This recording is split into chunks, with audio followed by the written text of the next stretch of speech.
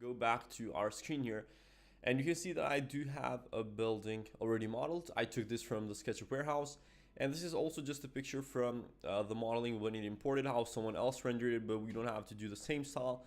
But over here we do have SketchUp, and then obviously we will be using SketchUp together with Enscape.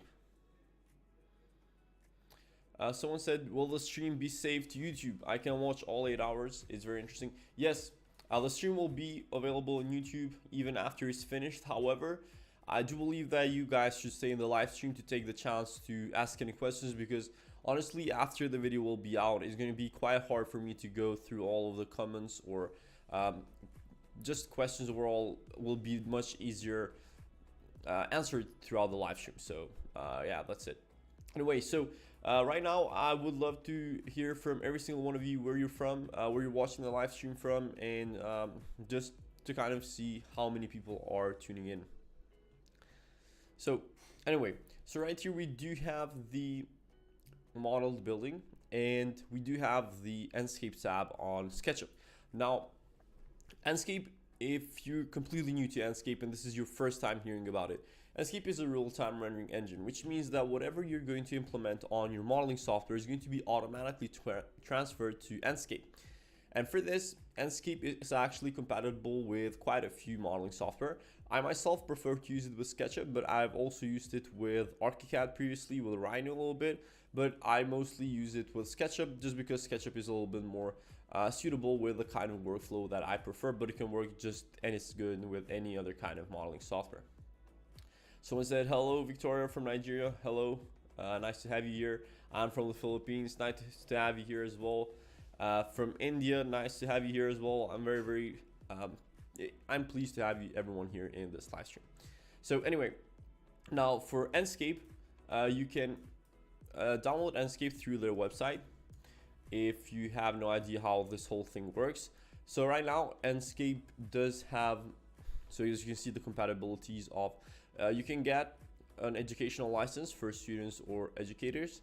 And then as you can see right here in Windows, it's capable with Revit, SketchUp, Rhino, ArchiCAD, and with Vectorworks. And then if you're a Mac user, you will have to do it with SketchUp, but it will soon be out, I think, in third quarter for ArchiCAD as well. So once you download Enscape from the website, you can pretty easily just find Enscape in the tabs of any of the modeling software. So for me in SketchUp, I just click over here. And then as you can see, in just a few seconds, Enscape is going to be launched. So it's exporting all of the geometry.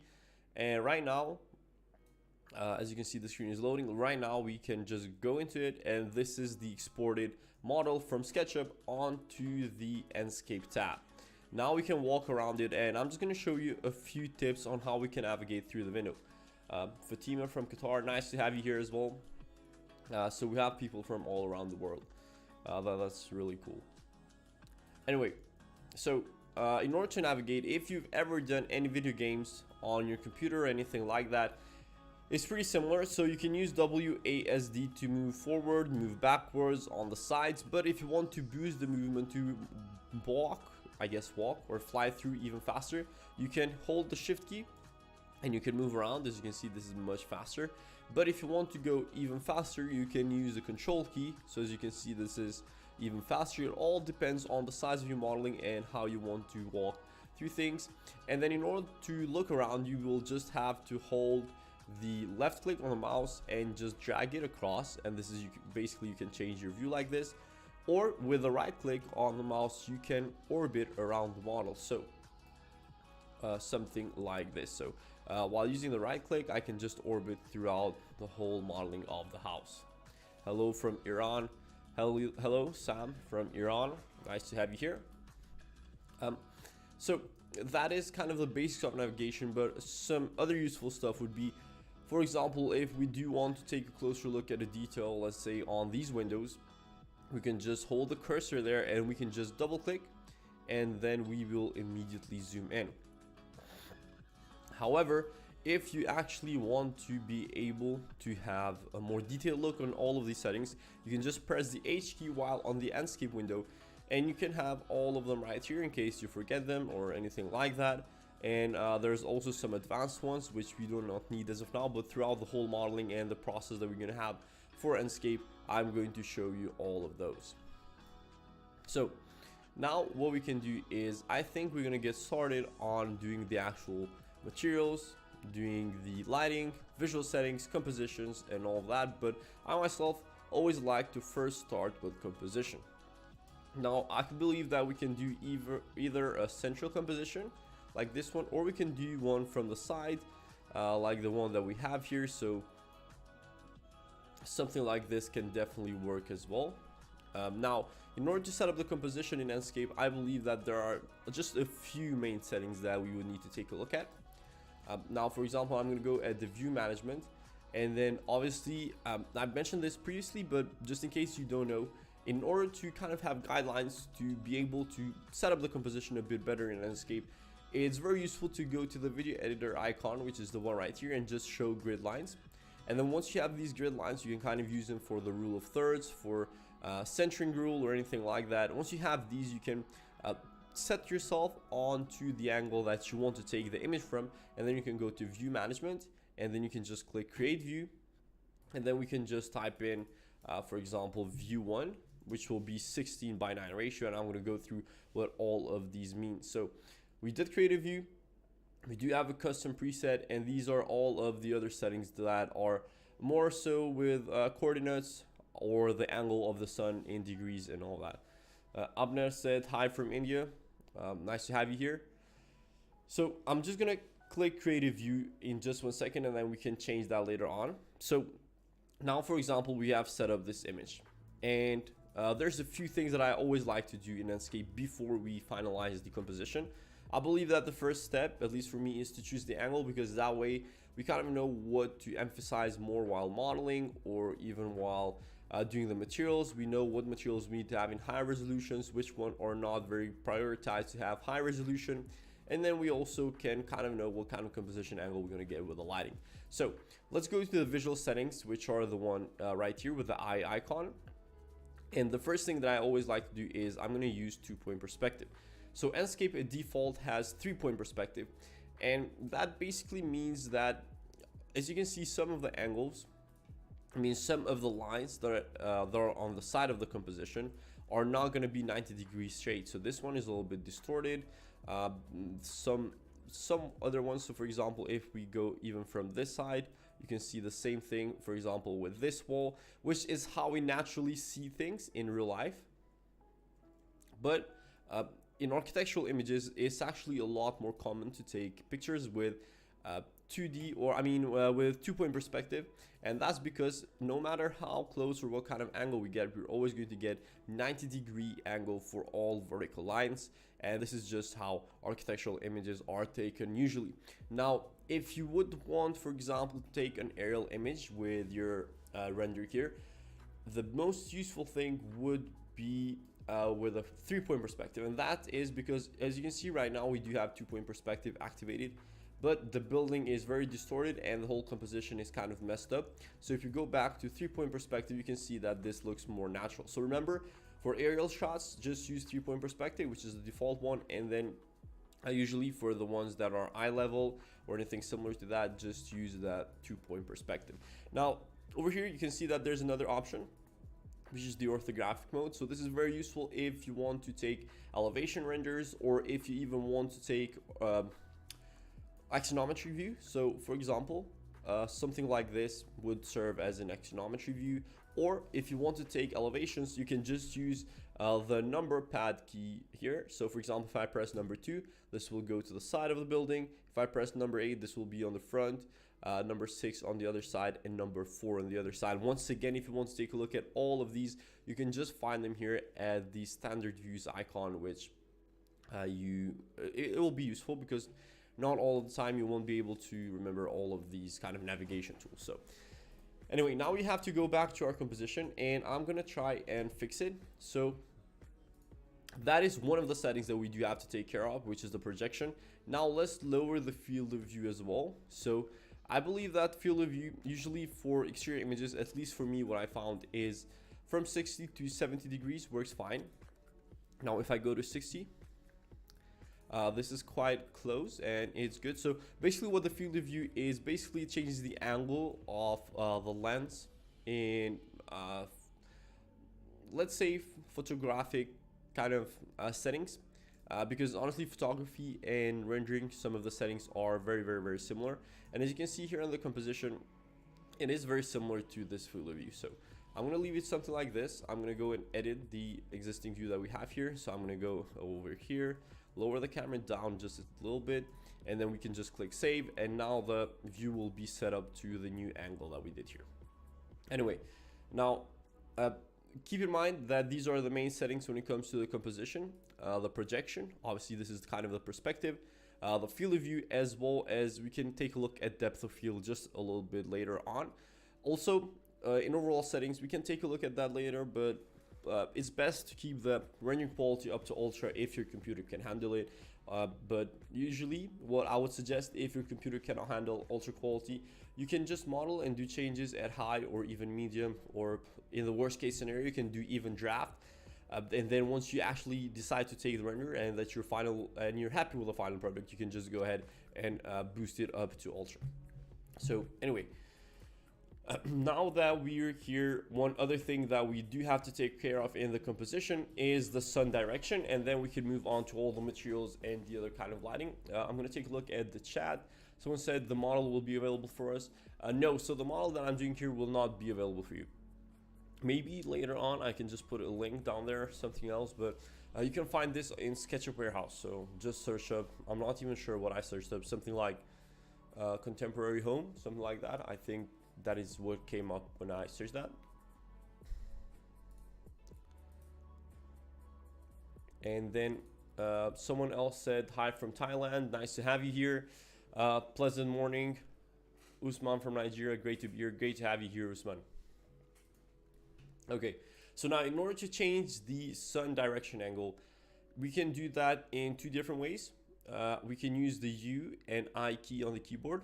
So for example, while I'm here, I'm just using the U and I key.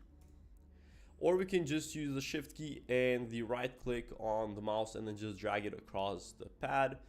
So something like this. As you can see, this is changing the whole time of day, not only the sun direction. So I'm going to leave it at something like this. And now I'm going to go back to the view that we set up in the composition, and now we can change it on this one as well. So I'm going to change the rotation to something like this and just click save. Hi sir, best Enscape teacher, I appreciate it, thank you. Now I believe that the sun intensity is way too much over here, so I'm just going to lower it, and as you can see, the image is immediately more balanced. Now the reason being is that the contrast will be too high if the sun brightness is too high. So you can see something like this is just not realistic, and I believe honestly that the default Enscape sun brightness is set at too high always, and I think the best kind of setting, or the ideal setting, would be somewhere between 10 to 15 if you're not using HDRI, which we're going to get to later on. Okay, so I believe this composition works all right. Now what I'm going to do is I will set up the window of Enscape over here. I will use the same frame tool. So basically what the same frame tool is, it will limit the view on the image to what kind of aspect ratio you have set up. If you do not know what aspect ratios are, it's basically kind of the way that the image is set up in terms of resolution, or not even resolution, it's more on to do with the size of the image and the orientation and all that. So for right now, we do have a standard 16:9 aspect ratio, which is what is more useful in case of presentations on computers, maybe even in portfolios, in TV screens or anything like that. But if you're using it for social media, it depends on what kind of social media you're using, or for what purpose. So for example, for stories, I think that 9:16 is the right one, so 1080x1920. So this would be kind of an aspect ratio which would be used, for example, for Instagram stories, or if you would need to do one for Instagram posts, so a square image can work fine, or even a 2000x2200, so something like this. But as I said, for this one, we're just going to keep it on full HD. This is the most standard one, and yeah. Someone said, hi from India, you're doing a great job, sir. Kudos to you. Thank you. I appreciate it. Do you upload the stream to watch later? Yes, the stream will be available to watch later. However, I do suggest you to stay on the stream because you will have the opportunity to ask questions and I will be answering every single question that is in the chat. And then once the live stream is out, I don't think I will be able to reply to all of the comments that will be out there. Someone else said, keep going on 8 hours. Definitely, I got some coffee with me here, some water, some things, some snacks. To have the full energy to go for the 8 hours. As I said, every single hour I'm going to try to set up a different scene with a different type of setting. So this is going to be the only exterior scene I'm going to set up, and then later on we're going to take a look at living rooms, kitchens, dining rooms, and all of that stuff. So let me just drink a sip of coffee quick, and now we will move on. Much love from Sri Lanka. Thank you, I appreciate you. So now we're going to move on to setting up the materials. So I'm going to keep the Enscape window right here, and I'm going to work on SketchUp. A lot of people do ask me, and I get this every single day, how do I keep the Enscape window on top without it closing when I'm working in SketchUp? So if you don't know, and if you're new to Enscape, the thing is, back in, I think 2 or 3 updates ago, we didn't have this option right here, which I'm going to turn off. And then you would have the Enscape window on top, but when you would work on SketchUp, as you can see, the Enscape window would close and you wouldn't be able to make changes while watching or seeing the model. And this was absolutely awful. But now if you have the new update, you can just open Enscape. You have to go to the settings here, Enscape window settings. You go to preferences and just click pin Enscape window on top of the host application. But if you, then now as you can see, it's not closing when I'm working on SketchUp. But if you do not have the latest Enscape version, you can just go on Google and type in TurboTop. So I'm just going to type that in. So it would be TurboTop, and then that's how you would be able to keep the Enscape window on top of the Sketch window. By the way, this live stream will be kind of as a teaser for my realistic rendering in just 14 days program, and that is honestly one of the best, most hardworking things I've done. And I will leave the link of that here in the chat, and I will pin it.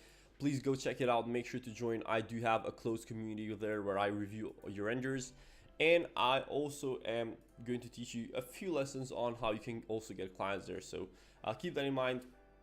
Join the realistic rendering in just 14 days, and this live stream is going to be just a small portion of what you're actually going to learn there. So I'm looking forward to seeing some of you over there. Anyway, now I think we're going to move on to doing the materials. So as you can see in this image, this kind of has a fall vibe, or autumn or anything like that, but we can see that there's a lot of concrete, there's some wood on these kind of small columns, and then there's some, I think this is kind of like a black fencing material, and it's nothing too complicated. So we're just gonna get material by material. We're gonna move on to creating this. Over here we would have to use some wooden planks, so I'm gonna go over at the Enscape material library. So the Enscape material library is over here. So this one is available in SketchUp. I think it's not available in Revit yet, or I might be wrong on this one. I know that it's not available in one of the programs, but over here, if we click this icon, you will see that there's a whole library of materials with almost 400 materials. And this is actually incredible because you rarely will ever need to import materials from outside, like website, PBR websites. And most of the time I am able to find all the materials that I need over here. And I'm just gonna go ahead and I'm gonna scroll down and just use the categories to find them easier. And for example, in this instance, let's just try this one. So I'm gonna select this one, I'm gonna click import selection, and now I have to close the Enscape material library, and I can just apply it right over here. So for example, right now we do have kind of a similar material as this one over here, but we can obviously make it a bit larger. Now I can choose this and I can make it larger either through the SketchUp tab, which is right here. So right now it's 100 centimeters by 100. So if I do 150 by 150, you can see that it changes the size on Enscape as well. So someone said, Hi, I'm Majid from Dubai. Nice to have you here. Thank you for joining. And now what we can do is, I also want to show you a little bit on these two settings in Enscape, because I think I skipped over those, and then we can continue on just applying all of the materials. So this one right here is called live updates. And basically what this does is whatever changes we make on the model, they will be applied onto the Enscape window. So let's say, for example, I want to take off these columns. If I take them off the SketchUp window, you can see that they're immediately taken off from the Enscape window as well. But if your computer cannot handle it, obviously this just depends on what kind of performance your computer has. You can just turn this off and you can select these. As you can see, they're still on the Enscape tab, even though I took them off from SketchUp, and that's because the live updates aren't on. But as soon as I turn it on, the action takes place in Enscape as well. So for example, if your computer doesn't have the performance to handle it, you can take all the things off in SketchUp first, and then with just one click there will be all of them updated at once, instead of seeing the update for each single action that you do. So anyway, I'm going to take back the columns. And the other thing is, if we would want to use synchronized views, so basically this would do is whatever angle I have on SketchUp, that would be the same angle that would be happening in Enscape. However, I do not prefer this, because usually I like to take different angles when modeling and doing materials while keeping the same composition that I'm going to render from. So for example, would be the angle of the render, and if I would go from the side trying to fix a material here, I wouldn't want it to change on the Enscape window as well. Okay, so let's go on and now apply the rest of the materials. Also, I need to apply a foreground material, and that would be useful here in the Enscape materials library as well. So I'm going to go to grounds. And usually for grass, I believe that the best one in Enscape is grass 03. I'm going to import the selection, and then I will apply it all over the ground. So we'll just see how this will look. I think I can change the color of it later on, or maybe we can even do some post-production in this live stream. I'm not sure if we will have time for that, because I said I'm trying to go through 8 different scenes, and maybe that won't be enough. 8 hours won't be enough to do the post-production for 8 different renders as well. But let's take a look and see. Anyway, so let's continue. This over here is a concrete material. Once again, we can find that pretty easily. We can just go here at the Enscape material library, go to concrete, and then this is similar to the one that is on the example. So I'm going to go ahead, select the surface, and just apply the concrete material.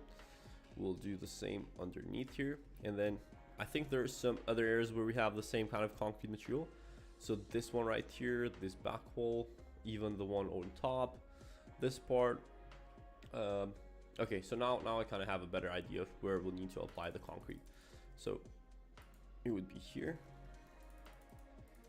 this as well. No, this one doesn't have the concrete material. This is a different one completely. So let's go on the wall on the back. I'm going to apply it. And then this part over here, let me see. And I don't think I'm missing anything else. Let me check. This is concrete as well, and this is concrete as well. So I think this works pretty well. I think whoever modeled this did a quite good job by grouping the right materials correctly. And honestly, I would like to give credit to whoever modeled this, but I do not have the right. I'm not sure if I can find the model that I actually. Okay, so it is somewhere over here. Let me. So this is this one. So desired space. If you want to have the modeling that I have here, you can just find it. Can you do a stream or video where we viewers can send you our 3D renders and you can give your opinion on what we should have done for enhancement? I already did streams like that. However, I'm moving that onto the program, the 14-day realistic rendering program, which is in the link in the description or pinned in the comments. So we do have their closed community where people can send the renders, and then I will review them on live stream, which will be a closed live stream only for people who have joined in there. Let me just check. I do have some emails going on here,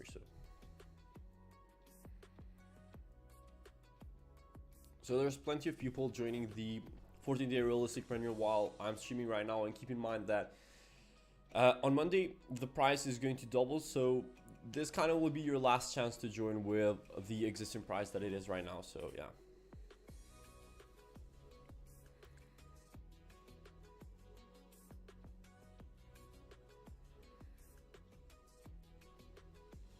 Anyway, now let's move on to some other stuff. We do have a stone material that we need to apply here as well. Let me just take a look. So this material, and this one are all the same. That would be the stone material that we would need to apply. Let me see if there's any other place where I do need to apply the concrete material though. So it's this one as well. Okay. Now, some of these divisions are a bit too much in some areas of the house, which we're going to take.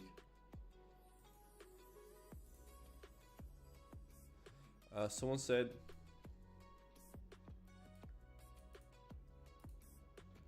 that reminds me, I need a password reset for login on the 14-day Enscape Expert. I haven't been able to access the free material. Can you send me just an email on can you send me an email on this email? So 1 second. So just send me an email here, and I'll make sure I get back to you after the live stream.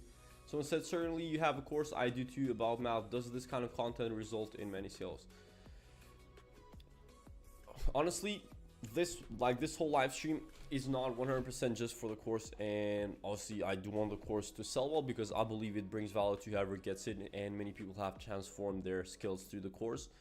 But in terms of sales through the course, I do like that to make the evergreen videos, because those kind of videos really do help on the sales and more people joining and improving the skills. But the live stream is more so to kind of have a more systematized content system, because the thing is, I will do an 8-hour live stream. I will do 8 different videos on this, and then I will extract the 8-hour live stream. I'll repurpose it for 8 different YouTube videos, which will be full workflows of different type of scenes.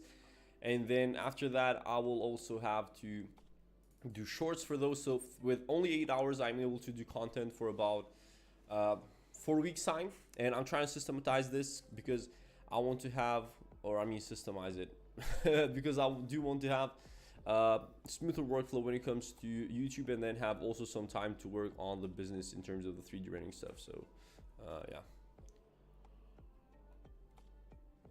Anyway, now we do need to find the stone material as well. Right now we're just applying the materials, and we're going to optimize and fix them later on. Someone said W live stream. I appreciate it. So let's go to stones, and let me just choose one that is similar to this. I think this one would work better. So stone 02 wall, I will just import it, and then I will select these surfaces. I will double click on them, apply it over here, apply it on this one too, and all over this one as well. Now what we have left in terms of just applying the materials is these columns, is this black fencing wall, which I will just apply a black metal. It doesn't take that much time in terms of even optimizing it. And then I'm not sure if there's anything else that we do need to apply materials on. So let's see. Let me try and apply this same material on these columns here. I think this can work okay. I think the wood here is a bit lighter, which I'm going to try and aim to do as well. So something like this, as you can see, with just 2 clicks here in the SketchUp window, I was able to tweak the material and make it a bit lighter and not super saturated. So obviously this would stand up for saturation and this for lightness. Thanks for the answer. We think alike. Thank you. I appreciate it. Sir, which is the best software for 3D rendering for interior? I do get this question a lot. Honestly, here's the thing, and I'm just gonna I'm gonna answer this kind of almost the same way that I answer it, but just with a little twist. So a lot of people do ask me which is the best software, and if you want the straight answer when it comes to only quality, I believe something like 3ds Max and V-Ray or 3ds Max and Corona is the best when it comes to quality. I'm going to be 100% honest with you on that one. However, the difference sometimes in some interior renders between Enscape render and a V-Ray render or a Corona render is 10 to 20%. However, for the 20, or 10 to 20% difference in terms of quality, you will have to put 200 or 300% worth of effort or time into creating that render in Corona or V-Ray. So you just kind of have to think, in some cases, is it really worth it to spend like 300% more effort or 300% more time just for a 20% better quality in interior renders in Corona and V-Ray? So keep that in mind. I'm getting constantly emails from people that are joining in from the live stream, and I definitely do not want any of you to miss out on this, because as I said, this limited time offer is going to be only until Monday, and then the price is going to go up. So let's move on. Now I'm going to go ahead and choose a dark gray color. So it's not going to be like a fully black, something like dark gray. And I will apply on this kind of mesh. 1 second. I think I do need to select this better. So let's select these two.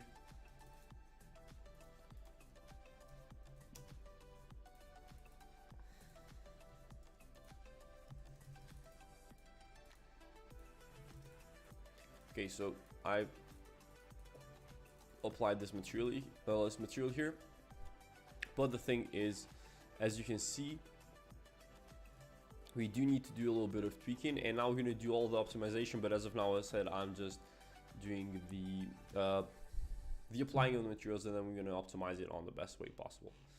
So this door right here does have a wood material as well. So I'm going to choose the wood material over here, and I'm going to apply it on the door. This will slowly come to life. Maybe it will take some time, but it will surely look very good. I need to apply this onto these little parts as well. Okay, and now let me just take a look.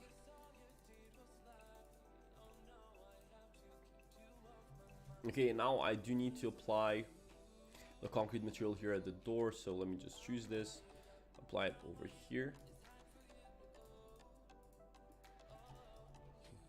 And we can move on. Someone said, this is Claire from Dubai. Nice to have you here, Claire. I appreciate for joining the live stream. What time is it over there? I think it's 1 p.m., right? Dubai is a very, very cool place. I visited there in December, I think so. I'm definitely looking forward to come back later this winter, because here in Kosovo where I live, it does get kind of cold during winter, and then I just want to be in Dubai, getting sun and just being on the beach in winter. So yeah, anyway, let's move on to what else do we have here. So let's just apply the same metal material on this part, or it already has it applied, and then there's not much left in terms of applying. Now we just need to optimize. Let me just give it a final look. Okay, so what do we need to optimize here? I think the wood material looks fine. However, some of the concrete that we have here needs to have a change in the size and orientation. Now, in order to do that, I just have to double click here on the surface.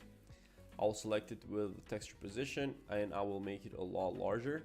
So something like this.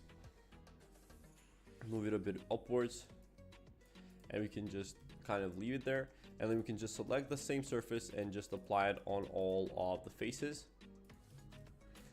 And also, let's just take a look over here. These are a lot smaller. So maybe I'm gonna go ahead and join the same group here.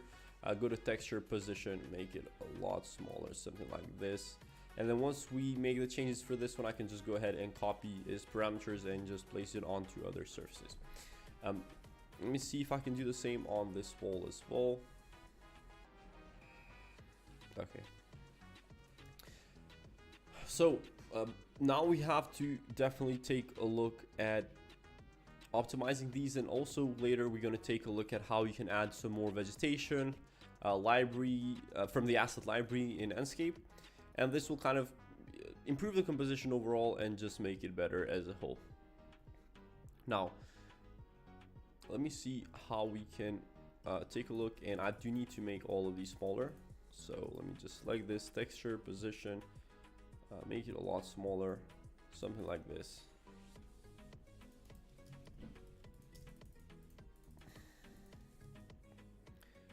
Okay, and now let me just check what we can do if I actually go ahead and use some assets. So I'm gonna move a little bit quickly on this render now, because I do need to also show you a little bit of other kind of scenes renders from interiors. So living rooms, bathrooms, kitchens, dining rooms, and all that. So if I just go over here, if you can see this kind of tree icon, which is called the asset library in Enscape, I can just go ahead onto the vegetation category, select it, and then we're just going to scroll down. So first off, I do not want this to be like an autumn or fall kind of mood. So I'm going to scroll down. As you can see, there's quite a few of trees.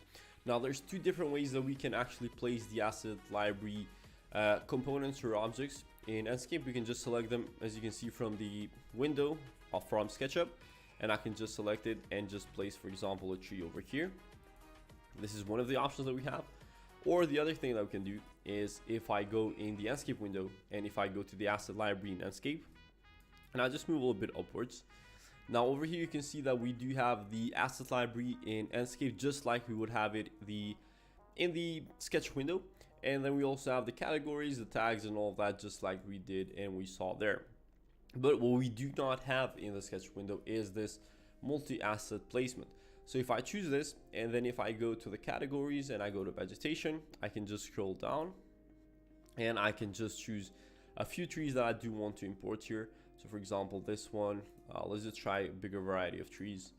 And then we can also choose, for example, some kind of bushes that we would need for vegetation for the whole landscape of the surroundings. So let me just choose a few kind of more wild bushes. I'm just going to choose a whole variety of them. They might not even match in terms of landscape, but Bardia says hi there. Nice to have you here on the live stream, not the podcast. By the way, talking about the podcast, this week we're going to have a very, very special guest. So make sure that you actually click the notify bell button in the near the subscribe button in the channel, because I'm going to have you watch and see a whole podcast with Oliver from upstairs, which will be probably out on Wednesday, and that is a very, very interesting one. So keep your eye out there for that one. Anyway, let's use some more maybe some smaller stuff. So let's just do something like this. And now, for example, I've just chosen some random ones. I'm not even sure what I've chosen. We can just select these ones. So let me just select this. We can turn on the density, and as you can see, now we do have the whole vegetation applied it. So now we can click confirm placement. We can apply changes. As you can see, now we will have the vegetation in there with just one click. Now we can do the same thing for that one. So if I just click and wait a few seconds, as you can see, it populated the whole scene over there. We're going to confirm the placement, apply the changes, and we can do it for this part as well. Now, as you can see, the computer can kind of get a bit heavy on this stuff. So make sure that it can handle it before you use it, because it might crash. And my one might crash as well. But if I go back to the composition, you can see that the whole scene is now populated, and it does look way better. Okay, now we can just move on to the rest of the landscape. Maybe some rocks or anything like that can make it look even better. As you can see, the materials do not look the best right now, but we can fix them later on. So let me just see what we can do. Maybe we can just use a whole other concrete material. I do not like these divisions. Let me just check here on the Enscape material editor. Library, we can go to concrete, and then we just choose, let's say, concrete 04. I can download it, have it over here. I will just apply it on the same places where we have the existing concrete. We do need it underneath of this slab as well. Let me just join in the group, and then we can just apply this whole thing everywhere where we have the concrete material existing one. Or let me see, maybe I think the concrete 03 would look much better. What else do we have here? I've never used this one. This one looks quite smooth and good. let's just use quite a different one, because honestly I do not like the one that we have here, and I just do want to make sure that the render looks the best that it can within the limited time frame that we have here. And as you can see, I'm trying to go as quick as possible with the material change. It does look a lot smoother right now. Maybe it's not even, maybe sometimes the goal is not to make the concrete look smooth, and I kind of get that, but in this render it doesn't match that well with the divisions that we had there. So let me do the same over here. Not the whole door, just the wall, please. SketchUp. Anyway, now I think the concrete material looks much better than it previously did. And let's just see and add maybe some rocks over here to kind of hide the fact that it's floating, which might be even design decision, but that's completely fine. So we can go here at the asset library. We can just scroll down to nothing very interesting here in terms of rocks, but if I search rock, there's only one coming up, which is very, very weird, because I know that there's plenty more. So maybe the search engine optimization needs to be improved from the Enscape team here in the asset library. But let's just see. If I scroll down, I remember even back 3 or 4 years ago when I started using Enscape, they already had. So I'm looking for these ones. Oh, they are called a stone group anyway, so it doesn't have to do with the Enscape search optimization anything. Let's just use these ones, take these off, maybe rotate it just a tiny bit to kind of have a better angle. Let me see what would look best here. So let's just move this even a bit forward.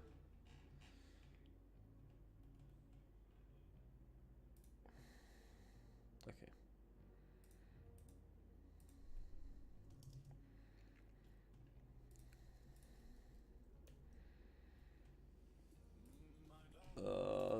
I don't like these ones. Maybe I'll add another group of stones as well.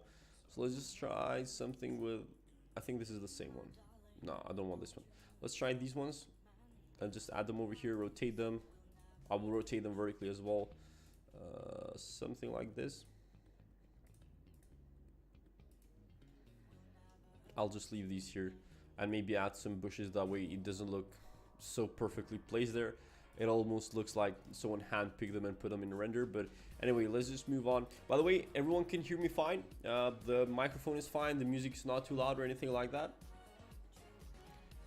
Let me just take this off.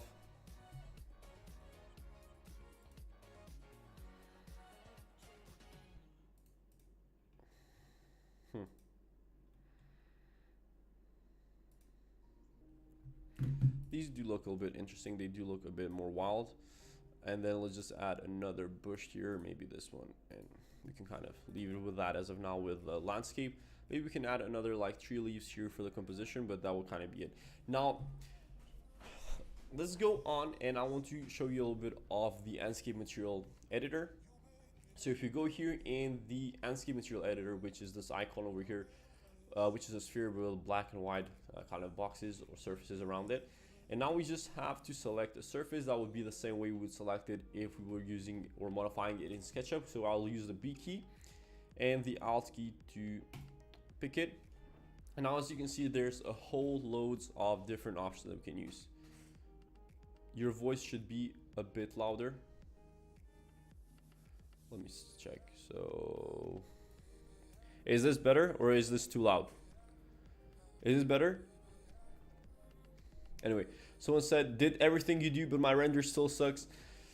See, the thing is with 3D rendering, you kind of have to improve your techniques, and it has a lot to do with just training the eye overall, because not every setting will look good on every kind of render. So yeah.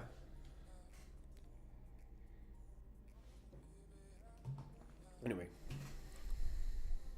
Okay, so it does sound better now. Thank you. Let me just check.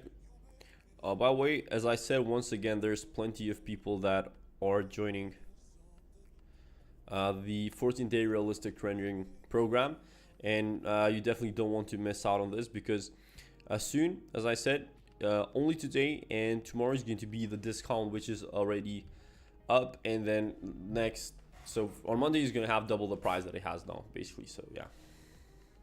Anyway, so it's better now. Okay, perfect. So if we select this surface and then we do have all the settings here, what you can see right here is a few different stuff. So the texture, well, that is basically if we would have a texture to import, we can just import it from this icon.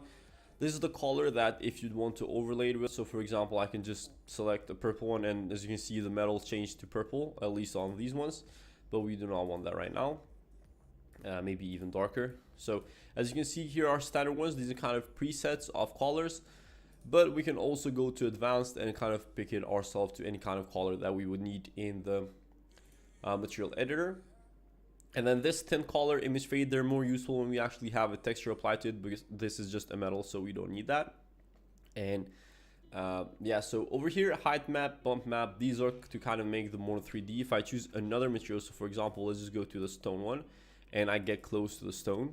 As you can see, the stone has a little bit of depth, so it's not completely flat. But if I want to make the depth even higher, I can just turn on the displacement map, and as you can see, this looks even more 3D. It does look more like real. I mean, it does boost the realism quite a bit. And then the next thing that we have here, which I'm going to go back to the metal material, is the roughness or the reflections. Now for this one, as you can see, this is supposed to be a metal kind of beam surrounding it, and it doesn't look very metallic. So what I'm going to do is I'm just going to go to metallic to the max, and I'm just going to leave the roughness at 30%. And as you can see, this does look way more metallic than it did previously. I'm going to do the same thing for the metal kind of fencing or mesh that we have here. So metallic, once again, the metallic slider at 100%, and then the roughness at 30%.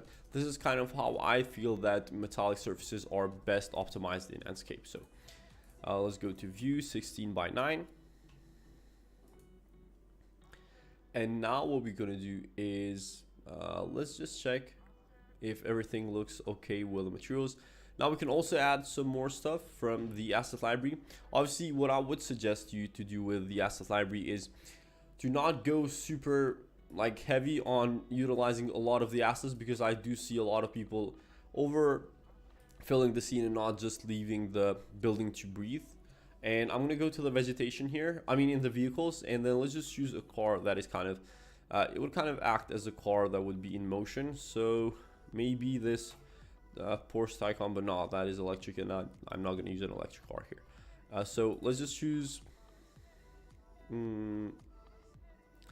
maybe something like this. I do not know why I take so much time just to choose a simple car in the render, which will most of the time doesn't even make that much of a difference. But anyway, well, let's just move it over here, coming on this side. This kind of composition maybe needs to be a bit lower, so maybe something like this would look better. Let me check. Let me go back to the angle that we have here in the view management. If you weren't in the live stream previously, make sure that you actually I'm gonna just give you a quick breakdown of how I did the whole composition. Basically just changed the projection or the perspective to 2 point, lowered the field of view to 60-70 degrees, and then the rendering quality was up to ultra, and that doesn't really make a difference anyway. We went to the view management here, and then we just set up an angle that we liked, and we just saved the view. But now I'm changing it just a tiny bit to kind of match the composition a little bit better. So let's just leave it at something like this. Now I'm going to move the car just a little bit forward as well. So let me just make this smaller, leave it on the side here.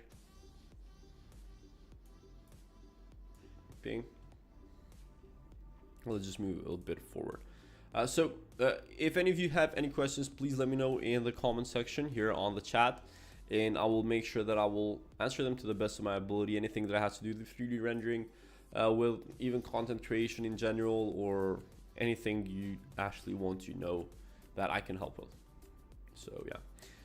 Anyway, so now right now we do have kind of a setup which is like a base for everything. We do have a base setup for the asset library, for the vegetation. We do have a base setup for some of the materials, but we do not have kind of a more optimized lighting, in my opinion.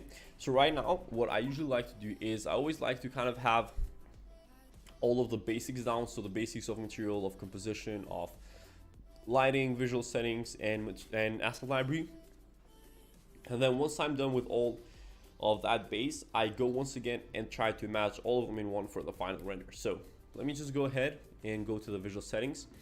And now we're gonna try and improve the lighting that we have. Now keep in mind that with the lighting that we have here, the Enscape default lighting is alright, but I wouldn't recommend it for the ideal scenario when it comes to exterior renders. So for example, for me, what I like to do is a technique called to use an HDRI. So I do talk about HDRIs very often in this channel, but in case you're just new in Enscape or in my channel overall, here's a quick trick that is going to improve your renders probably about I don't know, 50-100% better. At least for me, when I found out this, it definitely helped me get better in rendering. So I'm going to go at source and I'm going to go to Skybox. And then from over here, there's a website which gives out free resources for better lighting. So I'm going to go and type in Polyhaven. Someone said we can make VR experience with Enscape. Yes, you can definitely make that. As you can see, this icon right here is for virtual reality headset. You can just connect the headset to your computer, and then from there on, you can just explore the whole Enscape window with the VR headset. Anyway, so I was going to show you a little bit about these HDRIs. So you can use this website, polyhaven.com, which has a lot of free HDRIs. So basically, HDRIs are images that are taken from the real world and that are basically surround our model. So I'm going to go ahead and choose this one, and then we can just download it and import it on the model. So what I'm going to do is make sure that you have HDR option selected. Make sure it is 4K and we can just download it. And now I'm going to go back to the Enscape window. We do have the visual settings selected. Skybox, we can load the Skybox from file. And wherever you downloaded the HDRI, you can just select it, apply it. And as you can see, the whole lighting now changed on our render. Even though it doesn't look that good right now because the sun is just way too high in terms of the brightness, we're gonna take a look at how we can improve this whole thing. Now over here at the HDRI, we do have the option to use the brightest point as sun direction. So basically what this will do is this will detect where the brightest point on this image is, which in our instance is the one right here, and it will select that, or I mean is this one right here, and it will select that as the sun. So I'm going to click brightest point to sun direction. As you can see now, the whole image is going to look much more realistic because the lighting will match the HDRI and the sky. So I'm going to click rotate, and we can rotate it to kind of have a better lighting onto the scene like this. But the sun brightness is way too much, so let's go at 3%. This is a tiny bit more balanced. Maybe even this is way too much. So now sometimes when you don't want to turn off the sun all the way down and still have just a tiny bit of sun, I know the 1% works, or like 2% or anything like that, but the thing is we would want to use the contrast even from this section, which is the brightness section of HDRI. So one thing that you will notice is the lower the brightness of the HDRI, the sun intensity will be a lot higher, and the higher the brightness of the HDRI, the sun will be less intense. So you will kind of have to match this in terms of the brightness or the balance between the HDRI brightness and the sun. Now I'm going to turn on the sun brightness just a tiny bit. So what I would suggest when you're creating exterior renders is to have kind of 3 or 4 HDRIs, or maybe even less, to test out which one looks best with the exterior scene. And in order to do that, we will have to use something new which I haven't mentioned in this live stream yet, which is the visual presets. So what I like to do is I would like to have a few presets here, and I will have HDRI 1. So this would be called HDRI 1. I will duplicate this, and I will call this HDRI 2.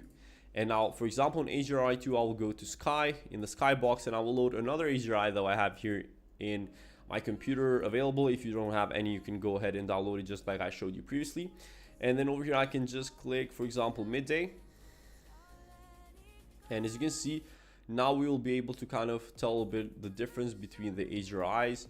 So this is a completely different HDRI. We can turn on the sun brightness even more on this one. And now we can just kind of compare them, which one looks better, which one doesn't look so good. So let's just try something like this as for a lighting setup on this instance, maybe just a tiny bit hitting the house a little bit more. So for example, we'd have this HDRI, and then if you just wanted to compare them, we can just click between the presets. Now we can also duplicate this one because I do not like neither of those. Maybe we can find even a better one. So I'm going to choose HDRI 3. And on HDRI 3, I'm going to load Skybox from file. and let's just choose another one. So I'm just gonna test out a few different ones. So even this one kind of has like a green tint to it, but I kind of like this lighting. I think this one will look actually best, and I didn't even intend to keep this one, but I do like how this one is sitting. Is almost like an early morning kind of lighting setup, and I think I'm gonna go ahead with this third one. Now, there's still a few things that we do need to improve onto this image. Maybe let's just see a little bit on the reflections on materials. I'm gonna go over here in the visual settings, and obviously we're gonna keep select the HDRI 3 visual settings on this instance because that's what I like more. And now we're gonna go ahead and kind of have that base setup that I mentioned earlier for the visual settings as well. Now, when it comes to visual settings, there's a few things that we do have to look out for. Does HDRI still work on nighttime? No. So basically, when you have an HDRI that you will use the brightest point, the sun direction, you will not be able to change the time of day anymore with a default Enscape movement. So the UI settings doesn't work. The only way to kind of change the direction is through the rotation bar, which rotates the whole HDRI, which will also rotate the brightest point of the HDRI, and that's how it kind of takes the source of the sun. However, if we would, let's just try this out just to kind of show you. So for example, HDRI 3 night. If I wanted to create a nighttime with this HDRI, it would be possible, but it wouldn't be while changing the time of day. So what we can do here is I will use this one. I will turn off the sun brightness completely off, and then I will change the brightness of the HDRI completely.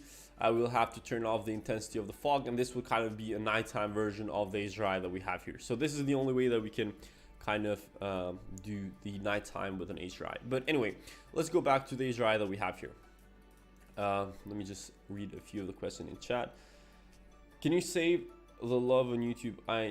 The live. Okay. Can you save the live on YouTube? I need to watch it from beginning. Yes, the live will be on YouTube later on. But as I said, one thing that you're gonna miss out on if you're not watching live is the opportunity to ask questions on the things that you might be struggling, because honestly, when the live is out, I won't be able to answer all of the questions in the comment section. So anyway, let's move on to the visual settings. I'm going to give you a quick breakdown of everything that is in the visual settings. Will you do any like portfolio review content? Yes, but as I said, I'm reviewing renders on the closed community that I have for the 14-day realistic rendering program, which you can find in the link in the description as well as on the pinned comment. And over there, all of the people that are joining, I will also do live streams on the closed community where I will review them. And people are definitely just getting a lot better on the skills with a feedback method that I've created for that group. So yeah.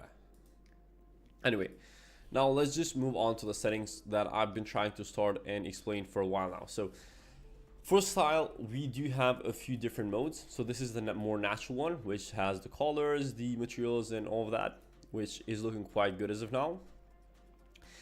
Then we do have the white mode, which is more useful if you're trying to create a look like physical models or maquette models. And then we have the polystyle, which kind of has is a bit more transparent. It lets light come through as well. And we also have the light view mode, which is especially useful when creating interior renders, or at least for me. So how I'd like to use this light mode is, obviously we didn't take this guide as 100% set in stone, but the thing is, over here we do have some mapping or guidelines of what is too dark or what is too lit up.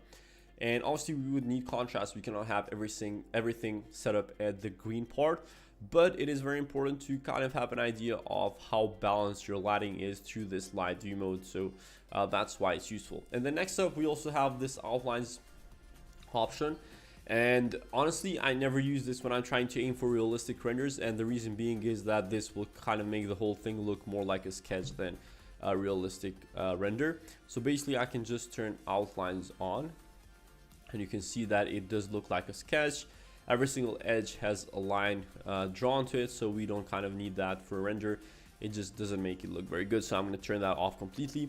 I did show you a little bit earlier what the projections can do, so I can just turn all of these three on. I did turn them on a little bit earlier and I tried them. And then the auto exposure is pretty self-explanatory. This kind of makes the whole image, it sets auto exposure values throughout the whole image, basically what it means. So it's nothing too complicated. We can leave it turned on or turned off. I do like to turn off a little bit as well because it kind of has more of a moody vibe. It does look like it's cloudy, but let's just leave it on for the sake of having it easier to follow through the whole video. The field of view, we did take a look at that earlier. However, we didn't talk about the depth of field. So depth of field is basically like a blur effect onto the render.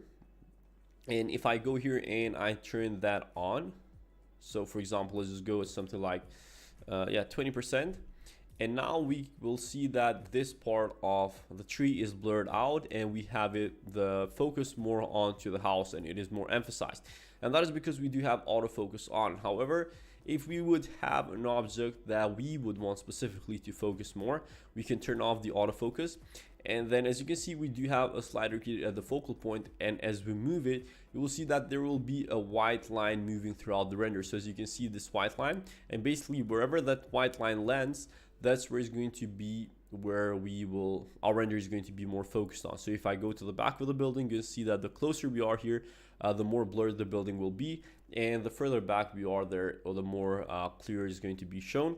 I do like this option a lot, especially on this case, because we do not want too much attention to go here on the tree, because the tree is more set for composition to kind of have a little bit of framing on the render. But we would still want it to be seen, however, not emphasized, because the main focus point is going to be here on the house, and that's why I'm going to leave this on the way it is.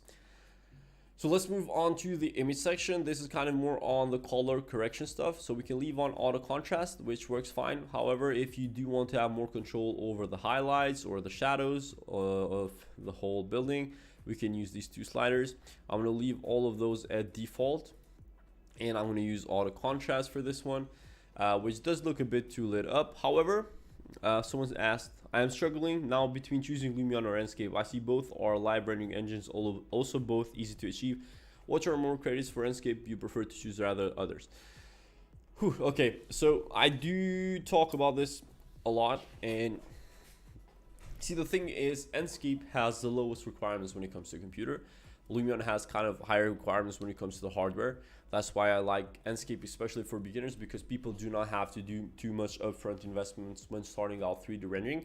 The other thing is, as I said, Enscape is a lot faster than any other rendering engine. So when I say a lot faster, I mean like almost 10 times faster, because an animation with Lumion, I do try Lumion with some other projects. It did take 4 or 5 hours, and the same animation with Enscape took for me 20 minutes. And as I'm saying, it's a whole different level. When it comes with Enscape, the time to quality ratio is just way much higher than any other rendering engine. So that's why I choose Enscape over any other kind of rendering engine out there. So yeah. Anyway, now the saturation, let's keep it a little bit higher. So usually the Enscape default saturation is set way too low. And I like to keep the saturation somewhere around 105. Maybe even in this image it was alright on where it was, but I do like to keep it a little bit higher than the default settings. And then the cold temperature, the closer we go on the right, the colder it will be, kind of the colors, and the closer we are to the left, the warmer it will be. So this one, I do think it needs a little bit more balance to go on the right side, so I'm going to leave it at something like this. And then all of these effects, I just turn all of them off completely because we do not need them. I do like to keep the vignette to kind of add a little bit more of a dramatic effect onto the render, or we want to add a focal point or anything like that. The atmosphere settings, fog, we do not need fog, or if you actually wanted to add fog, we just turn up the intensity just a tiny bit, and also change the height of it to be just a little bit more visible. So we can just change it that way. The sun brightness, we did take a look at the sun brightness and we set it up the way we like it. Night sky brightness not applicable for our render, but if you were using the default Enscape sky, you would be able to change the night sky brightness to the slider. Shadow sharpness, I do like to keep the shadows as soft as possible. So the thing is, the higher the shadow sharpness, the stronger the sun is going to look. So I mean the sun intensity or the sun brightness is going to look. So if I have it at 100%, if you're looking towards these shadows, you can see that it's very sharp, but if I go ahead and lower it, it's kind of more blurred. It doesn't have very rough edges. Ambient brightness is more useful for interior render, so we don't need that right now. Wind is more useful for animations. We're just going to take a look at, I think I'm leaving the animations section towards the end of the live stream. So the last hour of the last live stream, I'm going to show you how we can create animations in Enscape. And then here on the sky, we already set that up with an HDRI, and then we also have the output here. Now, the thing is, do I believe that there's a lot of stuff that can be done better in this render and a lot more things that we can improve? Yes. However, I do feel like I do want to use or utilize the time as good as possible with the other scenes that I'm going to set up. So for this one, I think I'm going to leave it like this and not make too many other changes. One thing that I do want to make changes on, since we're here, is I want to add a little bit more reflections onto the glass. So I'm going to choose the glass here. I will go to specular to maximum. And as you can see, this will be more reflective and we will not be able to see on the interior as clearly as we did previously. So for the exterior render, I'm just going to leave it at this, and then we'll move on to some more scenes. So let me just go ahead and take this as a render. Let me just go to my live stream. Okay. I'm gonna click on it. So this is basically only the first hour of the live stream. I do believe that I shared a lot of value until now. Okay, so this is definitely what we do not need here. So I hate this, and I'm gonna go ahead and try to create the render once again. Let me just save the SketchUp file because I haven't saved it since we started the live stream. It's good that SketchUp didn't crash, but it was Enscape. But we're gonna start load up Enscape once again, and then we're gonna create the render. So this is only the first hour of the live stream. We're 1/8 there. I'm not even on quarter of what the live stream is going to be. Someone said, sorry, I am late for the stream. I'm curious about how can we get this 3D model on Warehouse. Let me just check just a little bit. So if I go here 16:9, so the HDRI wasn't even saved because it crashed, right? Okay, yeah, it was saved. Okay, so we do have the preset. Let me just check if I can create the render.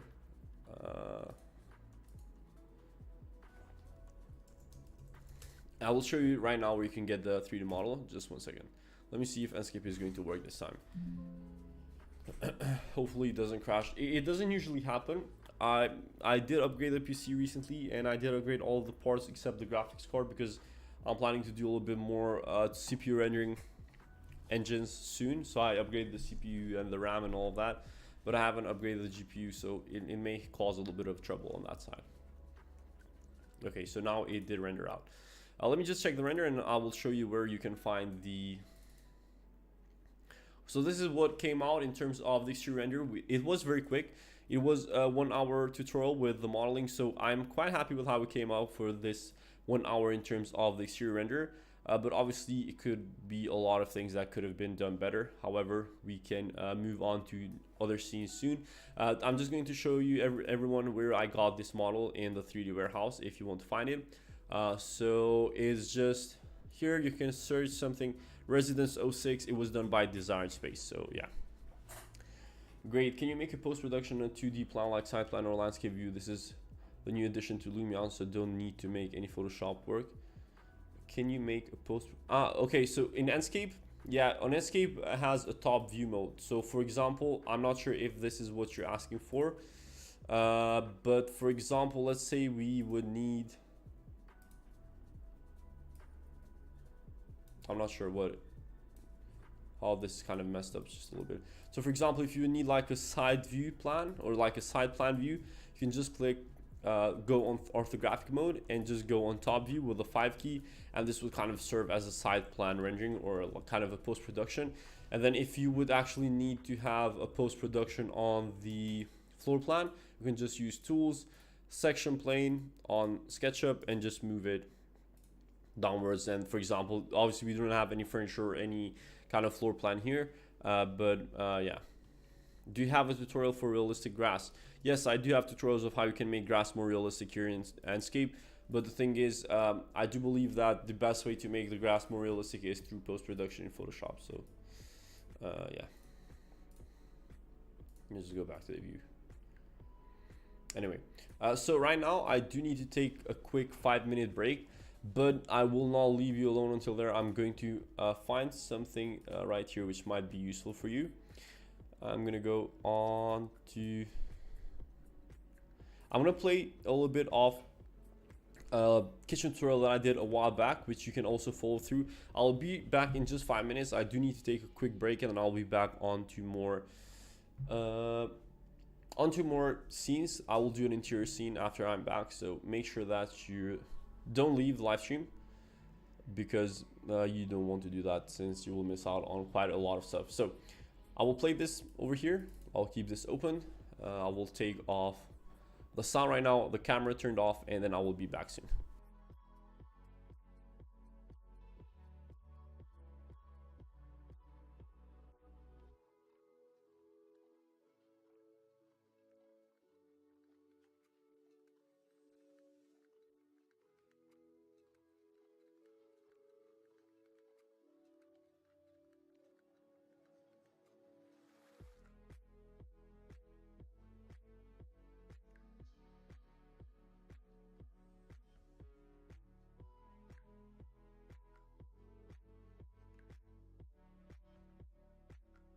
Something like this, which will be 60 as well, or 61.5 by 61.5. And now I'm just going to create another divider through these two. So I'm going to select these two lines, and I'm going to copy them down for 1.5 centimeters, which I didn't actually do. So yeah, now it's well. Perfect. I'm going to push this in a little bit to something like this, and then I'm going to also add this part of the cabinets, the wooden part, but what I believe I missed a little bit is that the square should be a little bit more down. Let's first off, I think I'll first off want to place the stove in here, because I can kind of get the idea better on how to place the cabinets above it. I know that there's one that is perfectly squared, and then the dimensions of these one I totally forgot to put them in. So I'm just going to go in the SketchUp warehouse. I'm going to search for stove. Now, when you're selecting appliances from the SketchUp warehouse, a lot of the time those appliances will just be very plain and just have a texture put on top of them, which isn't the best way possible to import them. Let's try for something a little bit more minimal. So stove in cabinets or something like that. Let's search it. This is not that well, so let's go to products. Always try to first go through the product section on the SketchUp warehouse, because those are the official models that you can find from real firms. So yeah. Hi, Dimensions Engineer Consultancy. Hi. Please let me know where everyone is from that is watching. I would really appreciate that. So let me just import this one, and I'm going to delete some of the parts that we won't actually need. So this stove is pretty close to the one that is on the picture there. So I'm going to delete this part and this part as well.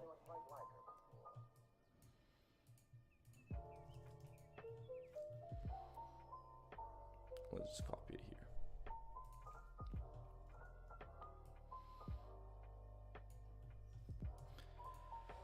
We won't actually need to delete the parts on the back, because there's not much that goes on there, and we can just hide it with the rest of the cabinets. So we can kind of just leave it like this, and then I can delete this part. We won't need that, it won't be seen, and then delete this part as well, and all of this. I would like to delete this section because we won't actually need it that much. So this is the stove, kind of similar to the one that is there. We don't need to do the exact modeling, it's the representation of it, so fine. Our office is located in Sultanate of Oman in the Middle East. Thanks for letting me know. I was close to Oman. I didn't actually visit it, but I was in Align as well, so it's close to that. But I'd love to visit Oman one day. Let me just create another separation here. So 1.5, and then I'll just extend these lines over here That way it is clear. I don't want to do too much modeling work, especially with kitchens and stuff like this. So whenever we model, our firm always uses ArchiCAD for modeling the raw parts when we're working with clients. But as soon as there is some more complications in terms of the furniture, the kitchen, and all that, we always go to SketchUp.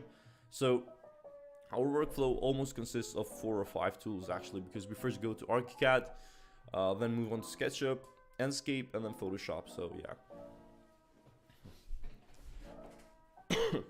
Excuse me.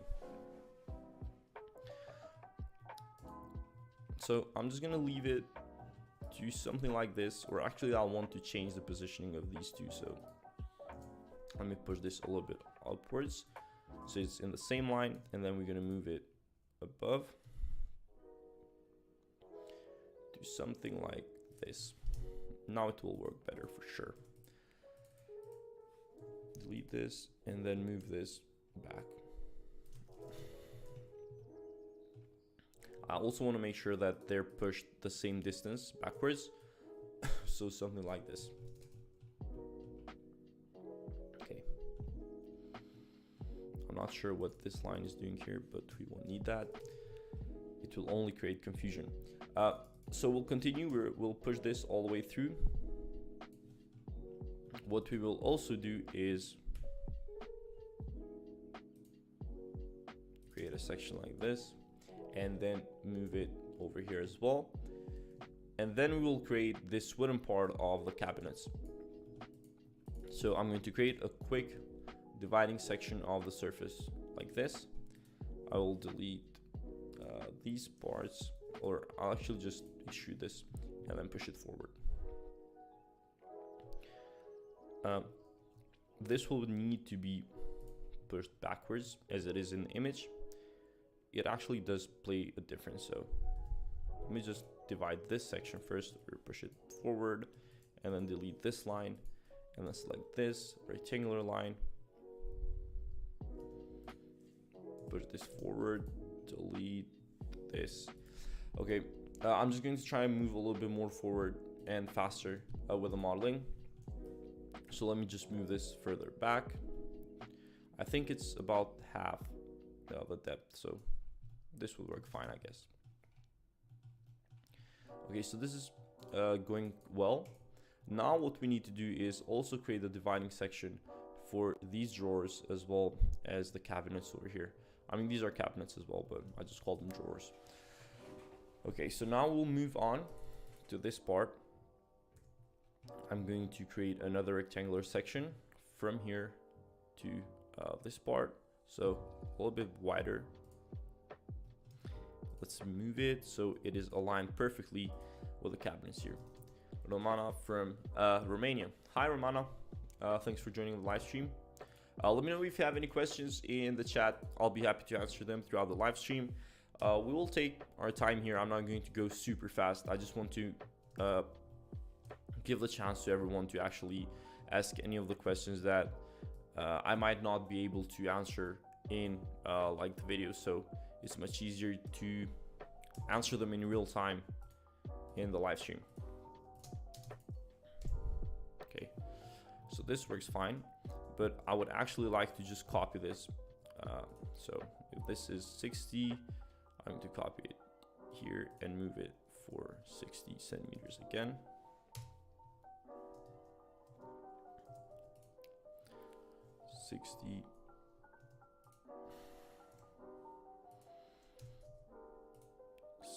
Again, and then 60 again.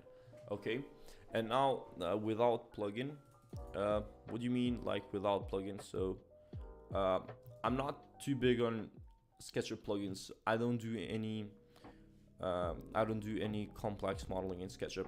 When we have complex modeling like furniture modeling and all that, I just believe that SketchUp takes a lot of effort and not enough good quality, so we just go straight for 3ds Max.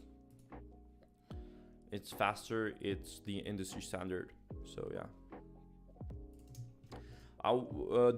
Let me know if you think it would be a good idea and a good fit, would you want me to make some 3ds Max videos? I kind of want to make a transition in the future to those kind of videos, that rather than just Enscape ones, because honestly Enscape is not the hardest software out there.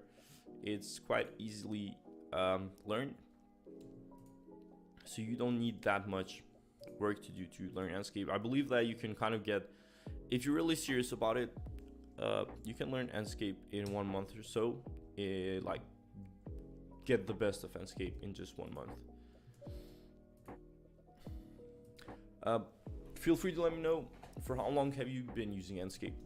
It's really interesting to see some of the users that have been here from the beginning, and just kind of see the difference that Enscape has now from rather than from like 4 or 5 years ago.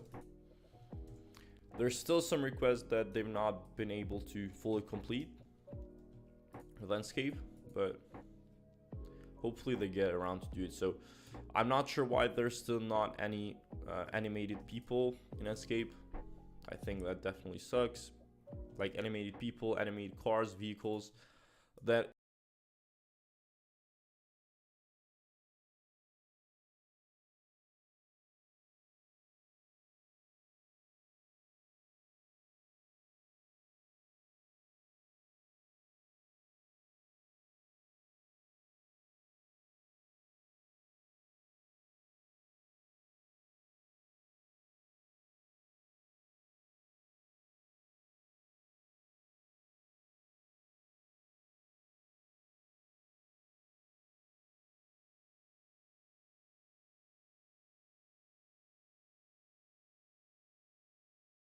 okay, so I had the mic turned off. Okay, nice. Sorry if some of you fell for it and thought it was a live stream. I was just taking a break, a 5-10 minute break. Let me know if you can hear me well. I'm turning off the desktop audio now. Yeah, I saw that it was mute after just a little bit, so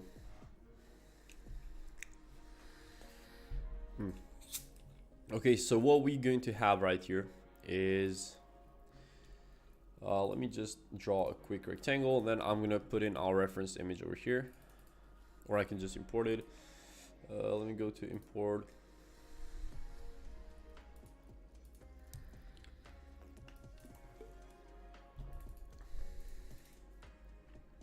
Okay, so as you can see, this is like a reference image that I took from Pinterest, and I'm going to try. You can hear me well now, right? Can someone let me know if you can hear me well?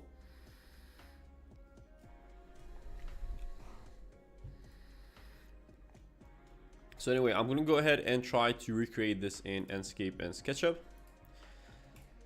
I do think this is a very good design for a kitchen, and I do like it quite a bit. So I'm gonna go ahead and try to recreate it. It does have kind of a dining room over here. The kitchen is white. The flooring is very nice. The lighting is balanced, and we're just gonna try and recreate the whole thing. Okay. So you can hear me well. That's good. Let me make this just a tiny bit smaller. First thing that we do need to do here is let's just draw the floor first off. Move this a little bit farther back. And now let's just, I mean, this is just way too much, obviously, so let's just go for something like this. Now we do know that one of these cabinets is most likely 60 centimeters. So 1, 2, 3, 4, 5, and then 6 of them. So 6 times 60 is 360, right? Okay. So I'm just gonna type in 360. We do need a straight line, so 360, and then over here we can just go like this, and now I can just copy this line for 60 centimeters. So we can do that while holding the M key and also the control key. This is 60 centimeters. Let's do 60 on this side as well, so something like this. L for line. Okay, now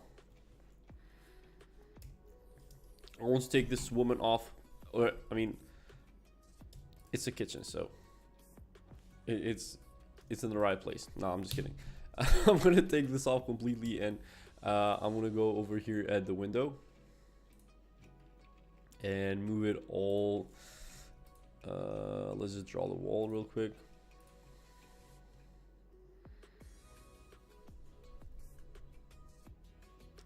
Is the same tutorial played when you was on break? Nah. This is a whole different kitchen. That was a whole different kitchen. Even I'm gonna show you the quick.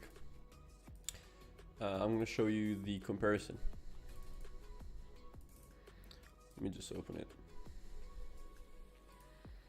This was the kitchen I was playing earlier. This was the kitchen I was playing earlier, and this is a whole different kitchen that I'm doing now. So yeah. If you got that reference line, then respect to you, but it wasn't in a mean way, so I was just kidding. Anyway, let's just move forward with this wall. Maybe I can even offset this. Let me just check.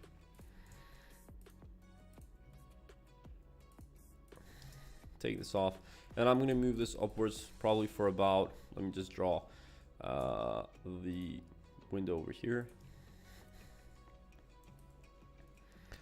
300 centimeters, and then another 300 centimeters. So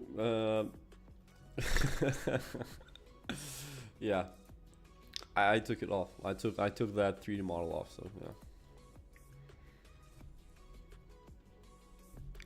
let's just move this upwards for about 20 centimeters. Move this downwards for another maybe this is all the way up to the wall. So let's just draw a line for something like this. Take these off. I'm going to use the eraser tool, and then I will push pull this all the way here on the back, and this would kind of be our starting point for this. Is this maybe too small? I'm not sure. I think it's the right size. Anyway, let's just draw it all the way over here. Push pull it upwards.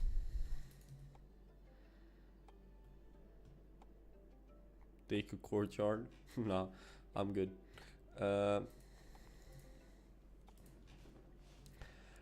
then let's just close this off over here as well.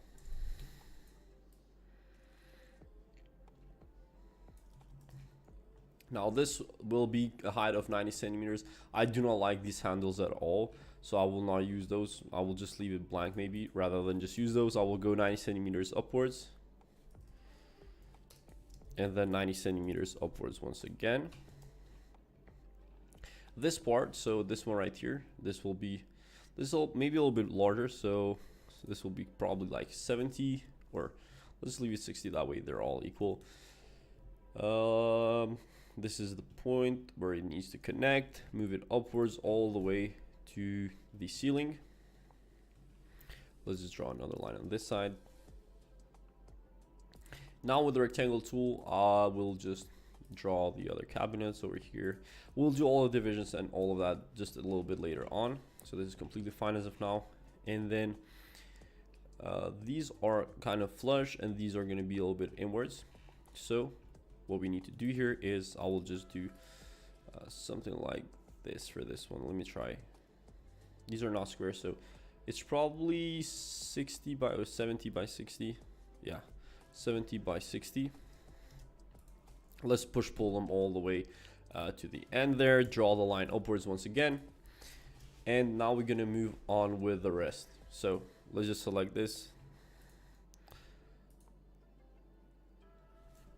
70 by 60 once again. Push pull this all the way back here, and now this is going to be probably something like 80. Obviously I'm eyeballing a lot of these. I know we can match the picture to the SketchUp modeling and all of that. There's some features, but I do not want to do that. It's just that's the basic answer. So this would be 30 by 80, I mean 80 by 30, and then we can just push pull this all the way to the end. It would be the same thing over here, 80 by 30, and then push pull this all the way to the end, just like this. And now we will divide all of these cabinets by 60 between each one of them. So let's select this one. This one will be selected like this. We'll go 60, but we'll keep it on kind of parallel lines. So let's just draw 60 like this, and then we can copy it for about 1.5 centimeters.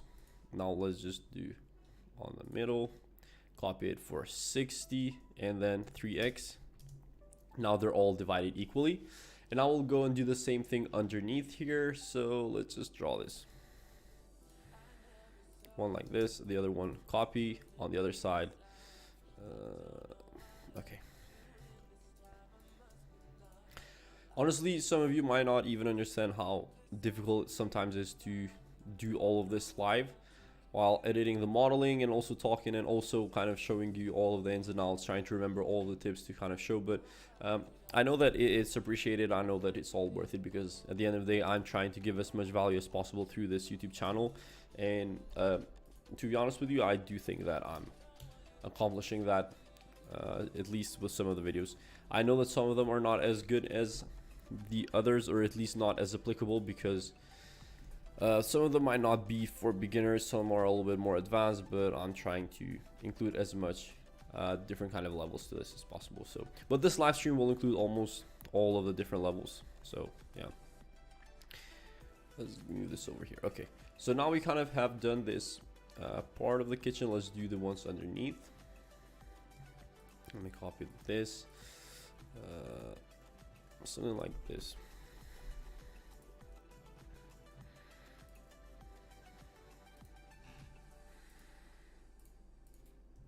Move it upwards. Okay, now let's just go this over here. Now I don't like this one, so instead to just draw that, I will just move this line all the way to the top. Click the move key. It does have a baseboard there, so let me just draw this first. It's probably around 10 centimeters, so 300 by 10. And now I can just use the eraser tool, take all of these lines off, push this inwards maybe for about, I don't know, 5 centimeters maybe. Yeah, that works. And then we can just copy it. I'm going to select the midpoint of it, use the control key, copy it for about 60 centimeters, 3x to multiply it. And then now we have all of the divisions in. Obviously we do need to push pull them, and we also need to draw the countertop. So let me just draw this outside like this.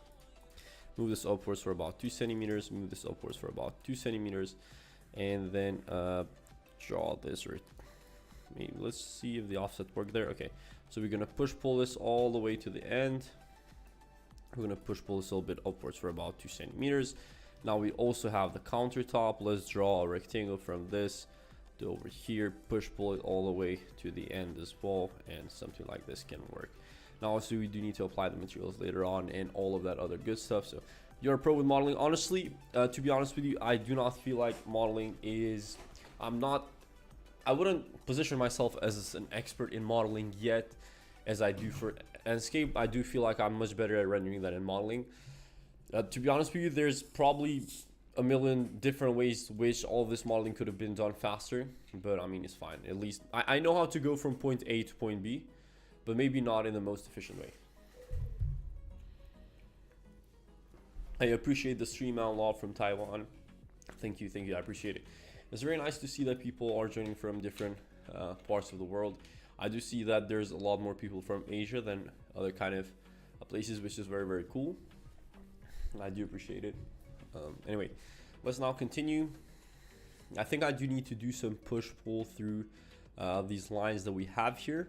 So I'm going to go ahead and do that right now. So push pull for about 0.5. And now I can just double click on these and the same amount will be applied. So I remember this double clicking tip. My mouse is running out of battery. I can just connect it here, but I do remember that this double clicking tip was shown to me from a viewer in one of my other live streams. It was a kitchen live stream as well, so I'm utilizing it here right now.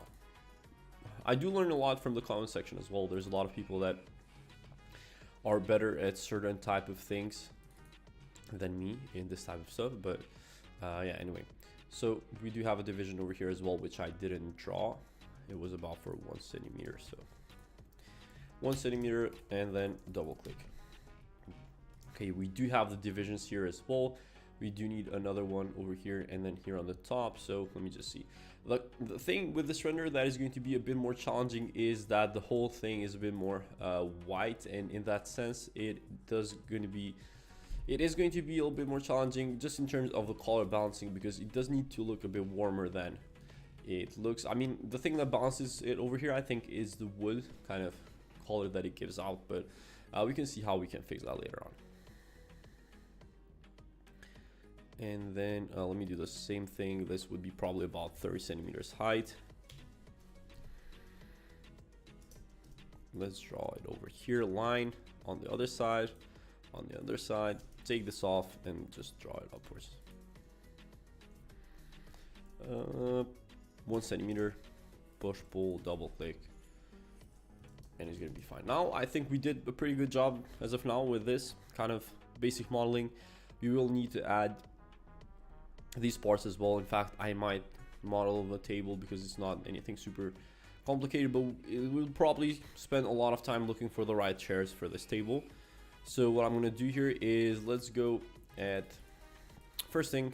I haven't done any grouping yet, so I will just group this. This will be the floor. We'll just leave it there. All of these other parts have no groups attached to it, so this is not very pro modeling as some of you said, but it still does the work. As I said, I can go from point A to point B with modeling, so it's totally fine. Now this is probably about, it has a diameter of maybe 50 centimeters. I'm eyeballing it once again, and then we will go ahead for this one, maybe 87, because I do imagine that this upper part is going to be 3 centimeters or something like that, and then it will be in level with the countertop of the rest of the kitchen. This might be a lot smaller actually. It's not 50 centimeters. Let me offset this inwards for about 20. And then this will be pushed upwards for about, as I said, maybe 87. Now we will offset this once again. So something like this. We'll move this upwards, that way it is in level with the countertop. Do the same thing here, and we will delete all these lines, that way it is all the same surface when we're modeling. And we will group this, and this will be our table. It does have some rough edges, but let me just check. Maybe I can select this. I'm not sure how it was to, I was supposed to change. Okay, so I will just make a lot more segments. Maybe let's do 50, and this will be a lot smoother in terms of the circle and the whole area. So push pull this upwards, take this off once again, and now we will just double click the whole thing. I will take this off as well, double click the whole thing, and just make a group. Okay, now we move forward. I'm not sure if this is way too big or the kitchen is small. I'm gonna try and do something to kind of fit. This is just way too big, I think. Yeah, so this upper part is just way too big. Let me just offset it inwards, take this off. Now it is a little bit more on the similar size that it has there. We will close this off in just a minute. Let me just check, draw a line from here to over here, and then I'm pretty sure it will be solved. Yeah. Okay, so now we do have the modeling of the table. Also, big law from Iraq. I wish when you render, show us how control the lighting. Some things called light burning, so the scene being overlighted for more realistic lighting issues. I did see some of that. I wasn't aware that it was called light burning. See, the thing with light burning, or if I'm understanding it correctly, is sometimes, for example, in this render right here, if you look outside the window, you can only see bright white. And basically what that will do is it will kind of overexpose the whole image with lighting, but it works well. So I'm going to try some of that out in this render. Let's see. We do have some spotlights there, and then we will also have some lighting coming on for this side. So let me just draw this line. Move this upwards about a few centimeters. These chairs are going to be kind of a bit of challenge to find. Let me see the Enscape asset library. So if you go to the Enscape asset library right here, I'm going to go to furniture. Let's just see chairs, kitchen, not so much. Let me just scroll down and see if there's anything good that can match to that, but honestly I doubt it. This can work fine. This can be kind of similar. We can keep that as an option. So in case you don't know, one thing that I always suggest when looking through the asset library in Enscape, or even the material library, is to use favorites. So for example, if I scroll down and I think this would look well, I can just hover my mouse on top of it, and I can just click this star icon. This basically will favorite it, and we will find it on this section. Now, if I scroll down, it's going to be hard to find something similar to that, but maybe in the SketchUp warehouse. Not so much. These are all officers, which we do not need. I haven't saved this file at all, which is awful because this can obviously crash. So I'm going to go here and I'm going to save the file. Okay, and now we can just go ahead and scroll just for a tiny bit, go to the sketch warehouse and try to find those kind of chairs. So if we go to dining chair, contemporary or minimal, I'm not sure what to even type, because let me go over here, and this way we can base off what we're looking on this image. This is all right. I mean, it's not close to that, but it kind of has the same style. I think it would match the whole style as well. These are not very ideal. This one is kind of close, not very similar, but it does have the same style. It's not said to be like 100% the exact same, but it's good to look similar, I think. Let's scroll down just for a tiny bit. This one can work. I do like this one, so maybe let's just load this one and see how it will look like in the render. I do believe it already has some of the materials applied to it as well, so that can work too. Come on now. Okay. Let's just take the image off. It doesn't have any materials applied, which is fine because we can do that ourselves. So let's just use this chair here. We will have to keep one on that side. This is just way too high. Let's just move this downwards. And then let's just go and rotate this all the way. Let's try and find the center of this. With the Q key, we can rotate, select the center of the chair, and then we can just copy these all along. So something like this, and then for this one, also like this. This needs a little bit more space between the cabinets. Let me see if I can move this a little bit more to the left. It doesn't have much space. Let's see if we can extend it otherwise. So I will take this off completely and move it. Let's just take this off completely first, and then we can just see how this will look with only 3 chairs, because I think something like this can work better than what we had there. Move this a little bit more onto the side, and now we can push pull this a bit upwards, and we can just add a window real quick.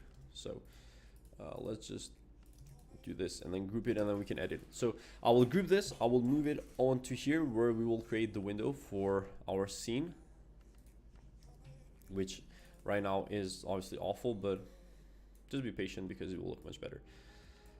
Something like this can work. Push pull it inwards just a tiny bit more, and then draw a rectangle from this side up to this side. Push pull it upwards. And now let's go over here, use the rectangle from this corner to the other corner, push pull it upwards once again. Now let's draw another rectangle on this side, and then we can just add a glass or something like that. So like this, push pull all the way over here. If you have any other type of questions regarding anything you might consider that I can kind of help with, please let me know. Feel free to ask me. And then we can just push pull this all the way up. Let's go to the glass, and now we can just apply glass on top of the window. All of the surfaces, make sure you always apply this onto the interior surfaces of the glass as well. And then just add a color, which it would be kind of, let's just try this one. Okay, so this is pretty close to what we need to have modeled. We also need to add these divisions on this part, that way it does look more realistic. Let me just try and do this real quick. So we will draw the baseboard first, the same dimensions as on the other side of the kitchen. We'll select the rectangle tool from that corner up to the other corner and push pull it 10 centimeters backwards. 10 is way too much, obviously, only 5. So 5 centimeters. And then this would be somewhere around 75 by 60 or something like that. So let me just check. Okay, so it would be 80 by 60. Now let's just copy this 0.5 centimeters on one side and then 0.5 centimeters on the other side. One second, once again, move tool, control key 0.5, enter, delete the middle kind of segment, and then copy it from the middle part, 60 centimeters on that side, and then 3x, and this will multiply it all along. Maybe we do need a little bit more of them, so copy it over here onto this part as well. And now we use the push pull tool, select it, double click, let me just see, 0.5, is this 0.5? Okay, now we can just double click, and then the same amount of push pull will be applied throughout all of them. Okay, so this is okay. Now we do need to add the same thing for the ones that are here on top. Let me just check how we can do that, maybe just a tiny bit quicker. We can just use the rectangle key, the rectangle tool, 80 by 60, select the segment, move tool, 0.5 on one side and then 0.5 on the other side as well. Delete the middle segment, copy it from the middle point with a control key. Let's just do 60, and then we can just do 5x, and it is multiplied all across. And now we can just use push pull. So double click, and it will have it applied on 0.5, just like we would need it here. So once again, as I said, right now we are about 1 hour and 46 minutes into the live stream, so we're almost a quarter there, which is completely fine. But honestly, this live stream is only a fraction of what I'm going to show you in the 14-day realistic program in the link in the description. So make sure that you guys check that out. Right now there's a limited time offer which will run out in the next 36 hours, and from there on we'll have double the price.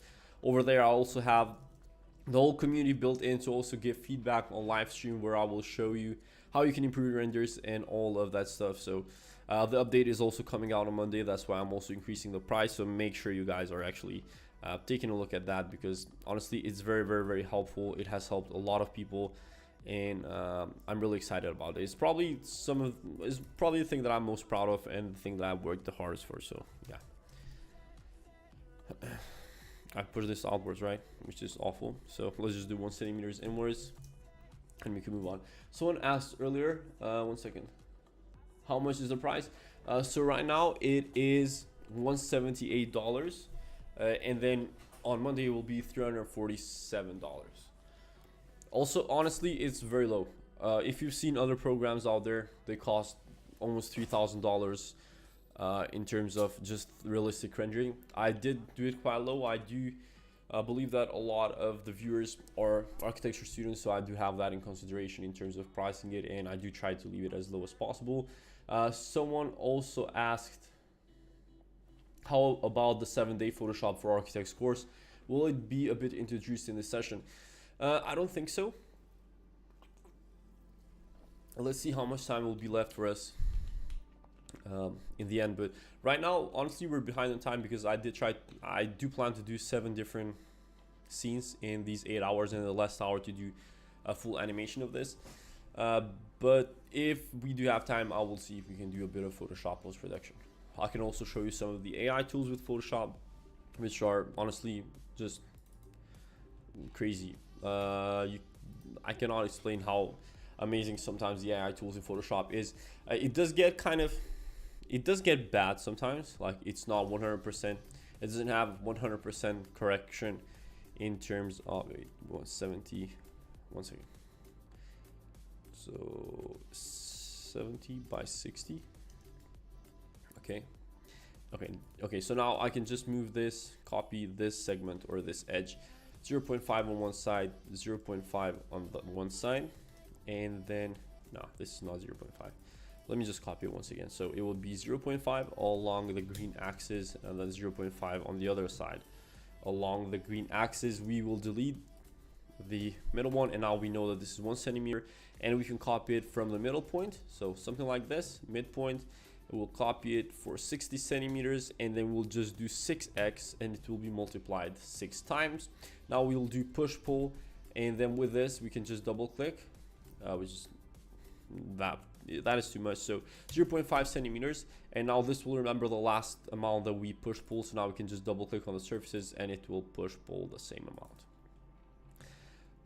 We do need a little bit more work with the whole modeling as well, but because since we're not really done with it. Do you study architecture? Yes, I do study architecture. However, to be honest with you, this kind of educational stuff, even the 3D rendering business has taken off right now. And architecture school is just not the most interesting thing to me right now. I do have just a bit more exams, like 6, 7, 8, somewhere around there to finish, but I do think that university in general and architecture school especially in general doesn't really introduce you to like the most important stuff, especially some of the professors in our school or even in architecture schools in general haven't even designed a doghouse, let alone like anything architectural that is impressive or that you can kind of the credibility is low overall in architecture schools, at least in my opinion. But yeah. Let me just move around, orbit around this. We do have a few things left here though. So let's just add these kind of spotlights. So I'm going to go ahead, I'm going to save the file first because we do not want to lose this whole, that would be awful for the live stream. So we do not want to lose the whole file. I agree. I know a lot of people agree, and I do post a lot about this stuff on Instagram. Make sure you follow me there to kind of see. Also on Threads right now.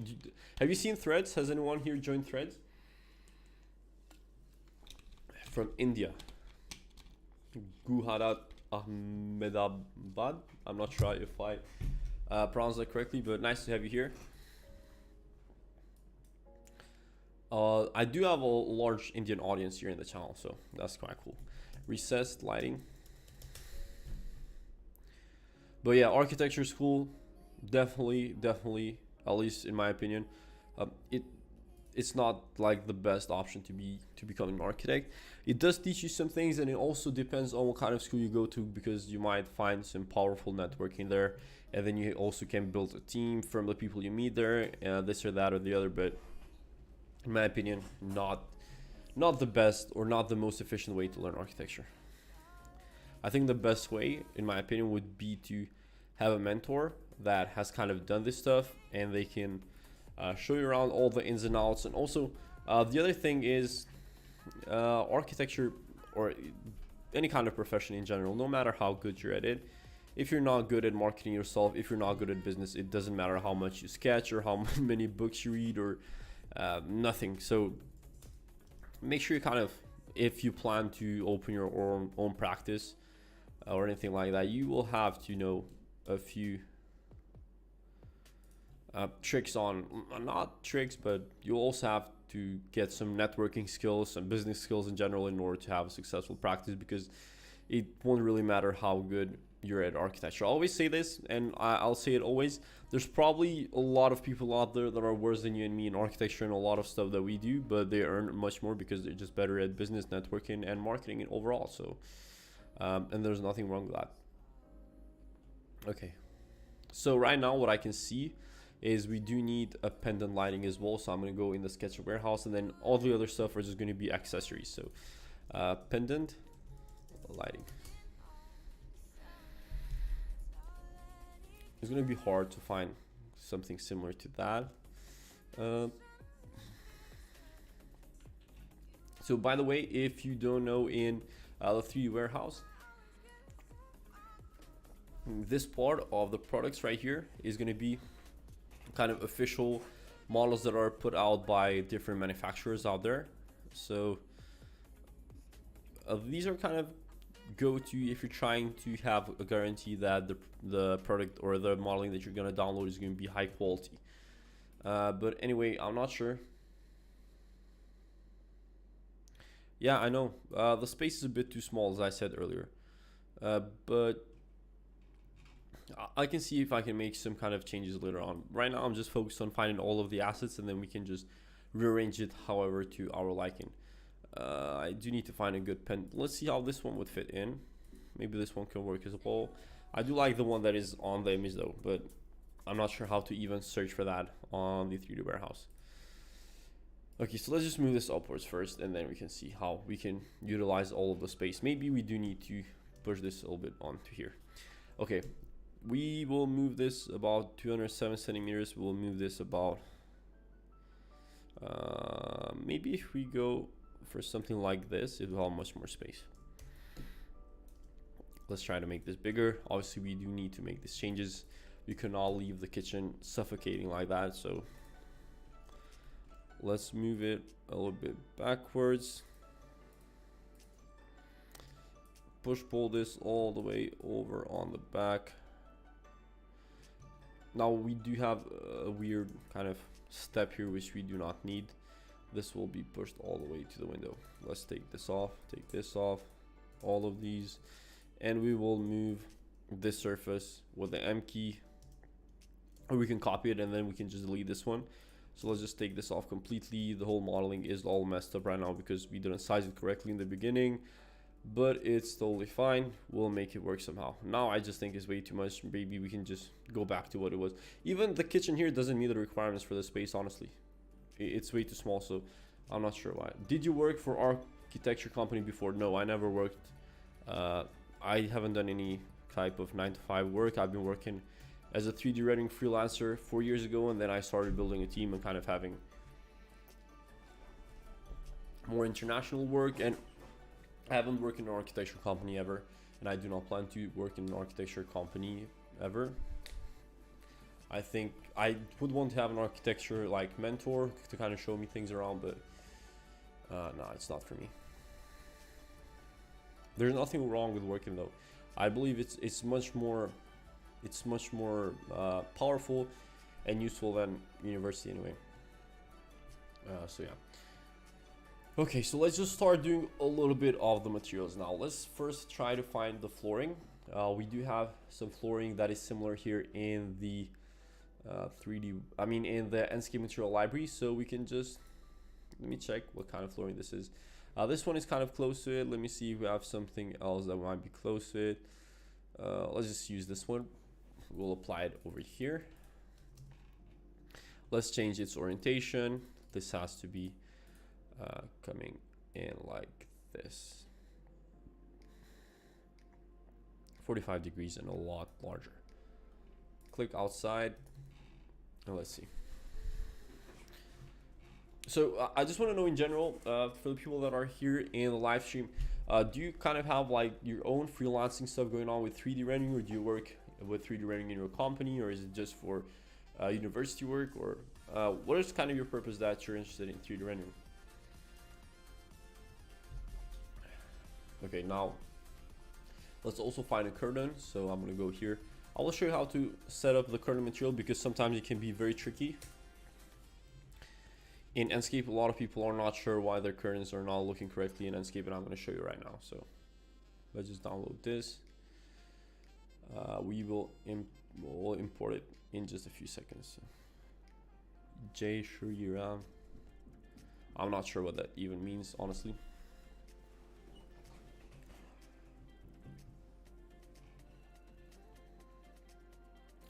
Okay, so let's rotate this curtain 90 degrees. I hear an alarm going off over there on the other side of the office, and I do have PTSD immediately, so let's just make this a lot larger at the same time. I do not have PTSD though, just kidding. This works fine. Now what I would want to do here is maybe I want to set up the composition in Enscape before I go ahead and apply all of the other materials. I know I'm jumping from one section to the other section, but this kind of things are, you cannot always work on a streamlined workflow. So let me just check a few things here until Enscape loads up, which shouldn't take too much time.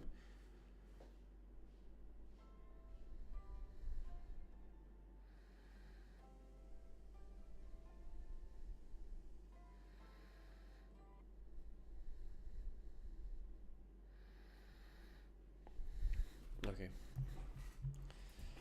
So this is how it looks like as of now. It's very, very bad, but we will see how much it will be improved later on, because I do have a bit of tricks under my sleeve to actually make this a lot better. So let's go here in the composition. Let's see how we can set up the whole composition. We're gonna go to custom, and now in this one, last time we had I mean, in the exterior render, we had an aspect ratio of 16:9, but on this one, it will be more so maybe a 1:1 or not even 1:1. It will more be 0.9 aspect ratio. I'm in here right now, but our teachers don't even know how to use these. Yeah, I know. It's the same for our teachers as well.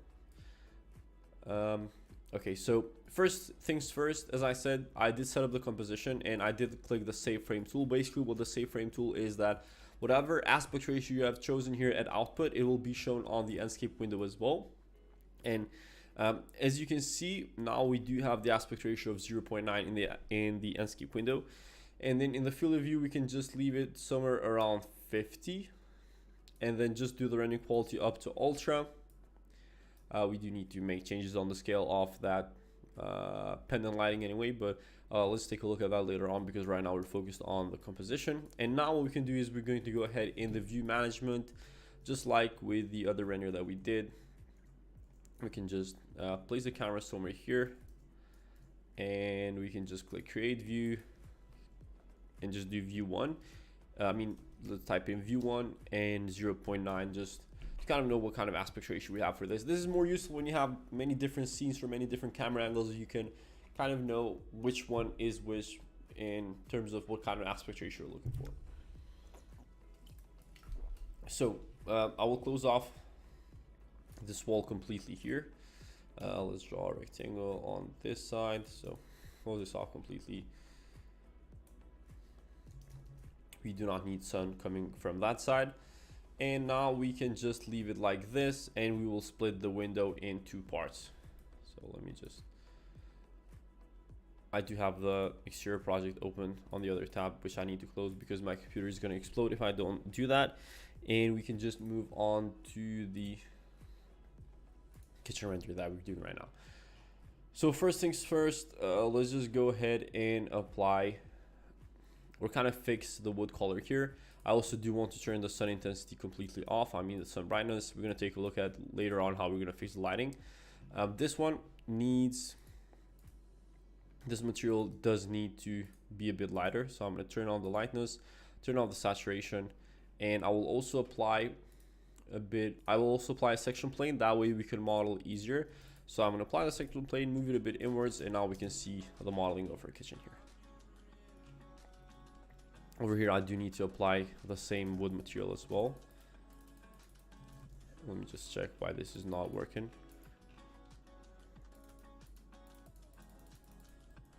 I'll just draw a rectangle on top of it. Okay, now it's correct. And now what we can do is, let me just turn on, make this whole pendant lighting a lot bigger. Let it move backwards. I'm not sure why. SketchUp navigation is honestly very, very bad. Will you post this video on your channel? I did answer this question quite a few times in the live stream. The answer is I will post the video on my channel. It will be the whole 8 hours, but as I said, you will miss out on the opportunity of me answering all the questions you might have about Enscape or anything specific, since I won't be able to reply to all of the comments once the whole video is out. So yeah, that is the kind of that's the real answer that I can give to you right now. Anyway, right now let's also apply another wood material to the chairs and to the table as well. So let me take the Enscape tab over here. Let's go to the Enscape material library, wood, and I will scroll down to something like this. I believe this will work well. So wood 16, I will apply it onto the table. Let me see the orientation of the textures on this one. It's quite similar to this. So yeah, and then I will do the same on the chairs, chair legs. I'm not happy with the color of the wood flooring. I want to make sure that I actually improve that later on. So let me just check.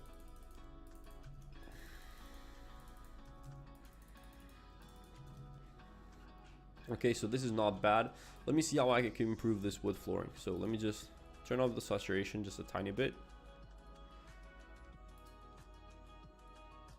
Okay, this might be better, and also we will be able to see all of these later on when we actually do apply the lighting as well. So anyway, let's try and apply a plaster material on the ceiling and these walls as well. So let's go to plaster, maybe plaster 06. Let's just see how this one would work.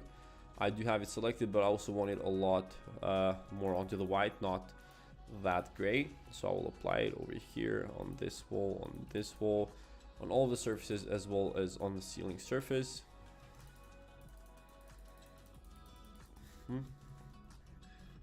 Okay, and now we can, after we've done that, to kind of make the whole difference here, let me just copy this curtain material on this side as well. This way I think it looks much better, and it doesn't have that much lighting coming in, but it will still work fine in the end, trust me. Let's scale up the pendant lighting. I've been wanting to do that for quite a while now. Let's just move it on the center of the table. Move this a little bit like this. One second.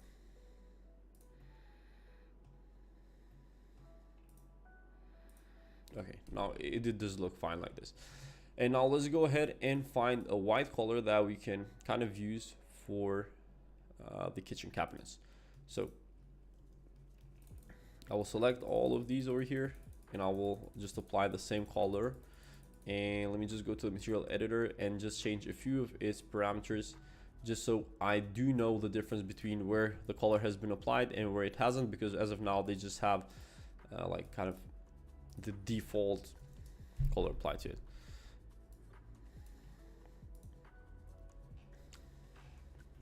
Let me see what we can do right now. I want to move this image a little bit on this side, that way we cannot see it from the window. It is looking quite dark, so I'm going to turn off auto exposure, and I'm going to turn on the exposure, the manual exposure on as of now. Ooh, okay. So let's just apply this whole material all around these. As you can see, the computer is starting to lag just a little bit because it is live streaming and also doing all of this other stuff here. So the whole exposure now is messed up. I'm not sure why. We'll see in a few seconds. I'm gonna try and apply this to all of these parts, not the walls though. So I'm gonna deselect it, deselect these.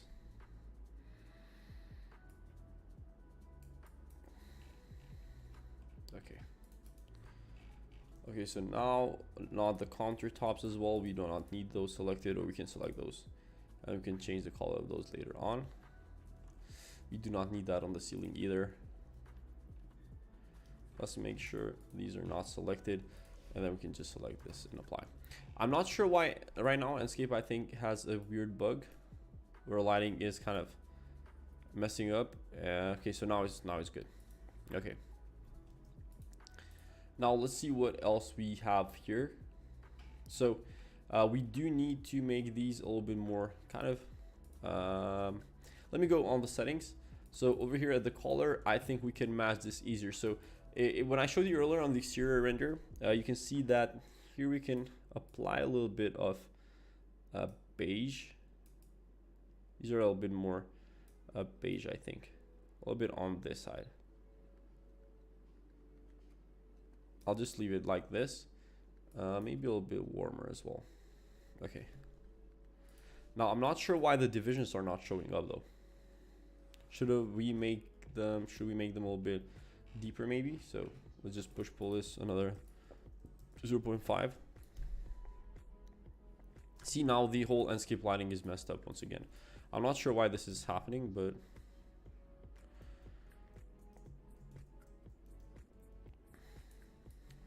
I'll make sure that the divisions are actually painted black. That way we can tell that they're a bit deeper inside. Let me just divide the screen in half once again though. So we can go over here. We can select this color maybe, and then we can go inside. The section plane is not active once again. So let's go to Tools, Section Plane. Apply this over here and then move it forward.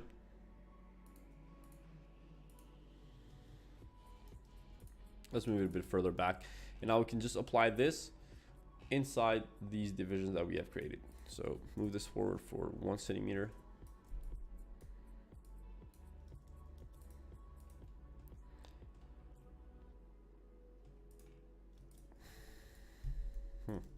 This doesn't really work, so let's just do it like this. Maybe even these parts should be a bit wider. Let's just see how this whole thing looks like. Let's move it a bit backwards. Now they're a bit more visible. I'm not sure why Enscape has this weird bug right now where the whole lighting is changing, or I think the rendering quality is changing by itself. But we can move on. Let me try and say fix the curtains, because I do get asked quite a lot about how we can fix the curtains, because as you can see, if we actually select the curtains, I think, I definitely agree with you that if I made the groups and components earlier, it would be much easier to apply the materials.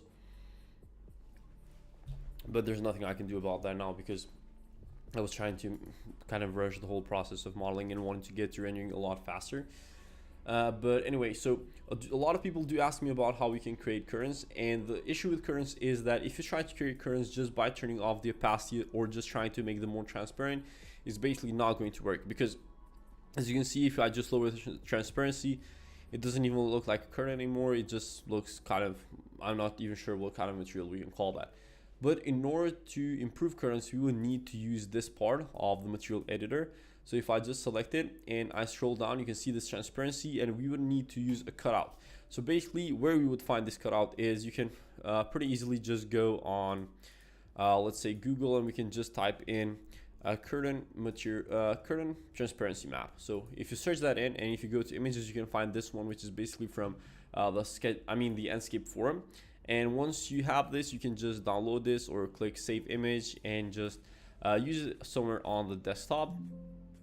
You can click save, and then over here at the cutout, wherever you save that, will find that pretty easily, and then we can import it. And as you can see now, it does have transparency on the white or black parts, whichever one you prefer. You can use this invert key to change it, but this doesn't look realistic yet, because we do need to transform the whole dimensions of the map. So I'm going to do 0.5 or 0.4 by 0.4, maybe even lower, 0.2 by 0.2. Let me just get a bit closer. This is just way too much as of now too, so let me just try this even smaller. So 0.02 by 0.02.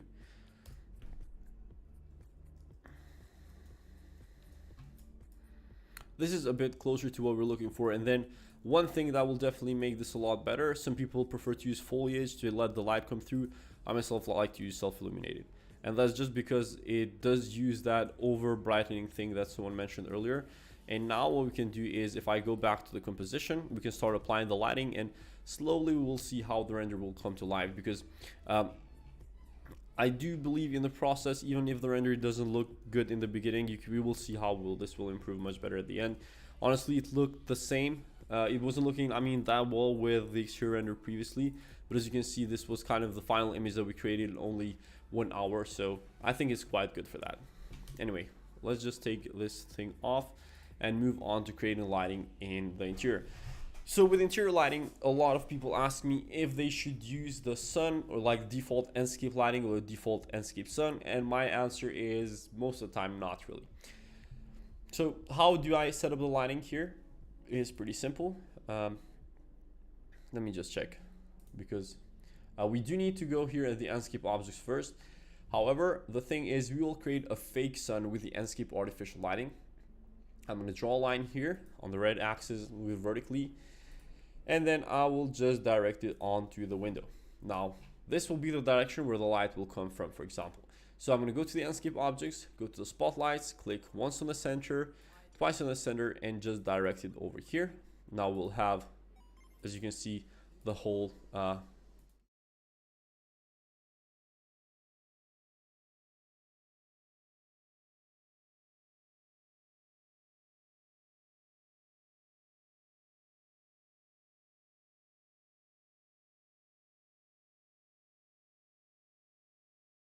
so as you can see, it crashed because I tried to import artificial lighting, and that happens quite a bit in Enscape.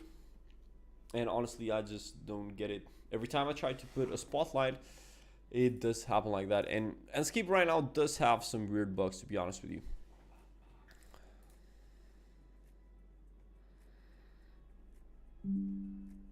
I think it didn't save the changes we made.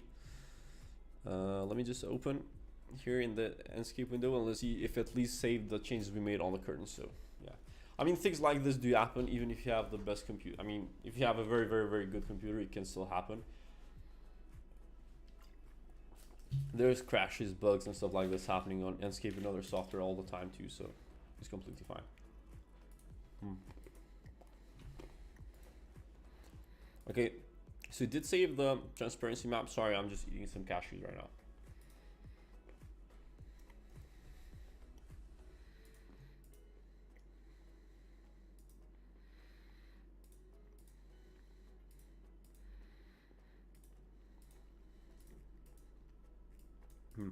So if you go to the material editor, which is not even showing up correctly here.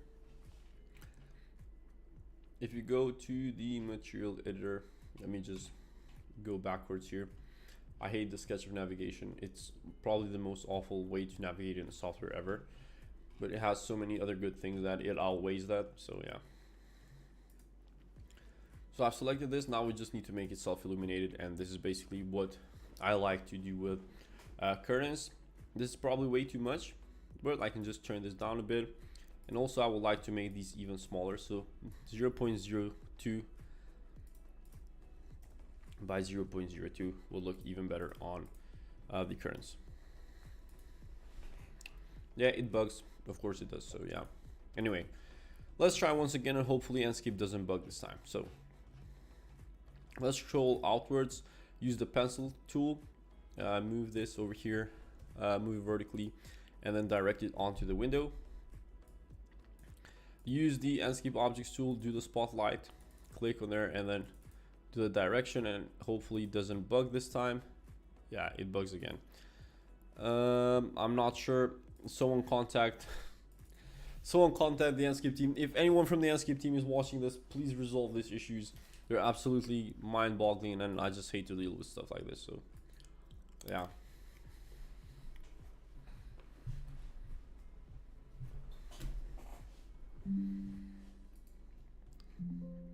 I'm gonna go ahead and try to apply the spotlight first, and then do all the other stuff, because I think in the beginning of the SketchUp file being opened, it doesn't bug, but then if I do it later on, it does. So let me just check spotlight here.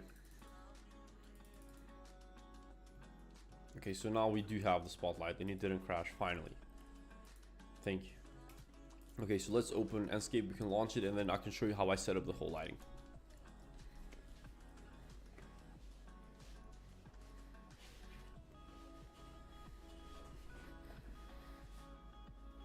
Hello, it's nice to have you here from Brazil. Thank you for joining in.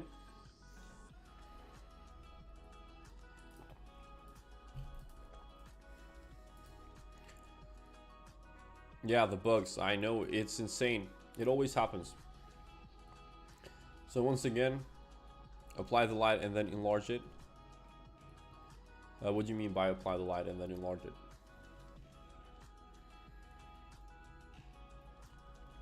Okay, let's select this.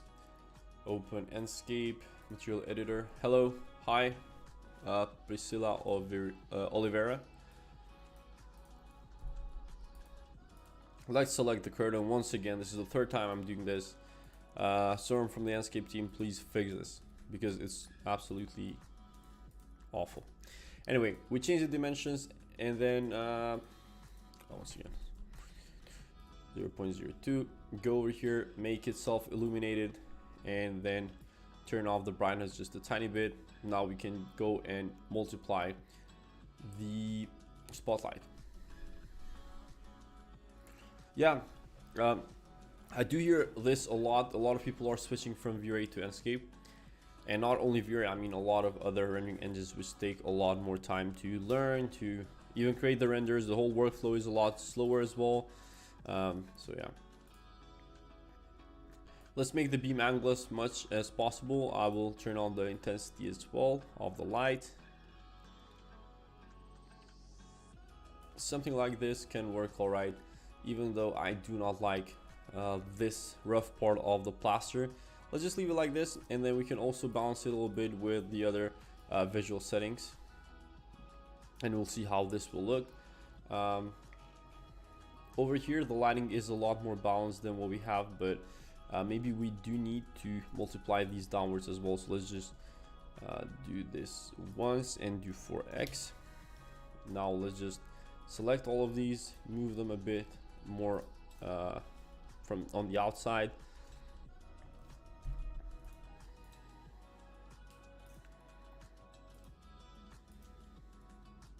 I think this is much better.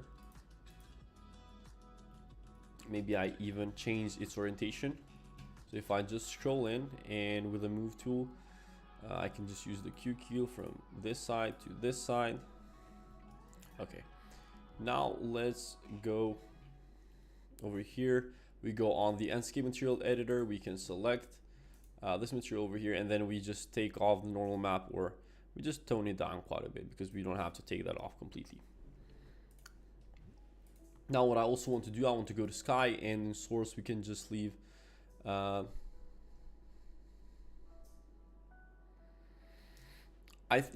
understand. I can make the current foliage as well. It's just I prefer to have it a bit of brightness as well. So it doesn't really make a difference. You can do it either way. So yeah.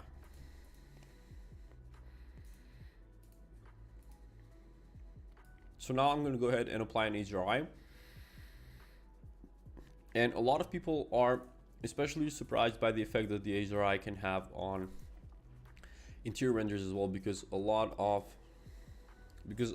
the interior render reflects, I mean, the materials on the interior can reflect a lot of what the HDRI consists of in terms of colors, so keep that in mind.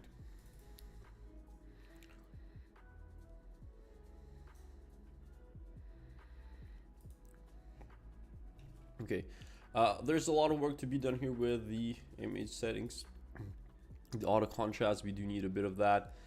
Saturation a little bit higher, or maybe even a bit lower. Color temperature, excuse me, even the color temperature needs to be a bit colder, I believe. But here's what we need to take a look at first. Let's go ahead and turn on these recessed slidings.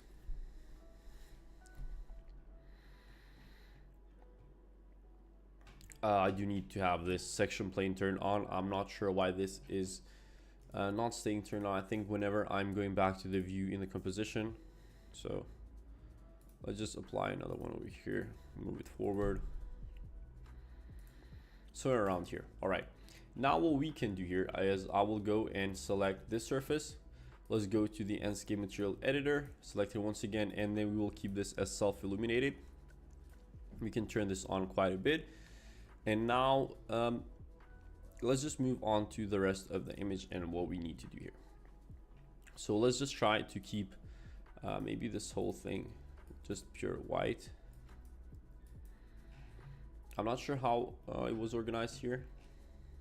We do need to have some warm lighting going on over here, and then on the backsplash as well. We do need to add quite a few elements, but it's completely fine. Let's just save this one for now. And let's go to the line light, and then with the line light I will apply it over here in the curtains as well as on the backsplash of the kitchen.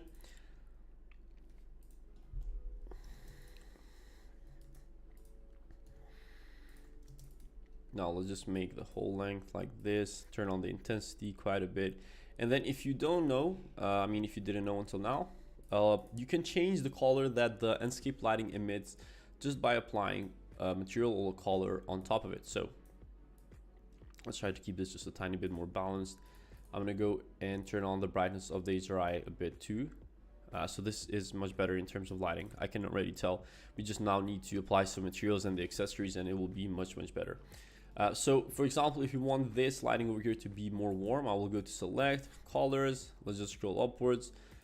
We use this color over here, and then we can just apply it. Now this isn't warm enough, so maybe something even warmer. This works fine. Let's turn on the intensity a bit.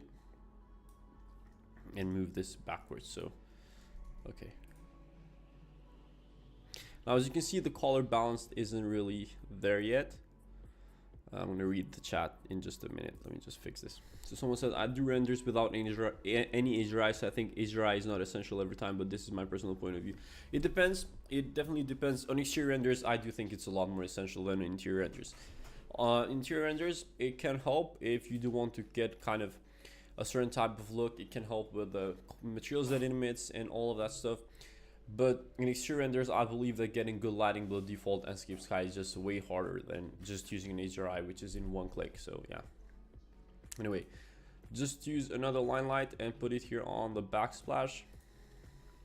Let's rotate it, move it upwards, and let's just see how this looks. Turn on the length. I will move it to fill up the whole area. Turn on the luminous intensity, and then just apply the same warm color on top of it. And now let's rotate it on the other side as well. So something like this. Let's just move it on the other side like this as well. So I do need to match it up completely fine. That way we cannot tell they're disconnected. So the lighting is coming to life, so slowly but surely.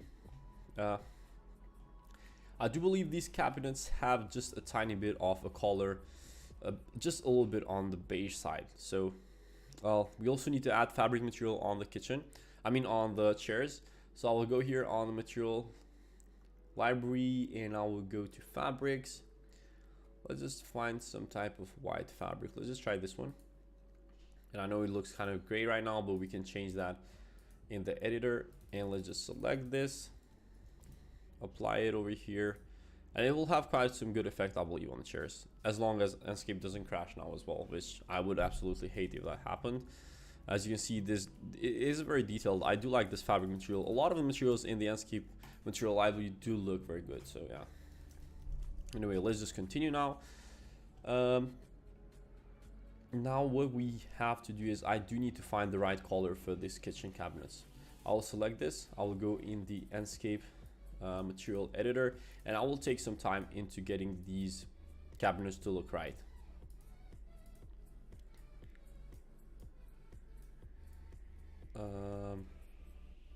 This looks way too gray, maybe somewhere around here. This is all right. Maybe it does need to. I think this is much better. I definitely think this is much better.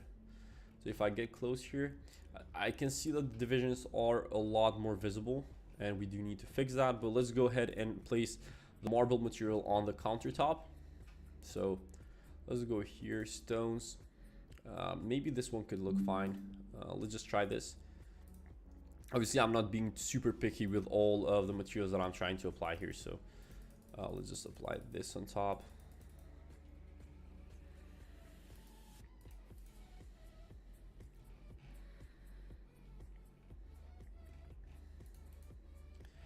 There's a lot of divisions because I did offset this and it's not applying with only one click on the whole countertop. But as someone said in chat, if I would have done it with components correctly and with the most streamlined way, I wouldn't have to deal with all of that right now. So yeah. Now let's try to apply another material here for the wall. I mean the backsplash. So I'm going to go in the material library, and in just 1 second, let me just check something real quick here on my phone.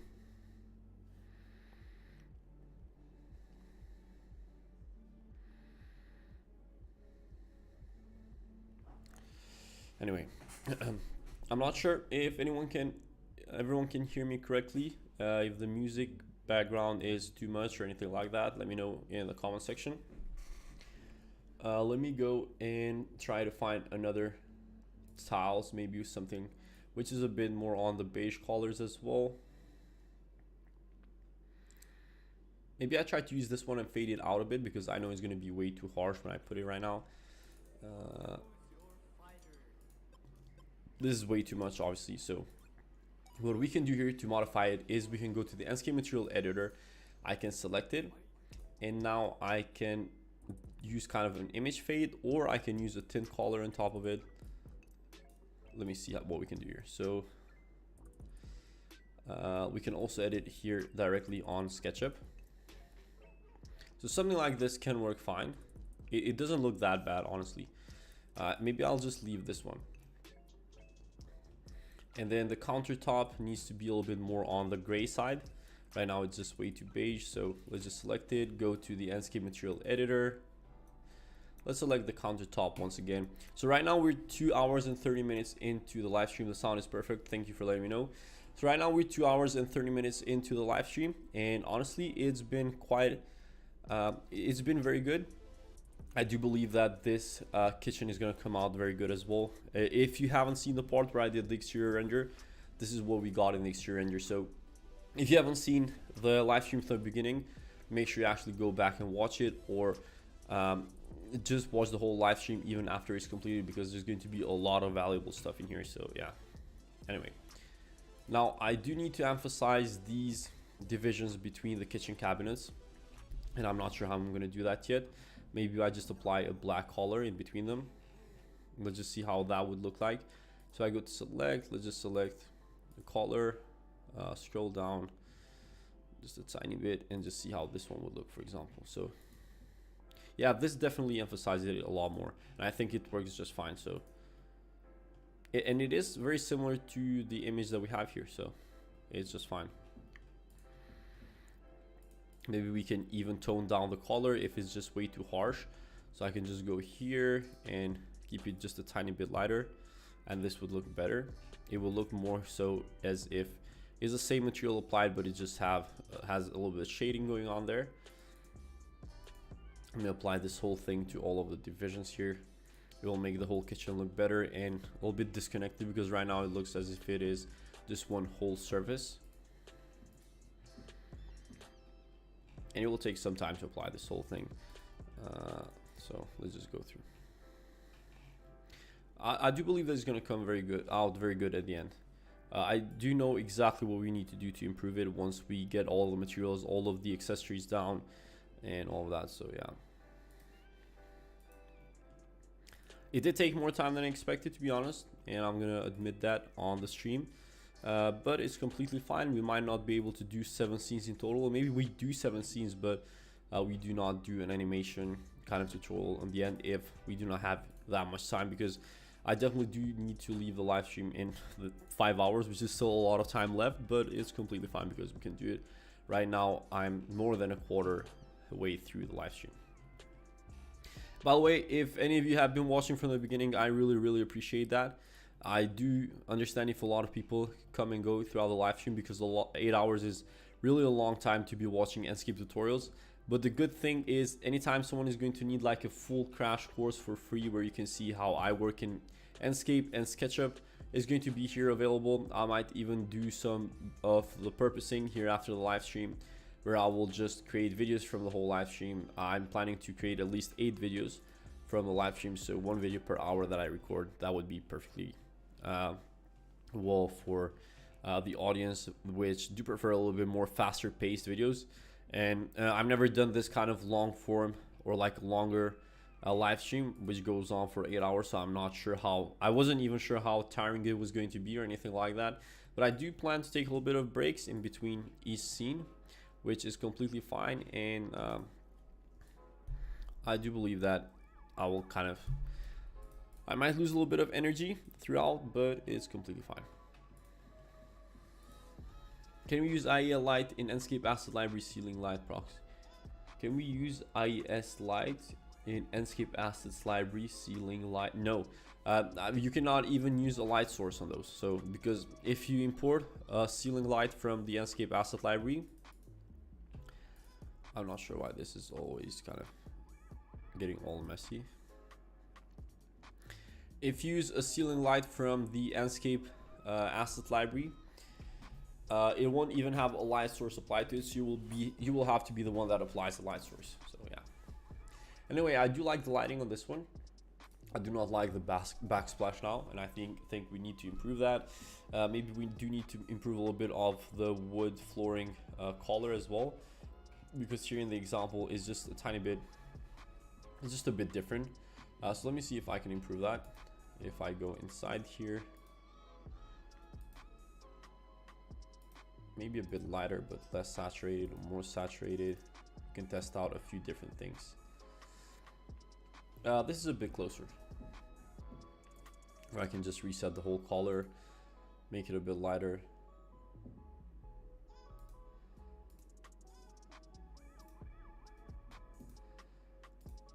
I'm not sure how this will play out. I think I might need to search for a whole different flooring later on, but we cannot focus on that right now. I do want to add a bit of accessories. So I'm gonna go ahead in the asset library here, the fastest way to apply accessories in any type of render that is done with Enscape. So I will scroll down and I will go and do this bowl of apples here in the dining table. I will rotate it, something like this. And then let's go ahead and do maybe some type of potted plant. Let's see. Flowers. This can work fine. I think this works fine. Yeah. So I can just apply this here. Move it a bit over there. This bowl of apples is a tiny bit too large, so I'll just move it on this side. And now let's just apply another magazine maybe. Take off the flower tag, or book, open book, something like that. Yeah, this one would work. Maybe we can leave it on this side as if someone was looking at a recipe or something earlier on.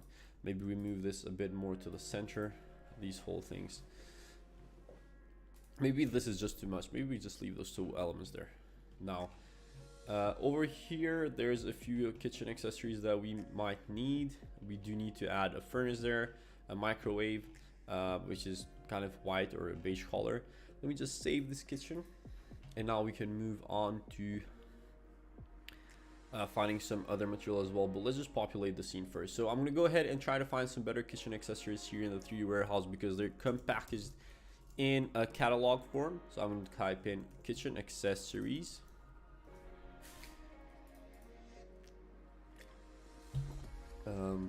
Let's just see here.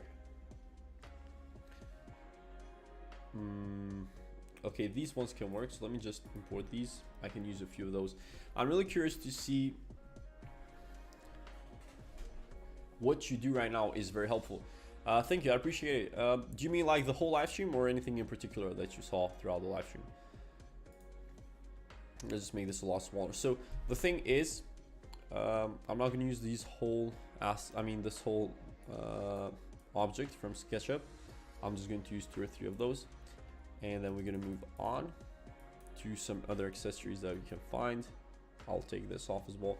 I'll always suggest to use Enscape accessories if possible, because they do take less space and they do take less power away from your computer. So I'll rotate this. I'll make this a bit smaller as well, because we do need to make it in scale with the rest of the kitchen. Thank you for your effort and time. I really appreciate it. Honestly, I do try my best to put out as much content as possible, to up the volume, to improve the editing team, to just all things all around. So I appreciate that you kind of see the effort that is going on the channel, but I still do feel that I'm just starting out, so there's a lot more to give out here. So yeah. Anyway, let's go back to the image. Let's see what kind of other accessories we might have here that might be useful. We do need the furnace, obviously. We do need the sink. Let's just add a coffee machine on the side, on the corner here. So let's just take this off, scroll down.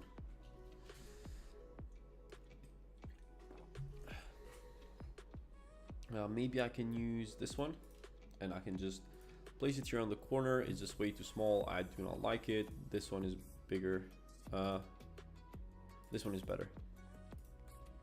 Thanks for everything. Your classes are very important. I really appreciate it.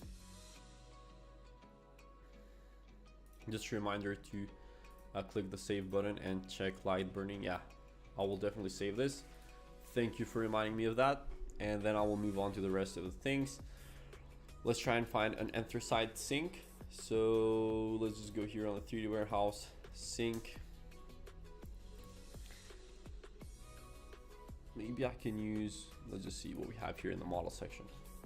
Maybe let's just use this one, and then I can I can use this one. I think this one is better. And then I can apply the anthracite. I mean, it already has the anthracite applied to it, but let's just move this downwards.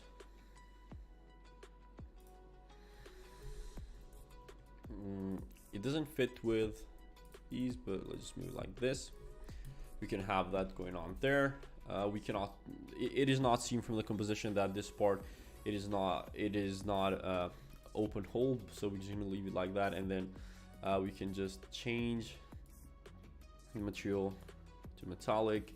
That way it does look like it's actually anthracite instead of something else. This part as well, this needs to be metallic as well, so 30. Okay, so we have fixed that, and now we also need to add like an oven, furnace, whatever you want to call it. I'm gonna go over here and search oven. Here in Brazil, we don't have much teachers about Enscape, so your classes just saved me. I appreciate that. I mean, I'm glad that I get to do that, honestly. It's very humbling. I do believe that there are some teachers from Brazil. I do believe that there's some YouTubers from Brazil that use Enscape though. I'm not sure who or what their channel's name are called, but I have seen them around. So yeah, but they speak in Portugal. I mean in Portuguese. Yeah, they speak in Portugal, right? They speak Portuguese, but completely fine. They do have some good work as well. Okay, let's just leave it like that, or let's just put it at least to scale. Maybe I might get it back how it was and just move it upwards, or just scale it down and then move it forward, and it won't really, they won't be able, no one will be able to tell that it doesn't go all the way to the ground. So let's just leave it like this. And then we also need to add a microwave here, which will be white for some reason. I've never seen a white microwave. I mean, not white, but it's kind of like beige or whatever. So let's go to the SketchUp warehouse once again. We can just type in microwave, and then we can change its material later on. So let's just use, maybe we can use this one. So there are white microwaves apparently. We can just use this one and put it in there a bit backwards, upwards, keep it a little bit more masked in with the rest of the colors.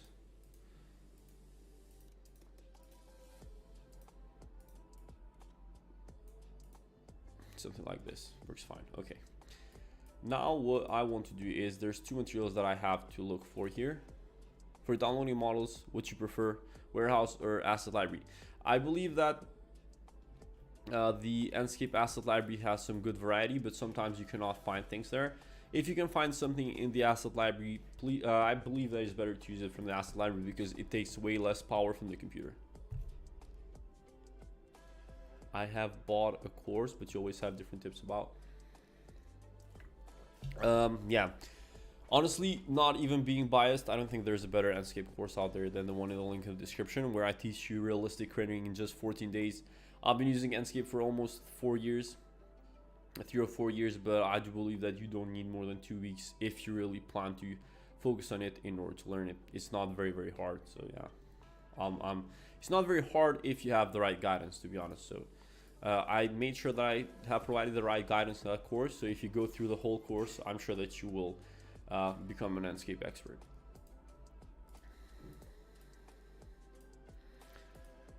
I do like how this render is coming out, honestly, but there's still a few things that I do want to change. Let's go to ambient CG, which I haven't mentioned on this live stream yet. This is where I like to get all the materials that I cannot find in the Enscape material library. So I'm gonna type in wood floor, and then let's just try and find something similar to what we have in that example. This can work fine. If I scroll downward just a tiny bit, I can select this one, and then I just, I'm not sure if I want to do 4K, but let's just go for it. There will be more details. And once it is downloaded, let me just go over here. Now the material is downloaded, I will try to apply it on the flooring and just see how that will look. Extract files.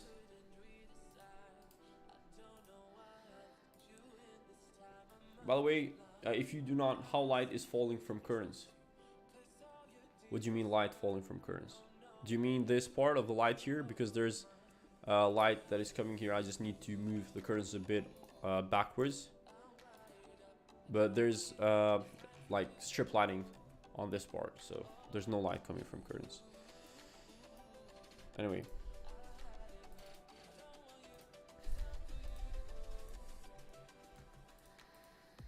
Now what we need to do, or what I plan to do, is I want to...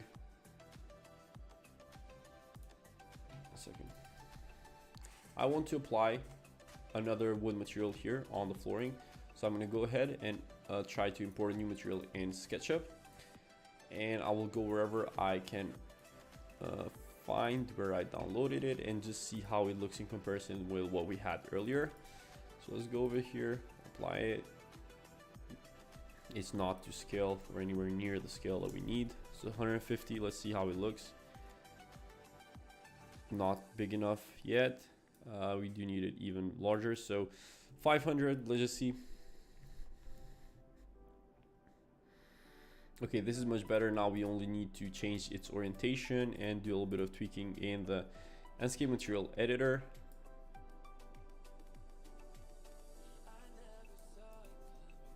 Okay, now as you can see, I do believe it has a metallic option turned on, and we do not need a metallic option for this flooring. This needs to be at 0.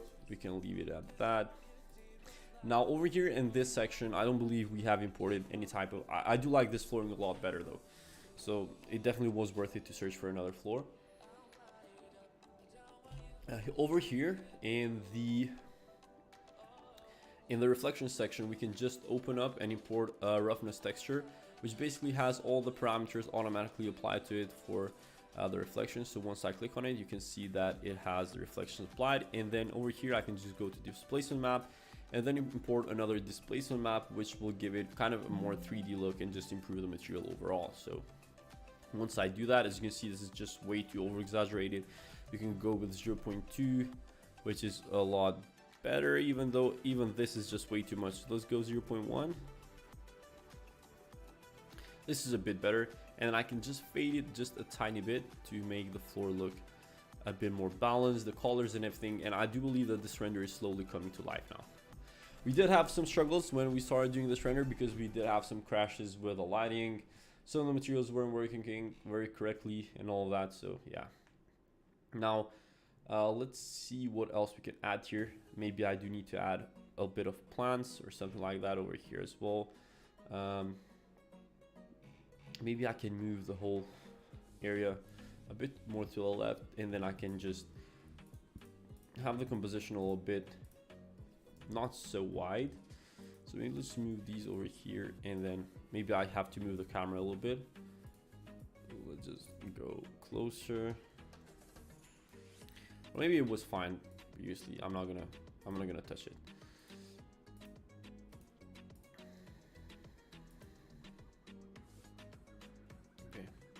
Okay, let's just leave it like this.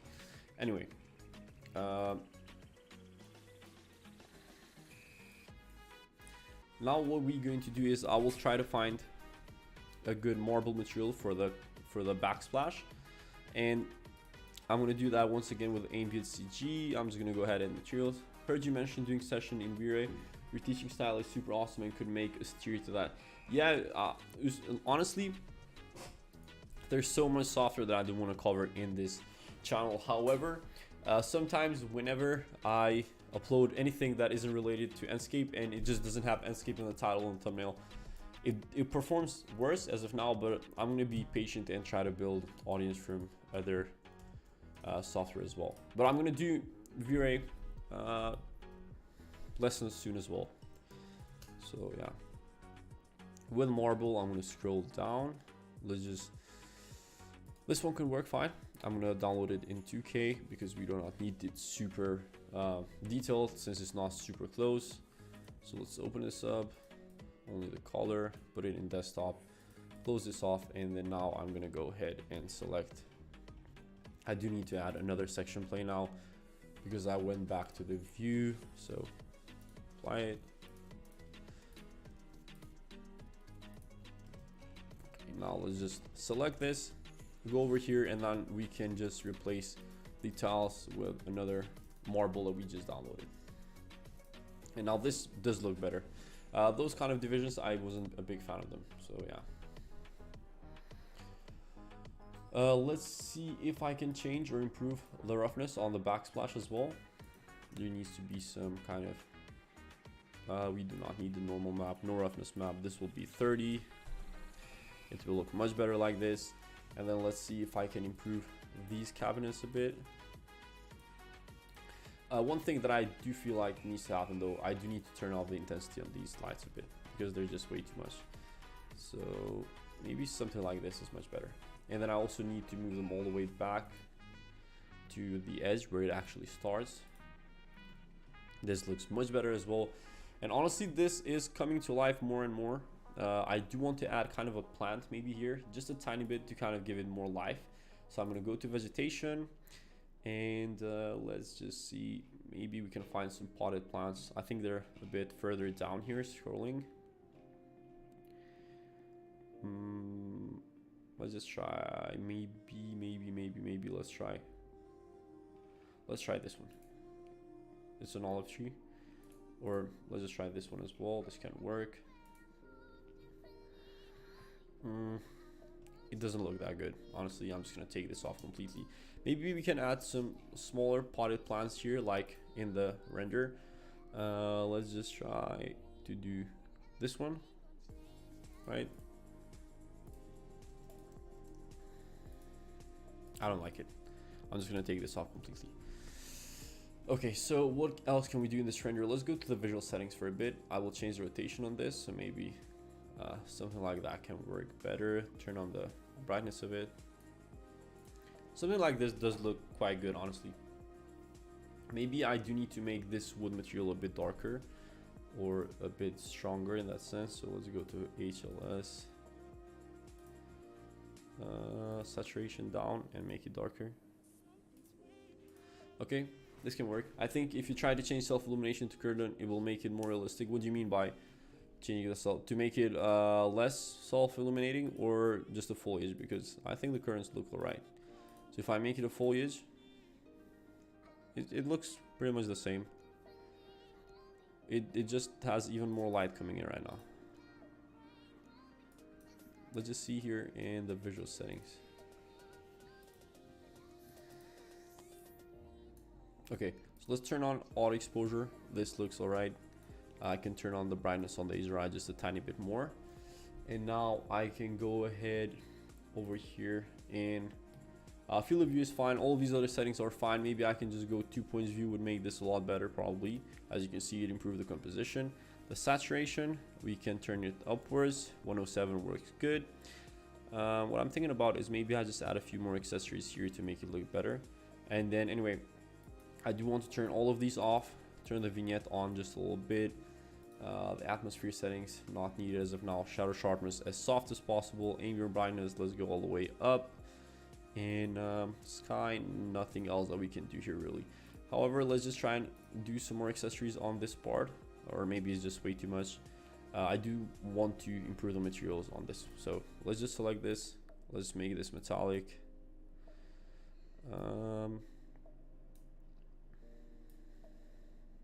Maybe now it catches way too much attention. So maybe I'll just turn off the roughness, something like this. And let's just make it somewhere around here. Let's just leave it like that. So I'm not going to want to waste any more time on this render, to be honest, because we do have to do the normal fabric now. I think the curtains look alright as of now. There's obviously a lot more details that can make this better. However, I'm going to leave it like this because we do not have a lot of time to do other scenes that I mentioned.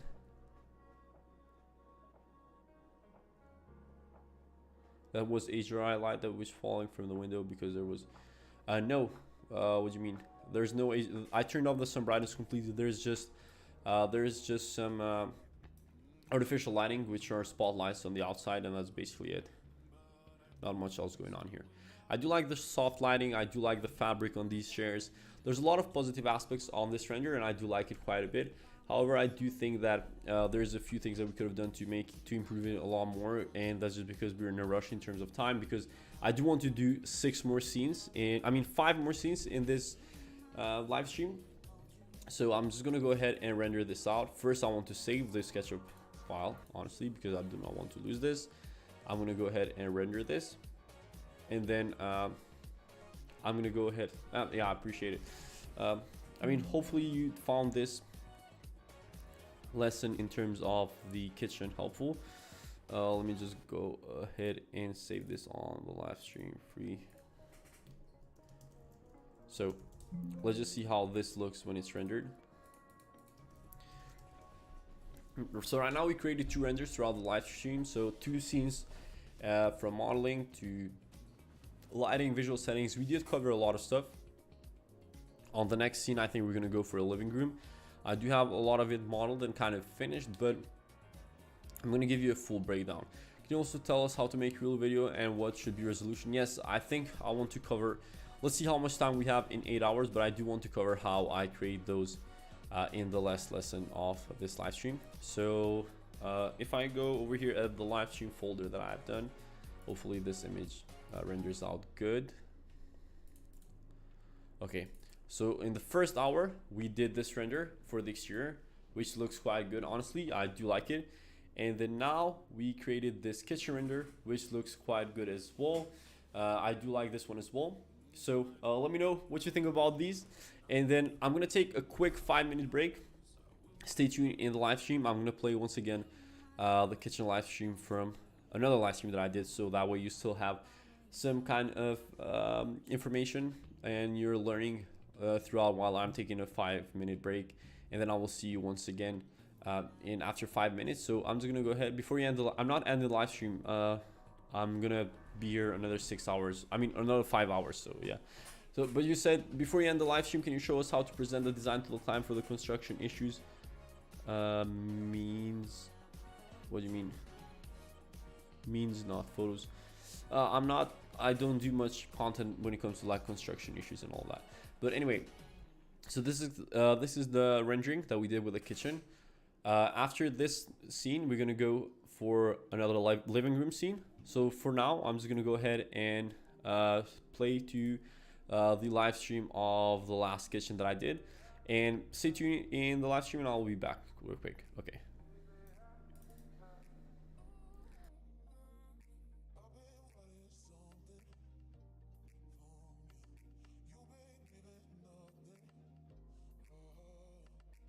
Is very needed for animations,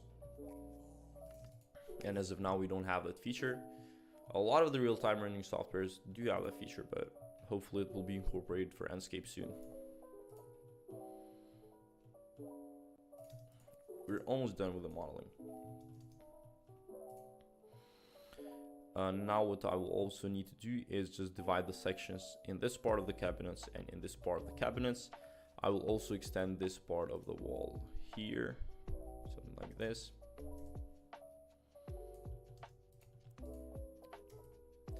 And we're gonna move forward with it.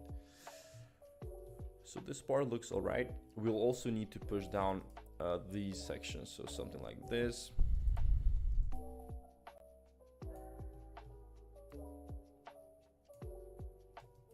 Okay. Let me know, is there any faster way to model this in SketchUp? As I said, I'm not an expert in modeling with SketchUp. It's just that I kind of know the basics and I just work with them because I don't really need much else from SketchUp. It is more just a place for me to host. It's just basically a host for my modeling, so I can do the rendering in Enscape. It is not the most practical tool for modeling. The other things that are very nice about SketchUp as well is the SketchUp warehouse. I think a lot of people don't start learning 3ds Max just because they don't have a library that has everything they need, and they have to source a lot of the furniture and a lot of the other stuff. But also the point of 3ds Max is that most of the time it is good practice to model some of your stuff yourself. So yeah. Let me just continue this section as well. So these I will just do 60 for all of them, that we can move a little bit faster through this.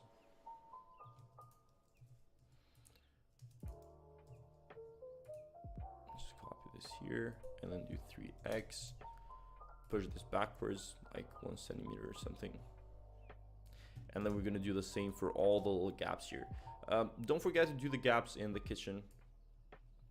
And obviously the adds depth and a lot of that. So when applying the textures, it really makes a difference, because you can tell that the modeling is realistic.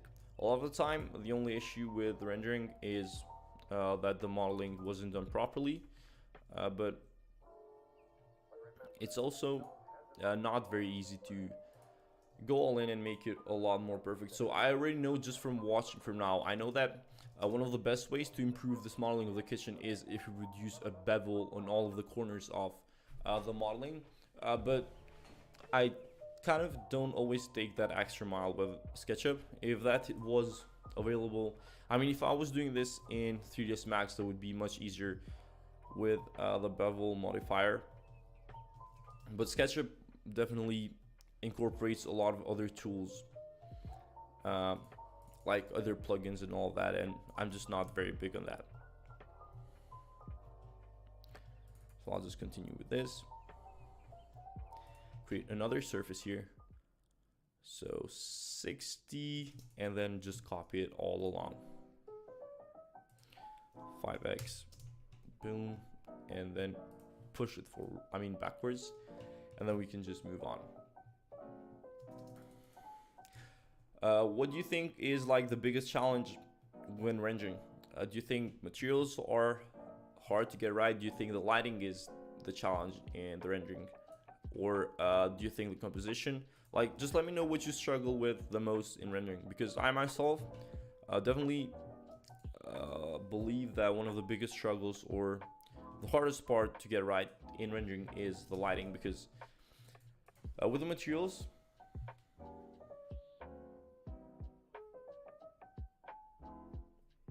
so Elisa is saying, if you use the push-pull tool, then double click on the next element, it will remember how much you pushed or pulled based on the last one, so you don't have to keep referencing the same length every time.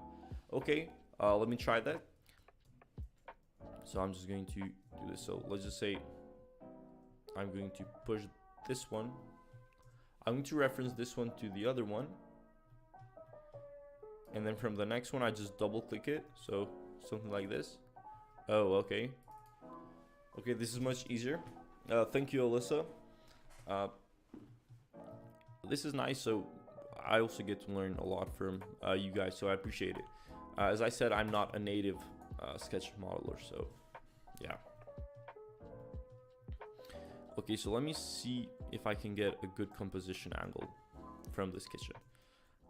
We also will need to add a floor, so I will just put this down.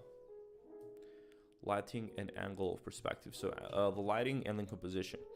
I believe the composition obviously is not the easiest thing. It's not something that it is kind of trained, but you can also kind of learn some composition theory if you just want to do basic parts of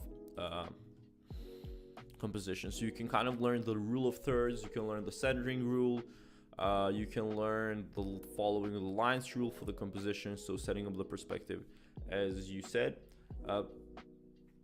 But lighting is always different in every single case, and that's why I believe it's harder.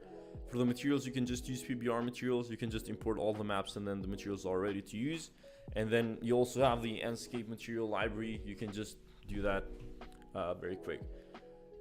And then Kevin is saying lighting and the angle. Oh, okay, I read that one. And then in Enscape, the lighting can be challenging, but with practice, it can be done well. Angle of perspective can be challenging, especially for interior design work. Yeah, Enscape lighting can be challenging, especially with the reflection. I'm not sure why they're not adding a feature where you can actually just make it visible or not visible, because a lot of time when I use fill lighting, that doesn't actually exist. So I use fake lighting, and then I have a reflective material like the floor or a mirror or something like that. That light always shows up and it always ruins the render. So I just think that feature needs to be fixed ASAP in Enscape. The angle, fabrics and lighting. Yeah, some of the fabrics and lighting, I mean, some of the fabrics are hard to get right in Enscape. The reason being is that Enscape doesn't offer multi-map material configuration, so you cannot use a normal map, a bump map, and a displacement map all at the same time, so it's a lot harder to get it right. And until they fix that, I don't think a lot of the materials will look the best possible way. But I still keep using Enscape because I just like the ease of use that it has, and it's because it's quick. I honestly believe that anyone who's just starting out rendering, the best software out there is, for starters, I mean, is probably Enscape, because it's just way too easy. The workflow is a no-brainer, and yeah. Okay, let's just move on with our modeling. I'm gonna make a group of this. I'm gonna push this upwards, and then create a rectangle from here. So this will be the ceiling of our image. I'm going to close this down, and then what I will do is I will act as if we have a window here. So a lot of the scenarios in the project you work in might have a window, right, where I'm leaving an opening. It might not be this big, but there definitely is a window. So something like this, let's say. Then I will push this up, and then push this up from this side as well. Now let me just take a look on the composition and the perspective. So some of you just mentioned the angle of perspective. First thing that you want to do is make sure that the projection is set at 2-point perspective. That didn't make much of a difference in our image, but let's say we had another angle that we had to take this on. As you can see, the vertical lines are still vertical and straight, but if we keep it at 3-point perspective, you can see how the image gets distorted. So always make sure that you do 2-point perspective on your composition. And then I just want to make sure I turn the sun brightness at 0. I never use the sun brightness, or very rarely use the sun brightness in interior images. And then what I will also want to do is make the field of view to something like 60, move a little bit backwards. Let me just reference the image that we had here. So I'm going to keep it opened on another tab.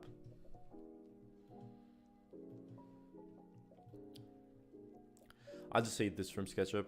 Honestly, the navigation in SketchUp is so, I don't know why they make it so hard for the users.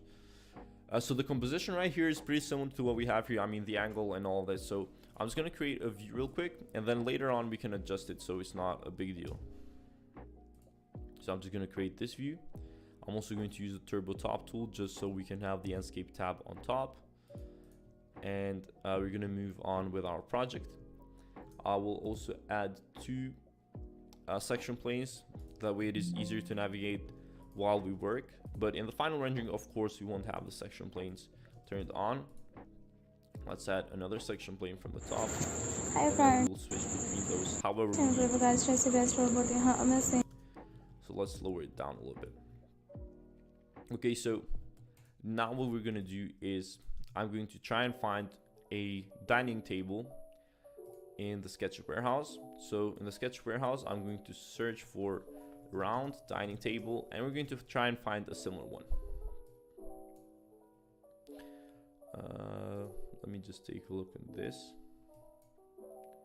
This seems pretty close to the one that we have here. This would work well. I mean, we can use a combination of this one and that one. We can use the legs of the table from this one and then incorporate it onto that one. So let me just import it real quick. So somewhere here, and then move it backwards, move it down. Let's just see what, let's see if we can capture a good image from this. So it is something like this. It is similar to this. It's not the same exact one, but it is similar to this. Let's keep the chairs. They don't look that bad as of now. We can change them later on. But what we need to change is the top part of the table. We definitely need to make this bigger. Something like this is much better. And then we can just create a quick chair arrangement. So let's just move this a little bit backwards, a little bit more closer to the table. Maybe not that much. And then we can place another one on this side as well, and then move it a little bit over there. let me rotate it once again.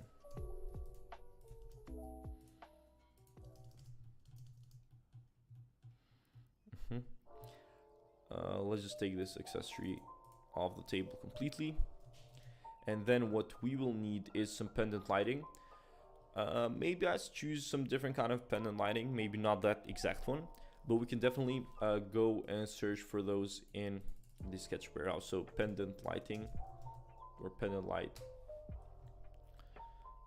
These are kind of the same style as those. Let me just search. Okay, so I'm back. Whew. Okay, so this is the kitchen that we created earlier. Right now we're going to take a look at living room that we're going to go ahead and just analyze and kind of show you some lessons about Enscape. So I'm going to go ahead over here at some of the files that I have downloaded. So let me just check. Okay, so let's go ahead. I think I was meant to open a dining room, not a living room. But let's save this one. If you weren't tuned in until earlier in the live stream, this is basically one of the exterior renders that we created earlier. Someone said it's very interesting, but I can't watch whole stream. Will this stream be saved on YouTube? I'll definitely take a closer look later. Yes, you can find the live stream on YouTube. I did answer this question a few times throughout the live stream, but I guess some of you are tuning in at different times. However, the thing is, you will not also have the chance to ask questions in terms of live answering them, because a lot of my viewers get the most amount of value by asking specific questions that they're struggling about, and after the video is out, I won't be able to answer all the questions. Anyway, this is the kitchen render that we did after the exterior render, and now we will move on to this dining room. Some of you may have seen this dining room in the channel. However, I'm going to take a closer look and just analyze the whole thing for you, and why every single thing is used here.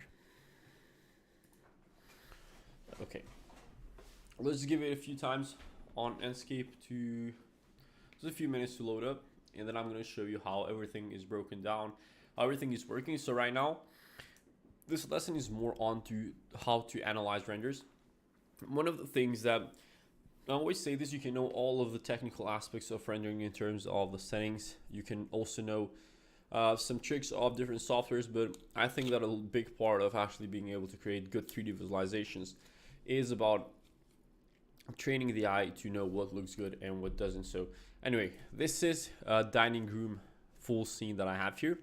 This is you can find this dining room file in the link in the description. I do give it out for free, but here are going to be a few things that I'm going to show you about this. So I'm going to turn on the field of view just a tiny bit higher just to go through this a lot quicker.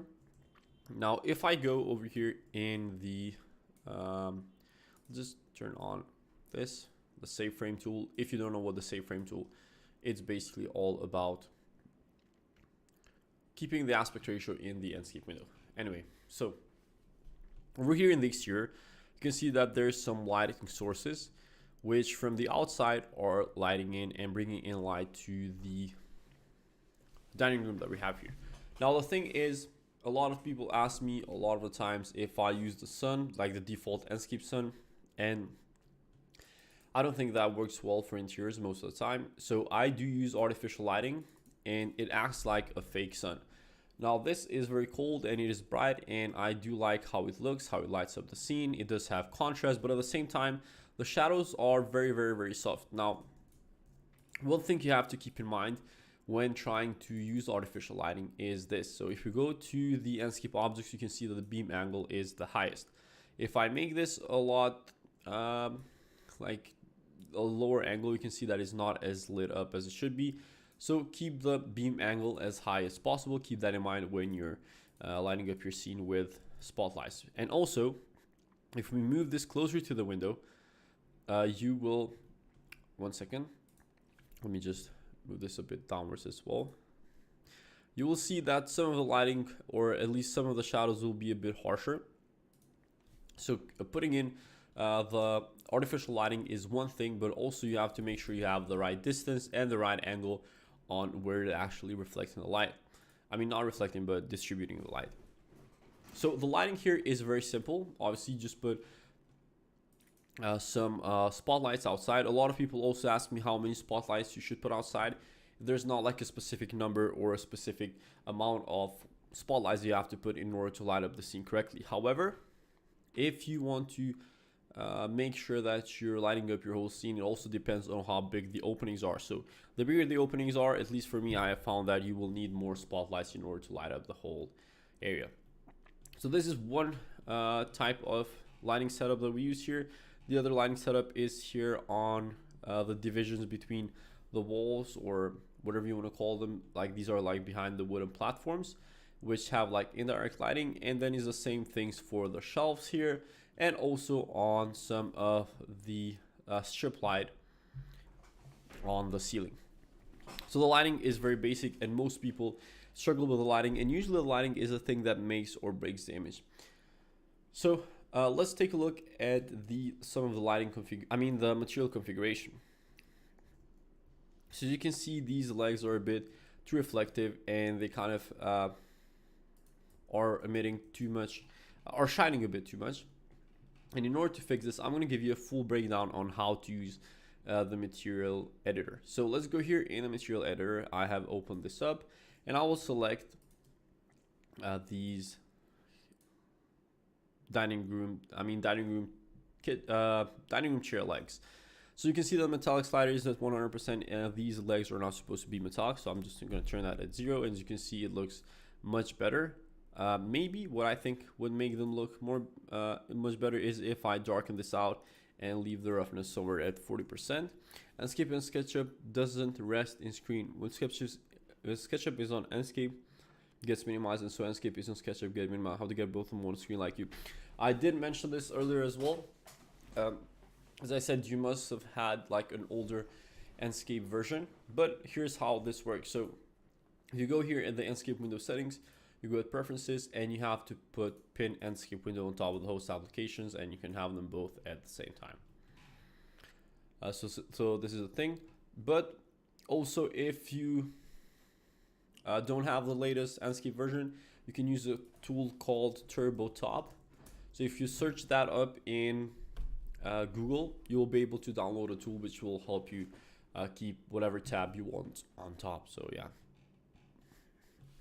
Anyway, now let's move just a tiny bit upwards. So this is one of the things that we can do here. However, I want to show you something else that we can do. Now, another cool thing about materials is that we can add material imperfections, which makes all the materials sometimes more realistic. If you notice, in real life, there's no such thing as a perfect surface, in the sense that it doesn't have any scratches, or at least some kind of smudges or fingerprints or anything like that. So how do we actually apply surface imperfections? Let's say that I do want to apply some fingerprints here. Well, first of all, we would need to have a map which would serve as fingerprints. So I'm going to go to materials, and I'm going to type in fingerprints. And as you can see, there's plenty of fingerprints maps that are here on Ambient CG. So let's say we want to add like a whole fingerprints, or like a handprint, like someone put their hands on the table previously, just to kind of make it more realistic and look like someone was actually living there. And I'm going to download this map, and I'm going to go here at the download section, and we're going to use it. So 1 second. So this is variation 1, but we don't need these because we can just invert them in Enscape. So I'm going to go to desktop, and I'm going to paste that map. So let's just close this down. And now I'm going to go over here, and what we need to do is I'm just going to duplicate this existing material, and I'm going to type material 2. This is already duplicated. And now I will go to reflections, and I will add this map. So this is the fingerprints map. Click OK. I will close this down. And now, in order to apply this material, I will go inside the table, and I will draw an irregular shape with a freehand tool in SketchUp. So I'm going to select this, and I'm just going to draw something out like this. As you can see, there was something not very good happening here, because we already applied the imperfection on the table, and it's not supposed to look like that. So I'm going to show you what it's supposed to look like in just a second. So I'm going to go back. I'm going to go over here. I will draw, as I said, an irregular shape on top of the table, and I will just apply material. Now this material, I will duplicate it. So you're going to call it material 2, and only on material 2 is where I will apply the imperfection on the reflections part, and I will just select fingerprints, and now they're applied. Now as you can see, this looks way too, like, it doesn't look realistic. So what we can do is I will go inside. First I will go over here, and then I will change its brightness. I will select this, keep this a bit more turned off, or I can invert it as well. There's many different ways that we can go on about this. However, if you do want to kind of blend it in well with the rest of the table, the most useful thing that you can do here is even edit a little bit of the source file itself, because if you make it a bit more gray, it will reflect more so like it is on the image. So let's just see what I'm talking about here. If I go ahead and do another irregular surface like this one, and I select this and I apply it, as you can see, these are just way too big. These don't even look like fingerprints.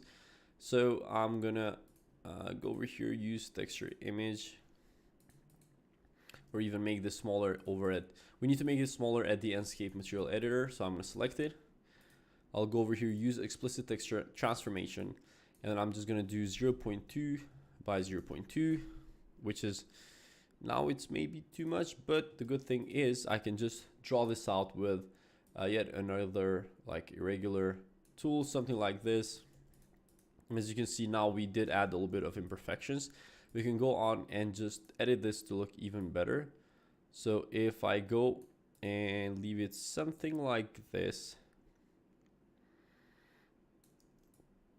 we will be able to kind of tell that there were some fingerprints there. But there's a lot of things that we can do in order to blend this in better and just to make it a whole better imperfection.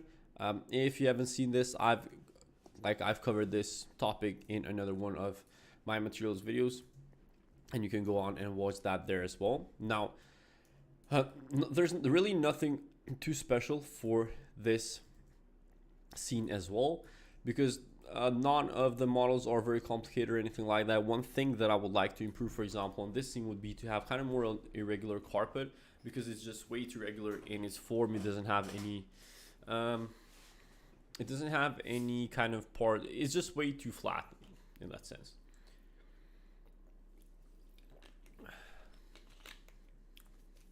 So anyway, now let's go over here at the visual settings, and we'll go to output, and then from here I will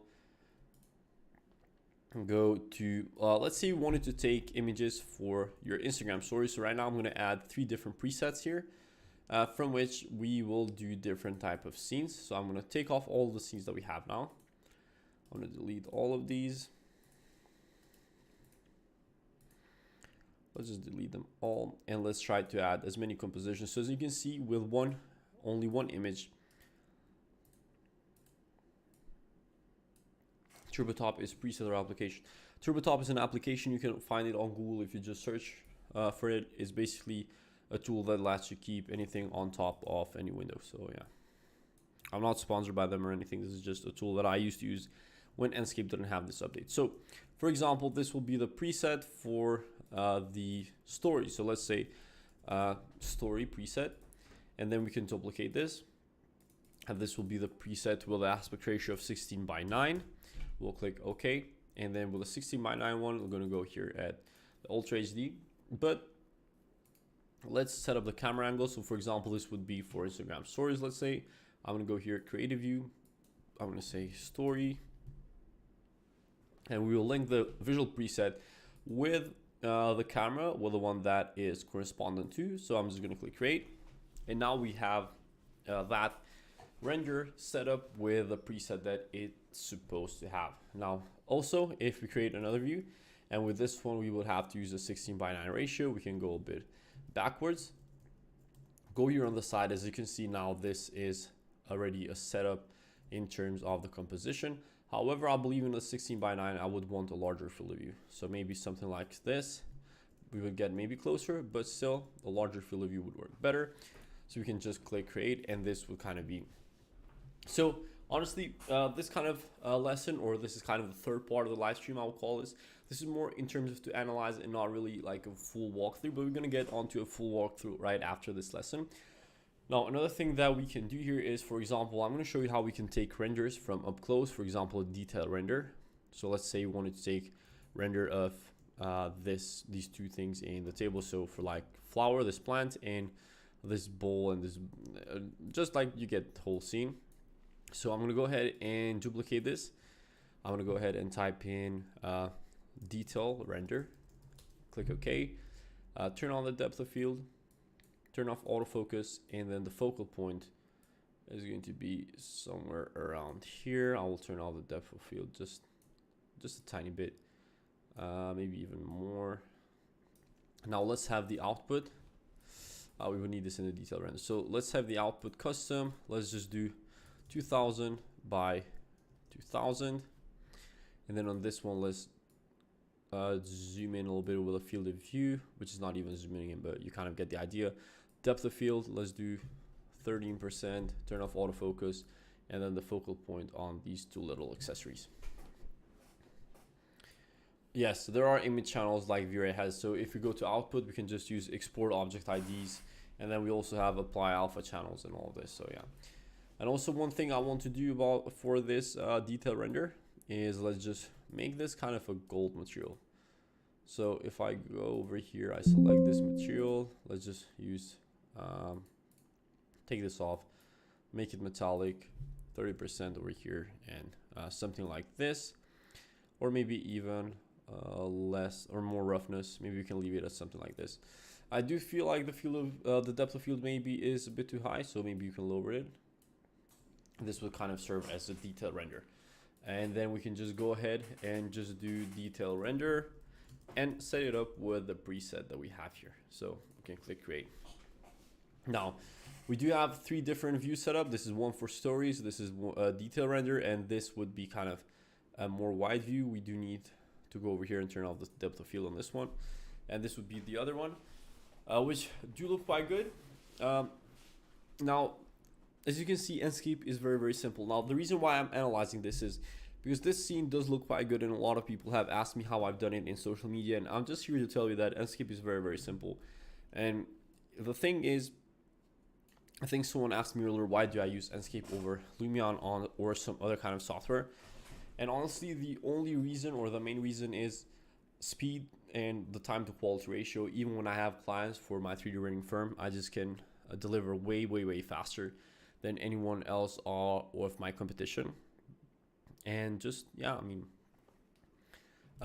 speed is everything when it comes to this industry. People need fast turnarounds. Quality is also important, but if you can get a time to quality ratio with Enscape, you can work pretty much with any other kind of company or anything like that. So yeah.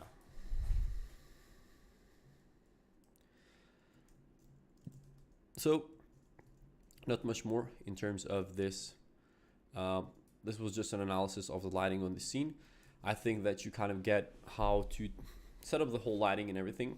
Now, right after just another quick break, I'm gonna go ahead and show you how we can create a dining room of our own through all the modeling and everything, and we're gonna go create a dining room. So I'm just gonna take a quick 5-minute break. I will leave you with the kitchen live stream once again, because I do need to set up some of the files to use in order to create another dining room. So I'll be right back.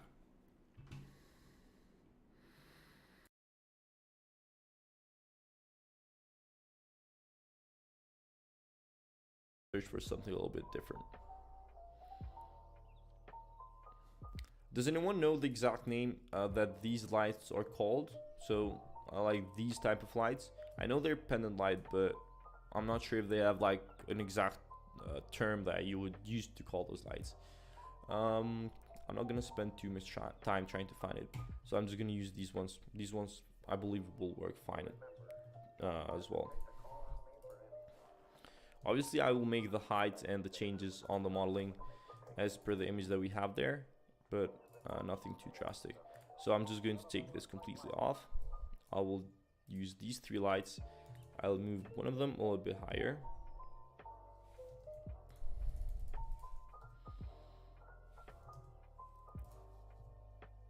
Something like this. Let me just check.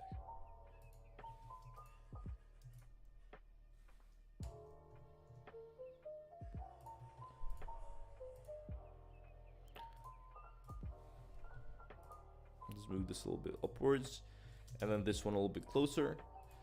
And now we have the three lights almost in the same configuration as in the image. Let me just move it a little bit onto the right. Okay. Let's delete this one and then move it right on top of the table. That way it actually looks like it belongs there. I think they're a little bit too big. Let me just make them smaller, move them a little bit backwards. And now what I want to make sure we get correct before even moving with the image, I'm going to open the material editor. I'm going to choose this one and I'm going to make it self-illuminated. And I think it looks fine like this. So not this color. Let me turn this up a little bit. Something like this is all right, I guess.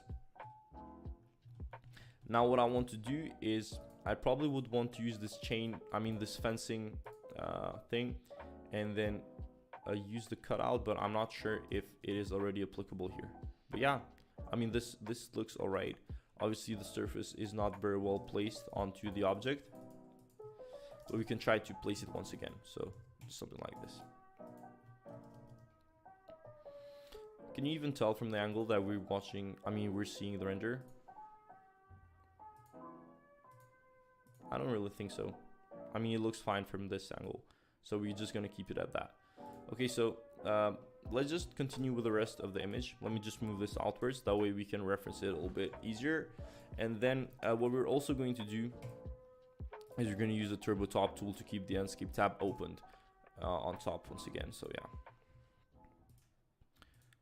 Why isn't it working? Let me check if it's going to work now.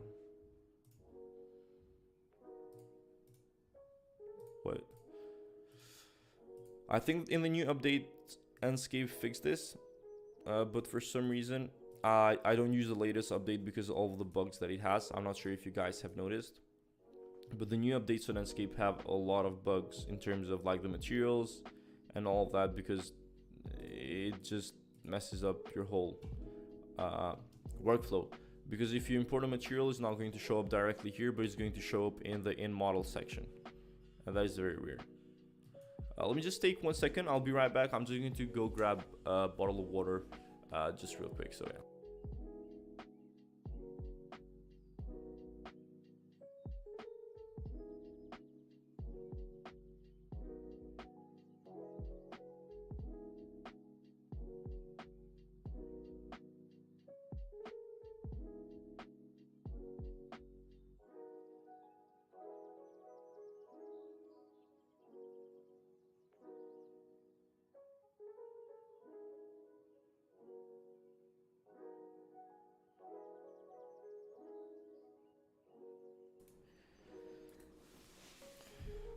Okay, so I'm back.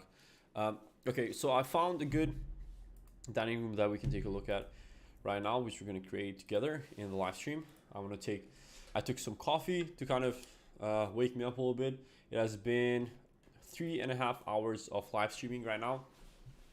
We're almost halfway there, so we did share some very good valuable stuff. If you've just joined as well, I'm going to show you real quick what we've created during the live stream. So this is the first exterior house that we did. So this was the first kind of render that we created of an exterior house. We did this in just 1 hour, and then we also did this kitchen render, which took a bit longer, but it's completely fine because I do believe it came out very good. So yeah.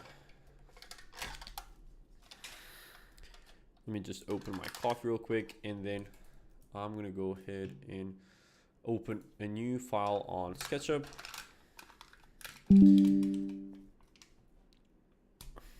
Okay. Are there? Yeah. So let's go ahead on File. I'm gonna go on Import, and then I'm just gonna go on Pictures and Screenshots, and just use this image. And I think we're going to create a good dining room based off this image. Let's just rotate this. Now I'm going to show you the image in just 1 second. So this is going to be the image that we're going to base the dining room from. We can change the flooring because I don't like the flooring that much on this one, but I do like the lighting and all of the other aspects of it. So let's just get started immediately. So I'm going to draw this out, offset this inwards for a bit. Maybe let's just first kind of see how big the table would need to be, because that's going to be more how we base off the sides of this. So let's just draw this out first. I'm going to try and import some similar chairs right now. That way you don't lose the flow of modeling once we get in there. So dining chair. And then what's something similar to this? I think this is kind of similar. Not very close, but it can work. And then let me see. Okay, let's just use this one as well. This right here. And now I do want to use a fabric from Enscape on these chairs. I'm not sure if this is an instance. However, let me go on the Enscape material library. Let's go to fabrics. And I think last time I used this fabric 08 and it worked very good. So I'm going to use the same one once again. I will select these and I will just base it on the chair.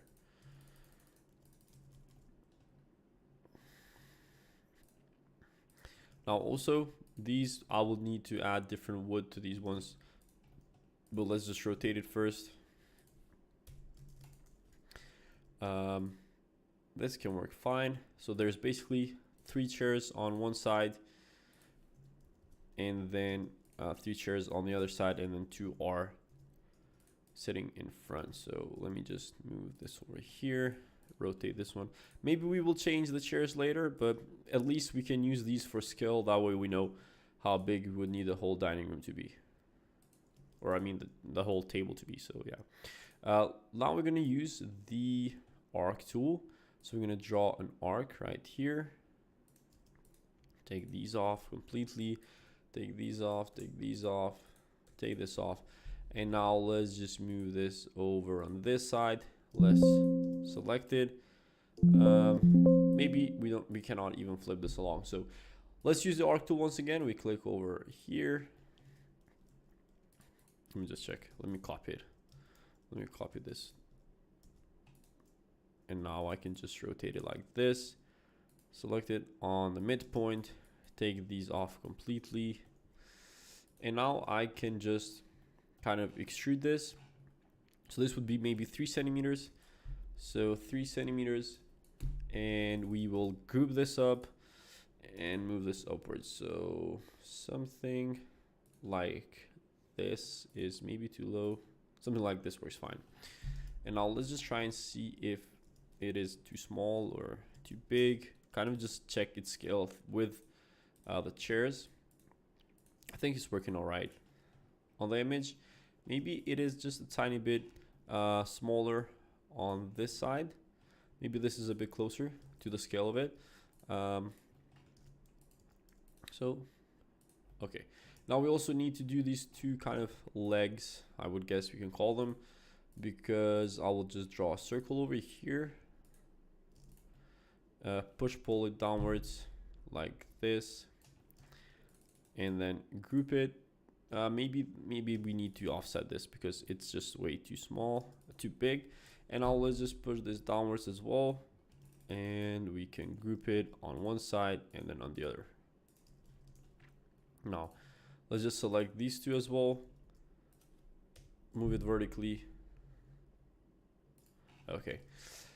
Now, one thing that we also are going to have kind of maybe a little bit of a harder time to find is going to be these pendant lightings. However, I'm more confident in the scale of the modeling since we imported the chairs first. And we do not have dimensions of the space. We basically had to eyeball it. I know we can use master to image and all that, but I don't want to go throughout the whole process. So let's just rotate this on something like this. I will use this as flooring. I'll group it, move it on this side, and then we can just change its scale slowly but surely. Now we can extrude it downwards, push pull on this side, and we can offset it inwards as well for the walls, and then we will leave a space for the actual windows. So rectangular lighting over here, move this upwards about 280 centimeters, rectangular line on this side, and we will close off the ceiling over here. Now what we will do is we will add a section plane over here in the front. We'll move this forward just a tiny bit to get a better angle. Maybe even this wall, what we need to do is move it on this side a bit more, maybe on this side a bit more. That way we can get a better angle in the composition. All right, now I think we totally forgot that we need to move this over here in order to see it. We'll just leave it like this. Now we move the section plane forward once again. And now what we can do over here is, let me go ahead and use and search for some pendant lighting. I'm gonna go in the warehouse. We can search up pendant lighting. Now it's gonna be quite hard to find something similar to that. Not because there's not any in the warehouse. I'm sure there's plenty of them that are similar, but it's gonna be hard to filter out the exact kind of light that we're looking for. So let me just search. Let me see. Let's go. So we're at products right now. Let's go to models. I'm gonna scroll down. I'm not sure how they're even called. Almost 4 hours and stay, keep watching. I appreciate it. Thank you very much for staying all the way now. Right now we're 3 hours and 40 minutes in the live stream, and I believe that I have covered some pretty important topics as of now in the live stream.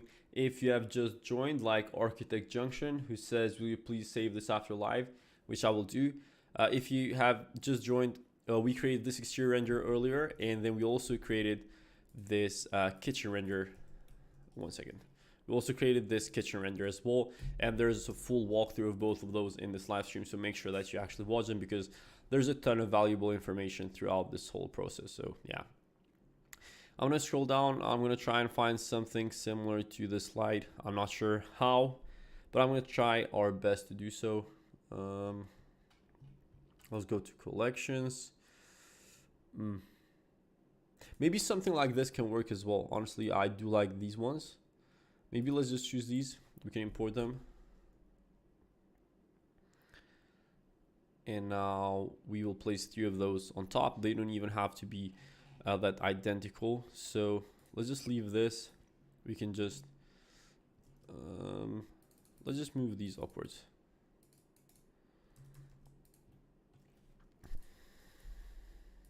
And they're way too big as well. So maybe we can scale them down a little bit, move these downwards on the side, on the center, and now we can just select all of these parts which hold the cable onto the ceiling. Something like this. We'll select each one of those for all of the separate lighting. So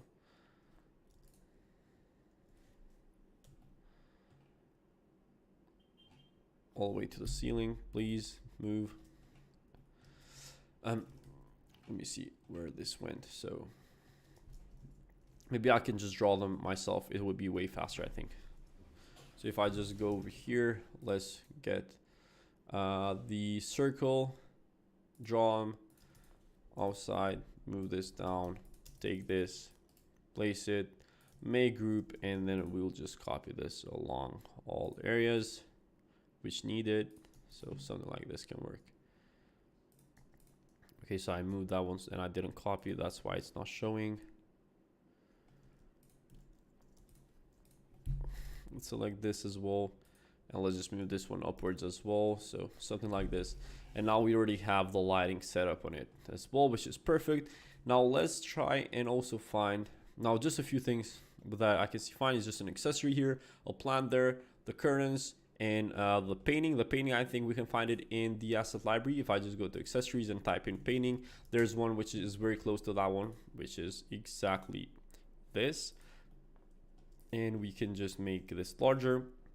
After we just find all of these, I think we're going to go ahead and set up the composition. Let me first model the window here.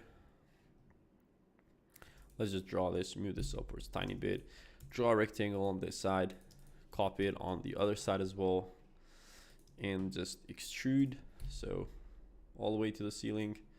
Let's move this part of the ceiling all the way to the end of the window as well.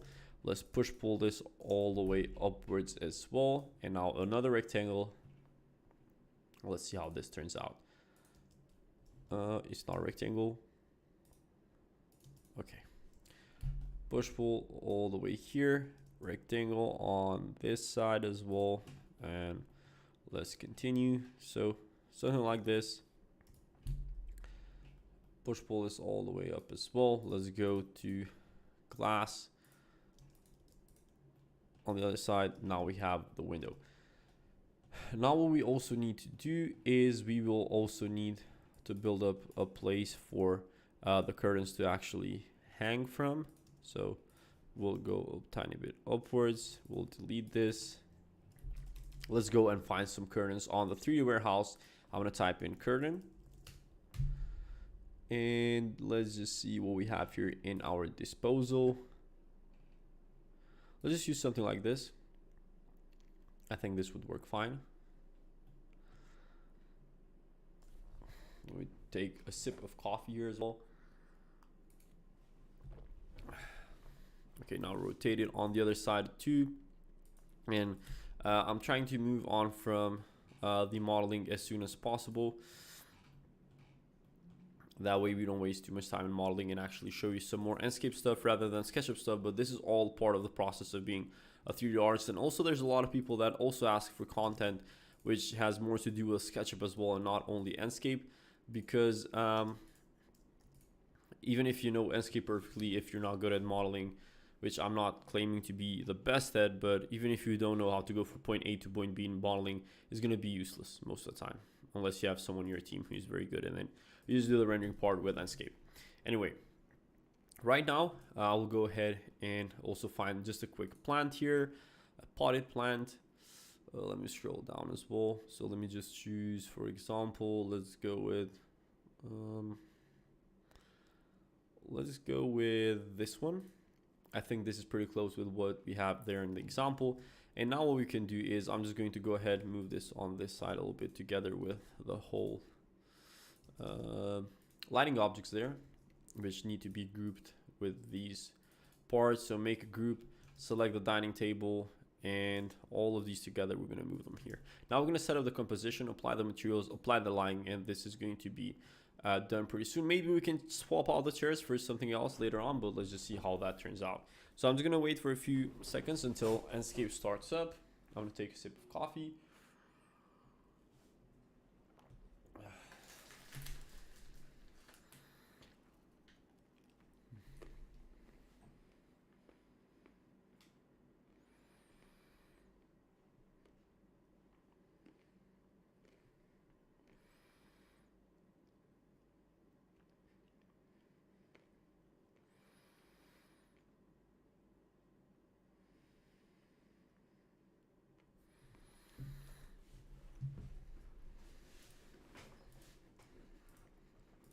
Okay, so let's set up the composition just like we did with all the other ones. So first off, we'll need to have it with an aspect ratio of something like this.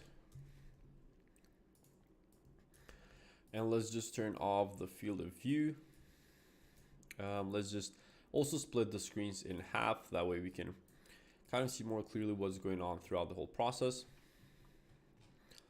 I'm not sure why that part of the curtain went behind the window, which looks very weird. So let me select that real quick. Let's move it forward a tiny bit, and yeah. I think I also need to move this a bit forward as well. Like, let me push pull this part where the curtain is supposed to be Let me turn on the music as well. You can hear me fine? Can someone tell me if you can hear me fine?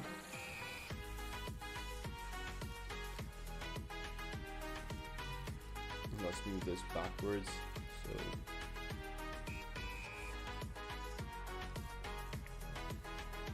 and I need to do the same with the other curtains. This current setup is not looking that well right now, but I can fix it. Something like this. Move it a bit downwards, a bit forward. This looks much better. I'm gonna do the same with the other side as well. So let me select these two curtains. It does look much better now. Okay. So also this painting, I think it needs to move a little bit backwards. So something like this, and then let's go over here at the Enscape material library. Let's go to wood, or maybe I can just use the same flooring that I downloaded earlier that I have here in desktop. So wood floor, okay, and then I will just apply it on the flooring.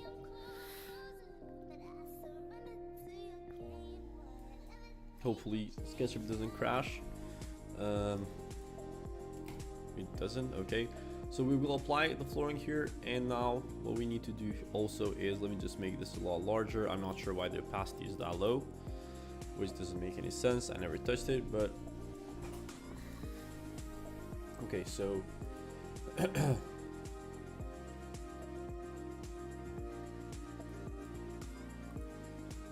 it's taking some time to load up in Enscape, which I think my computer is actually tired from 4 hours of live streaming, but it does have a long way to go. We're only halfway there, almost halfway there though, not even halfway there. So,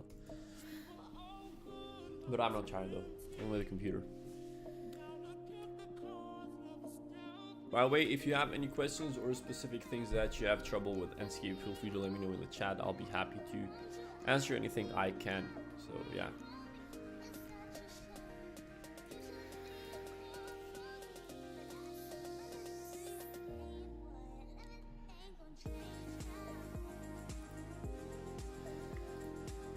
Let's position this that way. Okay, this is better.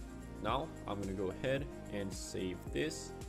I'll go to, I haven't saved this yet, so I will save it on the Livestream file, which will be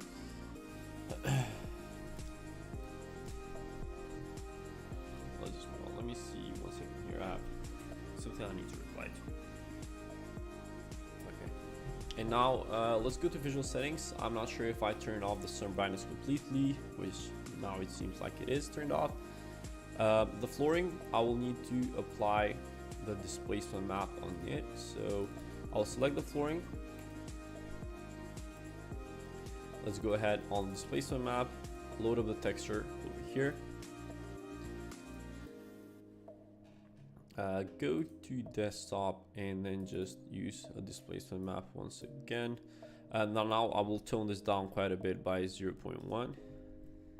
Also use reflection texture, so roughness map on top of it as well. And now the flooring looks quite good.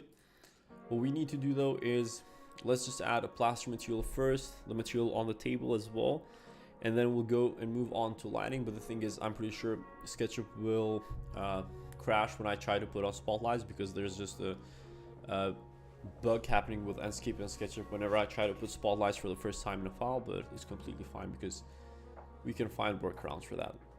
We can download this stucco material and just apply it on our walls here. So over here as well, over here as well, on this side as well. And I do want to change the color to something more white and not so gray. Anyway, now I'm gonna go once again at the wood material, and I will try and find these beams, which we will apply onto kind of the legs of the table. But these will be much smaller, so let's go for 10 centimeters. 10 looks way too small, let's go for 20. 20 looks more like it, and this will kind of be in terms of that. And then we will also need to download to import a wood material.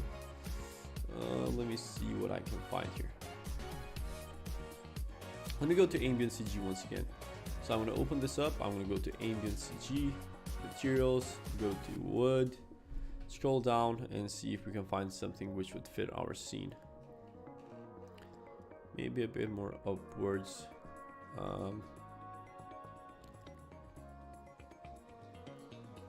I think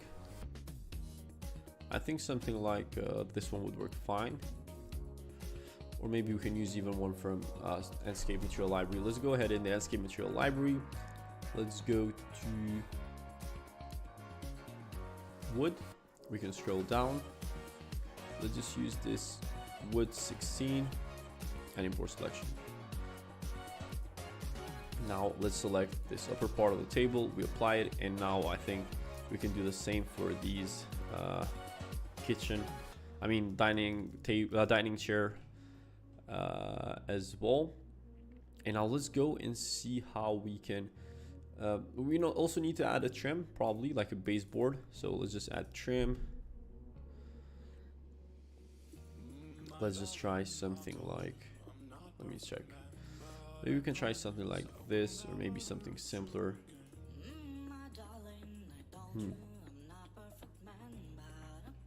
Or let's just type in baseboard.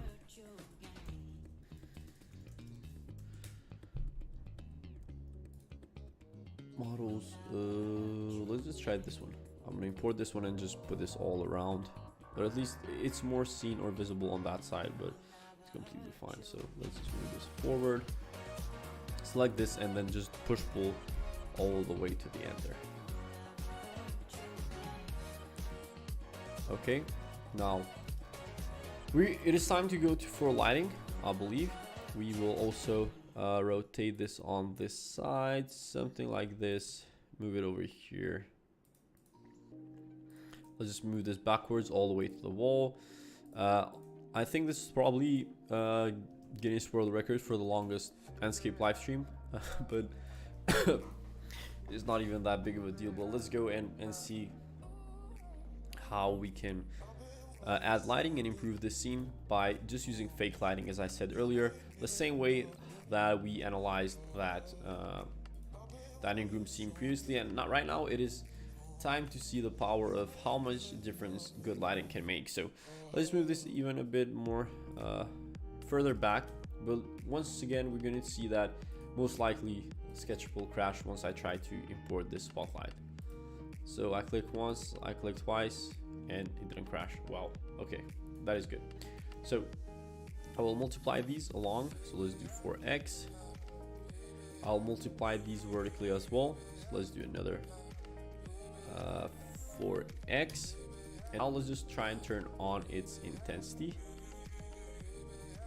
But the thing is, these currents are blocking quite a bit of it. And now we're going to edit currents the same way we did when we edited them in the kitchen render.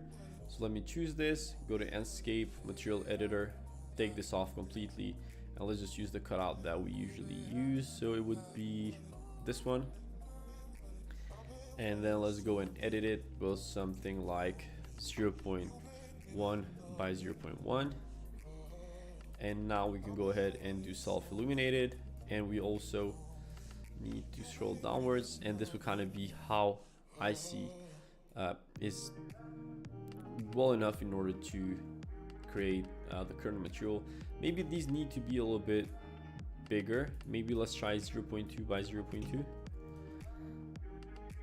I think this is just a little bit better. Now let's go on to the visual settings, and from what I can see here, we will have to turn off auto exporter just for a bit. Maybe now we can turn it on, but let's just see how this would kind of look. We have to turn the rendering quality up to ultra. I'm not sure why it wasn't turned up to that as of now. But okay, so one thing that that I can also notice, maybe these spotlights are a bit too further back. Maybe I can put these closer, and there will be more lighting coming in, even though I don't like how that looks with the curtains that we have here. So let me just try and find the best angle possible for this lighting. So we can have one from that side, and then we can also have one which comes from over here to have it more balanced. So something like this can definitely work. However, this material on the chairs is not something that I like that much. So I'm gonna go ahead and change that in just a bit. Also, what I can do is maybe I can just go ahead and completely block this off with some curtains like this. Or I can just scale these instead of copying them. And let me just check. Let's see if the brightness of these is completely fine.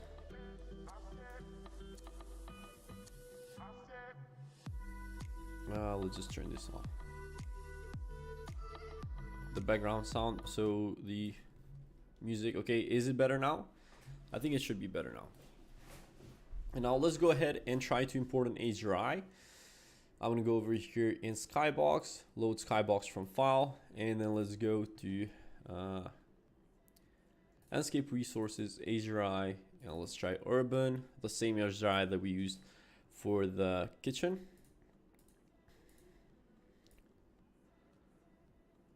Something like this. We can leave it. So this is burnt lighting. I think someone else referenced it earlier. This is what I understand by burnt lighting, by the way. Okay, so these chairs, I do not like them at all, the ones I have here. And then I do have to make it a lighter color on these as well. Let's turn off the saturation, make it a bit. Let's go for something like this. Let's go to material editor. We can select it. Maybe let's try to turn this off a bit, and then, because I don't like the color in this. One thing that we can do to edit it as well is we can go on the color wheel as well. So let's just try this one. Maybe more saturated. Maybe closer to yellow. A lot of this is kind of guessing, but it's completely fine. And now I think it does look better. So we can leave it at that. But let's go ahead and try to add some accessories on table, and then we're going to change the chairs, and then we can just move on to improving other things. So let's go to flower. Let's try this one. And also I do want to turn off the normal map a bit on this stucco material because I think it's way too high. Okay. Now these chairs, I definitely have to swap them out. So I'm going to go ahead in the 3D warehouse and once again type in dining chairs and see what kind of other options we would have here. Maybe something like this will look fine. Let's see what we have on the example once again to kind of reference it. I do like this darker wood color on those chairs. So let me see if we can find something similar to that. These are a bit similar, but not really. This looks good. I think this would fit in well. So let me just select these and see how they would look. If they're probably not the same as the ones we have right now, right? What version of Enscape are you using? Is it the latest one? This is 3.5. It's Enscape 3.5, so yeah.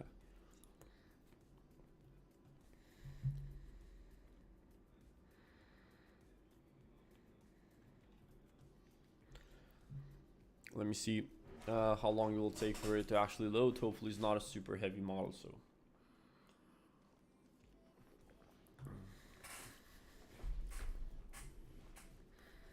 I definitely do see potential on this render as well. But also until that loads, like the dining room chair, I also want to show you, if you missed the live stream until now, this is what we created. This is one exterior render that we created earlier. And then this is one kitchen interior render that we created earlier. So yeah, I think they're pretty good, especially for a fast time frame on a live stream. As I said, I'm trying to create as much different scenes as possible throughout the live stream, while also taking a break because I'm not trying to drive myself crazy there. Especially modeling and rendering while talking and explaining what you're doing is kind of tiring, and it almost feels a little bit hypnotizing sometimes, but it's okay. I'm kind of almost used to it. Almost. Let me try and find another fabric material here. Let's try this fabric 12. Maybe this one is better. I will try to apply it on this chair here. And this model is very heavy, as you can see. It's kind of bugging out my PC a little bit, but let's just take these ones off, because I definitely do not want to use these chairs. I do not like them at all. So I'm gonna select these one by one. It looks very empty as of now, but let's just place these ones over here. Will this be saved? Yes, the live stream will be saved. However, as I said, you can watch it later on, but the thing is, I won't be replying to most of the comments, because it's just if you have any questions specifically on some things, you won't be able to get the answer of it in the comment section, because there's going to be just way too much that I cannot take the time off. But this way, if you have any questions, I will be able to directly answer them throughout the live stream.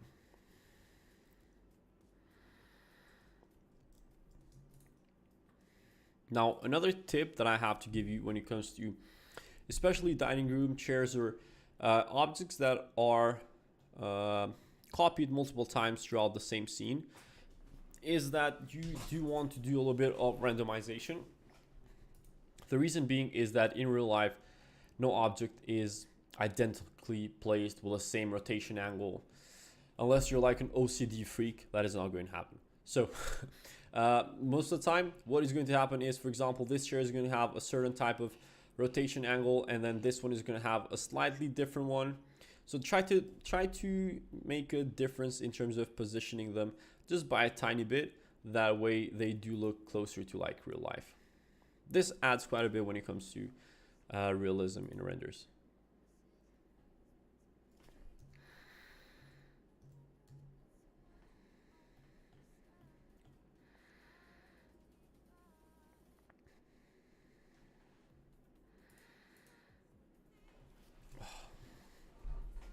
These chairs are just way too heavy, and they're kind of burning my computer slowly but surely. Okay, let me rotate and see what we have here, and then we can just mirror these. We can just copy all three of these. Also, let me just turn off the edges, profiles, all of these. They just make the whole file heavier. As you can see now, it's running immediately much smoother. So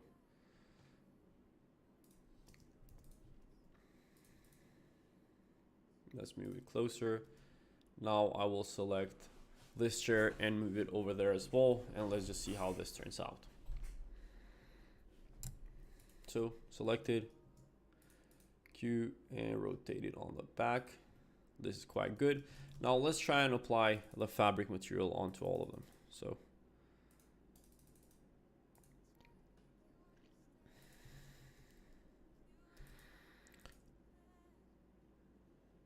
okay, so that part has it applied. Let's try on the seat.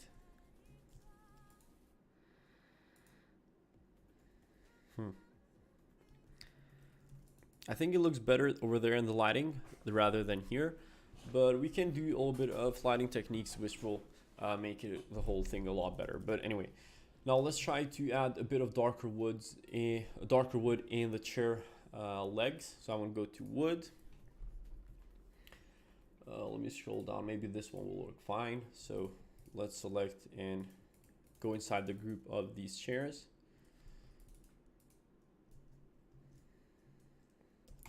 We can apply this. And it's going to take a few seconds, since I said these chairs are a bit too heavy of a files.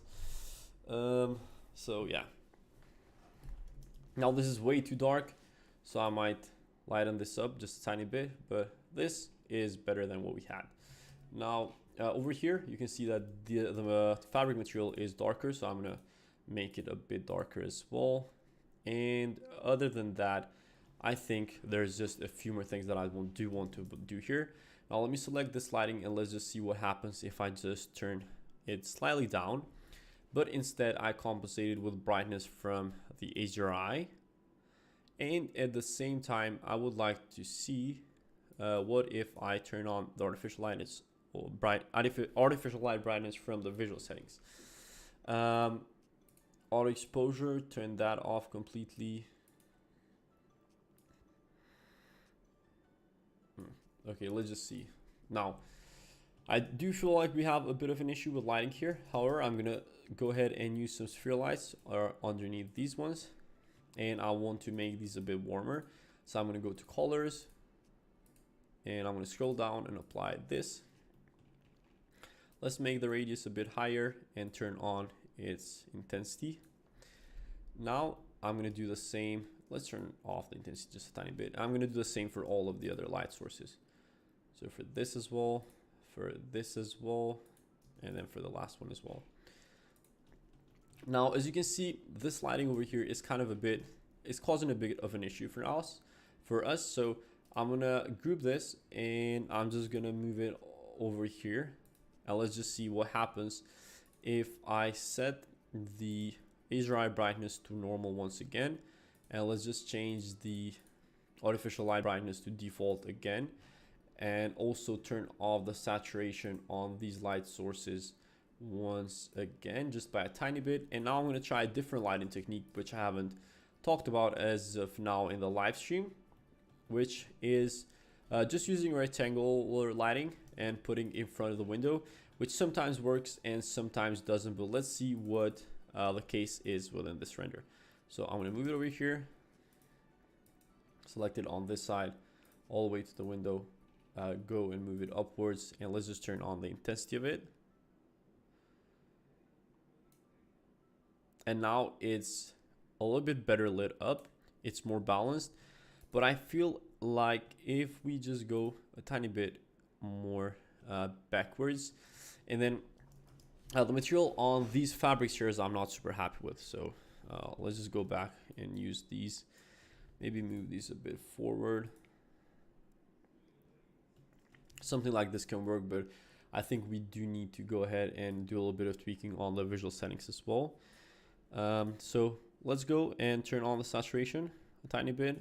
Let's go and play around with the color temperature, maybe a bit darker. Use auto contrast. So auto contrast played a good role here. It did quite well. And then motion blur off, lens flare off, bloom off, leave the vignette. The atmosphere settings, shadow sharpness all the way down, ambient brightness all the way up. And we also need to add a fabric on these curtains as well. Slowly but surely we're gonna get there. I'm sure it will look nice in the end. So what else are we missing here? I think our main issue here is with the chairs. Honestly, I do not like the fabric material. It doesn't have to do much with the modeling. But let's try also to add a rectangular lighting from the top, which comes down like this. And let's just see how that affects our scene. So first, I draw a vertical rectangular light just for guidelines. And let's see how this will work out for us. Now, as you can see, SketchUp just bugs out. Hi Tiara, nice to have you here. SketchUp keeps bugging out with this kind of stuff, and hopefully it doesn't set us too far back. Right now we're 4 hours and 13 minutes into the live stream, which is insane. Honestly, I hope you are getting a good amount of value from this, because it's not it's not the easiest thing to do 3D modeling and 3D rendering while talking for 8 hours straight. And I'm trying to put as much value as possible and to kind of make this serve as a free course. Let's go here once again and open it up. Let me take a sip of water.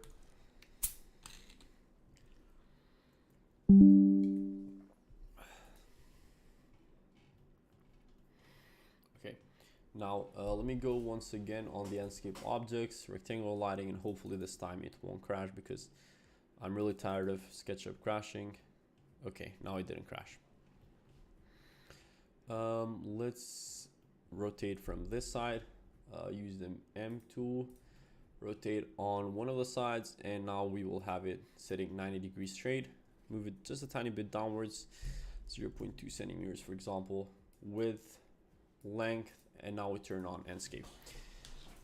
I'm sure this render will come out looking nice. We just need to do a little bit of tweaking on the lighting and the fabric of the chairs.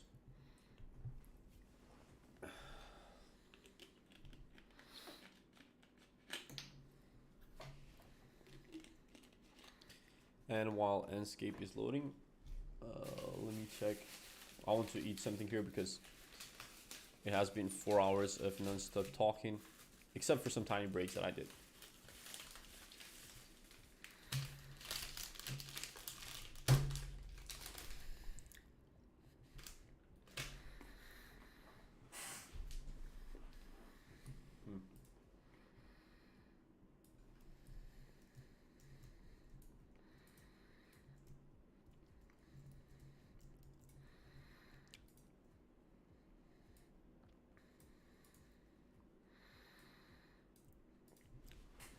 You know what? I think that the curtain lighting might be causing an issue as well. So we can check that in just a bit. Let me just select this. I will go to the Enscape material editor. Let me turn off the lighting on the curtains. So maybe I just leave it at foliage. I do not like these parts which come out when we have current there, but let me just see once again. Maybe if we leave it generic, not good enough. Let's leave it self-illuminated. Maybe we have to move this. Let's just take this off completely. It does look a bit better like this, honestly. It does look a bit more balanced. But anyway, let's see how this will act in our image. So if I turn on the intensity and put it a little bit backwards onto the chairs, this does look a bit more balanced, honestly. I do like this quite a bit. Maybe I turn this off a little bit, the luminous power. I am not sure about the fabric of these, so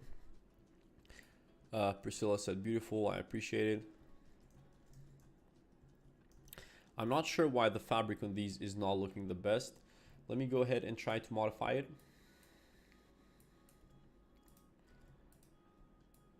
Maybe I'll turn on the normal map. Maybe I switch it off completely. I'm not sure. Let's see. Let's try to switch it off.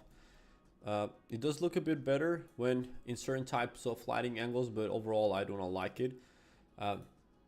So let's go to the Enscape material library. Let's go to fabrics once again. Let me try this fabric 06. I have to close off the Enscape material library first. Let's go and select these chairs.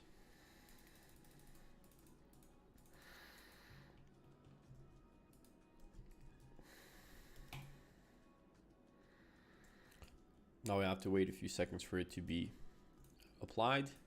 I'm not sure if we actually did a composition. Okay, this does look a bit better. It's not super well. I mean, it's not that well, but if we make this smaller, for example, 2 centimeters, it will have a little bit more texture than just, it looked very, very flat previously. That's what I'm trying to say.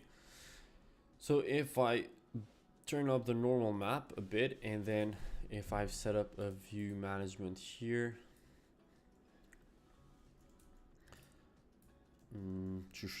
something like this. Yeah, let's go view management, create view, view 1, and then just create this. I think we're getting closer and closer to having it look better. Okay, wait a second now. Maybe I do make this darker. Let's take a look at the reference image that we have here once again. So these are definitely darker. These are definitely darker. And then the flooring is a bit lighter, but it's completely fine. And then we also have to take care of these other curtains over here. Let's make these darker. We maybe apply fabric material on top of these. So let's go over here. Use a normal map, click OK. Desaturate it a bit, and now it does look better. I do believe that these curtains do look better now. Select this once again, double click, Scale it from here onto the wall. It didn't scale correctly. Let's go now once again. This is better. And now what I believe we need to do is we need to take care a little bit. Make a comparison between this and our image. And I think we do need to soften the lighting a little bit. Maybe it's just way too intense. But let's just check. So maybe if we turn down this, maybe we keep this at 100%. But we only turn down the exterior lighting, which is the actual spotlights over here. So if I select these, I go to objects and then turn down the luminous intensity by a bit.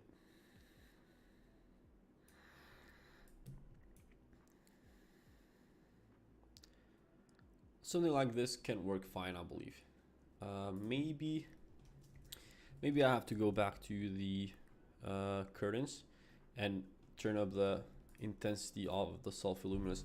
I'm trying to find the perfect balance between all of the lighting, but I think this is just okay overall. So maybe self-illuminated, but while turning it off a bit, and this looks better. I do believe this does look better. This wall here looks way too blank in the sense that maybe I move this a little bit more over here.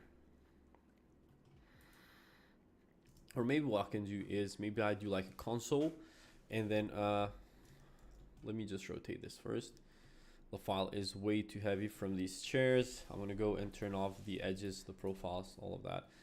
Let me rotate this like this. Move it a bit upwards, scale it down a bit. Now tiny bit downwards. And then we go to the asset library, go to furniture. I'll just scroll and try to find a good console. Look at the top of the table, the light is more intense. You mean at the reference image?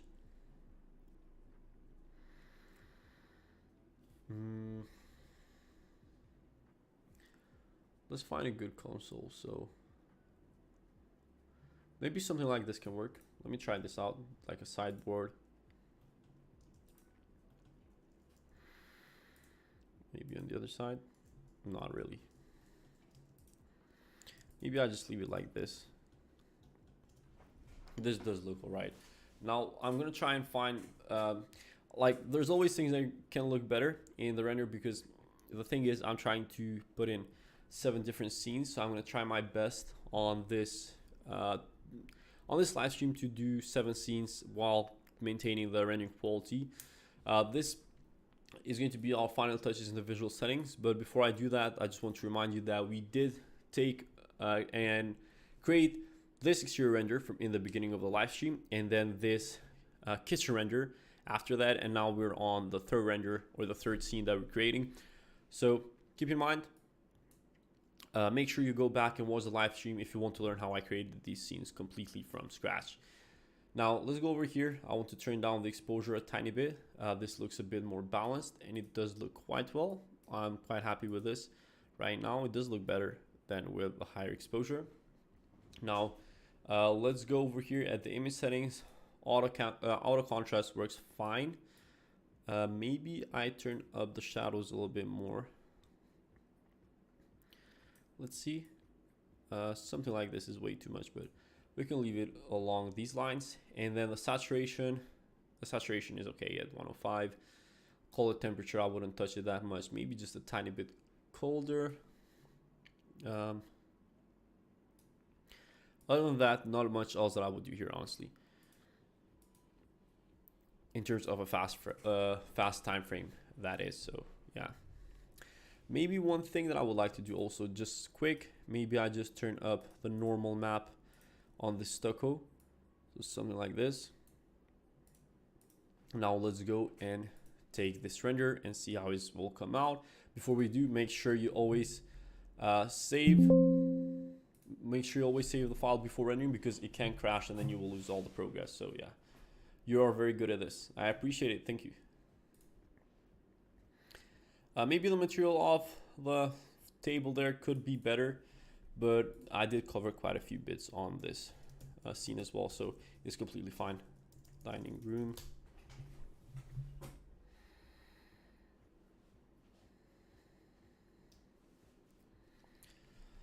Let's just wait for a bit and see how this will come out. As of now, we are 4 hours and 24 minutes into the live stream, so we're more than halfway through. I hope that for anyone who has joined from the beginning, you have gotten some good lessons out of this.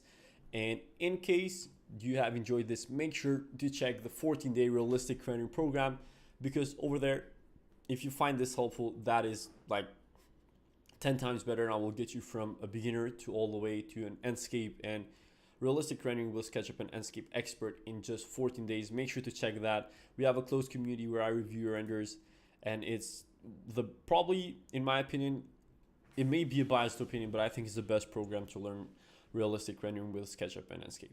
Okay, so this is our dining room render that we did, which I do believe looks quite good. This is the kitchen render that we did, which I think can look better if we add some contrast later on, but it does. These are quite good, especially as well as on the table. So let me just keep the Enscape tab on.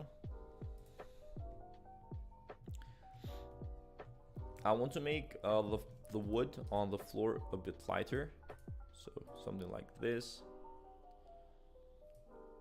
Let's see if it's going to work well. Okay, and then for the wood on the table, I'm going to go ahead on the Enscape material library once again, and I will choose this one. We can modify it later if we don't like it, but it's going to be fine for this one, I think. Let's just leave it like this, but I will change, obviously I will make it metal on here, all metal, but all black. And then let's see the configuration on this. Yes, so it's working all right. Now, let me check if I can do just a little bit of lighting configuration. Yeah, the angle of perspective, so the field of view, if that's what you're referring to. I always kind of try to keep it at 60 degrees for interiors, but obviously that can change. The field of view isn't something fixed, so yeah. Let me move it a little bit upwards, something like this. Move it a little bit on the left. Let's turn on the luminous power. Let me turn it backwards. I will also try to use some spotlights. And try to switch between the spotlights and the rectangular light in this interior image. So we're going to 5x that, and then we're going to do 4 more vertically. Move it a little bit backwards.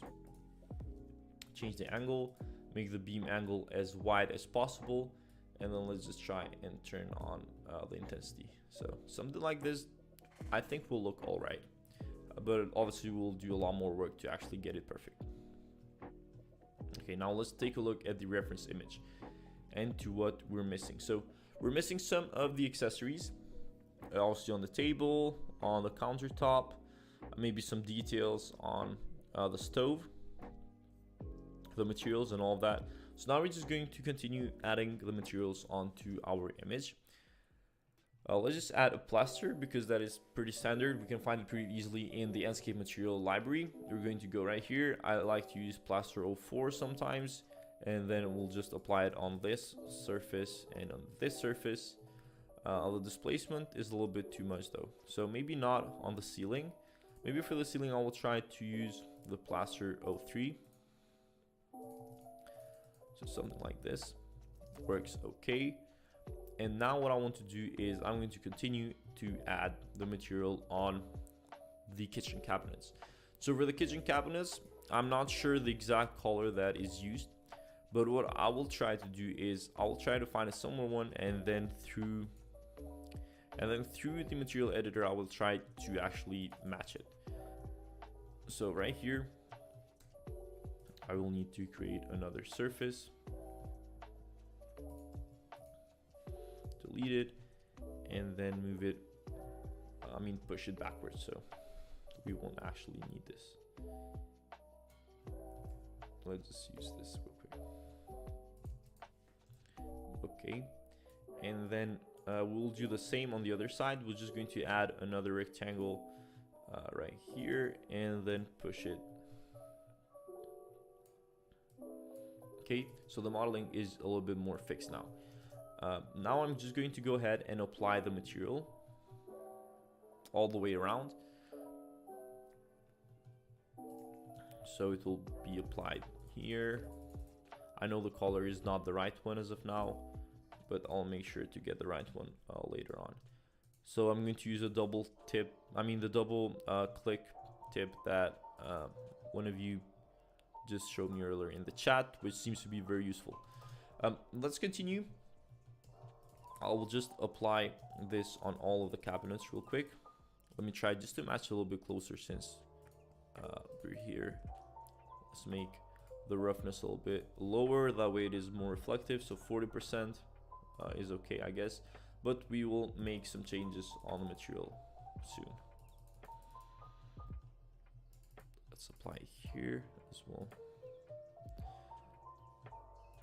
Okay, you can use color picker extension to match this color. Okay, so let me just try and download an extension. So for the color picker extension, I would need to go to the extension warehouse, right? Because I don't do that much of plugins and extensions on SketchUp. So color picker, not much here, but you can let me know in the chat later on how I can get that, and then I will try to use that tool. Maybe it is useful, maybe I need to get some more extensions in SketchUp. Maybe it will ease up my workflow. But as I said earlier, I do most of the modeling, like most of the complex modeling in 3ds Max. So yeah, let me just move this backwards. Okay, I think we're not far off with the color that we have now. I mean, it's not the right one, but we're definitely not very far away. I think this one is a little bit like this and maybe has lower saturation. Let's try a saturation of 3. Oh, so you mean like I can use the eyedropper tool from, okay.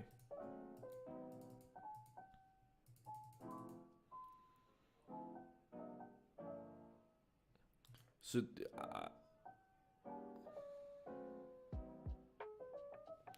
the extension is in Google Chrome. Yes, I know those kind of extensions. So to actually find the color, I can also use like Illustrator, where I can just import the image and then actually select it and find the hex code. But obviously that won't be very accurate because the lighting is different. So the color value is very different from here to this one.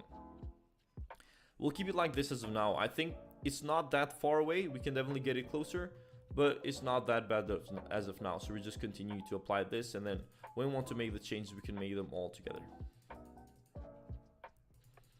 I'll apply it all around. Is there any other way to actually apply textures faster in SketchUp? I know if I actually grouped the modeling correctly, I would actually be able to do it much faster, because when you don't have a material assigned, you can just click on them without, as long as they're grouped, and then you can apply the material on it with just one click. And then underneath, I think, yeah, it's the same green color.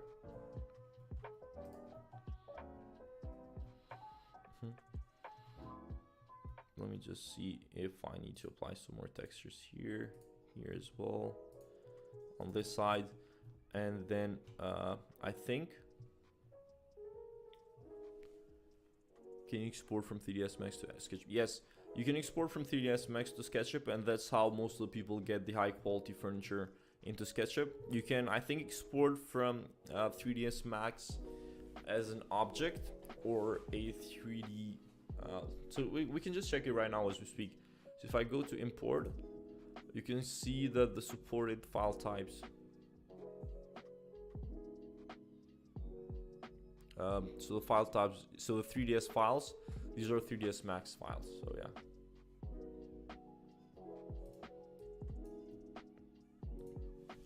Play with Control and Shift while on the bucket tool, so the new material applies on the one you're trying to change. I'm not sure what you mean by this. So Control, Shift. So if I do this one, what do the control, does anyone know what the control key and the shift key does in the bucket tool? Because I haven't actually used it as of now. Hi, Michael or Michelle, or that live is save up. I'm not sure what you're referring to here, but anyway. Now we're also going to try and find another wood texture. I'm actually going to go to ambientcg.com and try to find a texture on there, because I feel like the wood textures in Enscape are not the best as of now. Some of them definitely need a little bit more tweaking. Are you using an HDRI? I haven't actually imported an HDRI yet in this image. But maybe we apply an HDRI later on. I don't think we will actually need it, but maybe we can try and do that. I definitely want to lower the displacement on this plaster tool though. So I will select this and I will make the bump map lower because that's just way too much. Let's go back to our view, use turbo top to keep it on top, and we move on.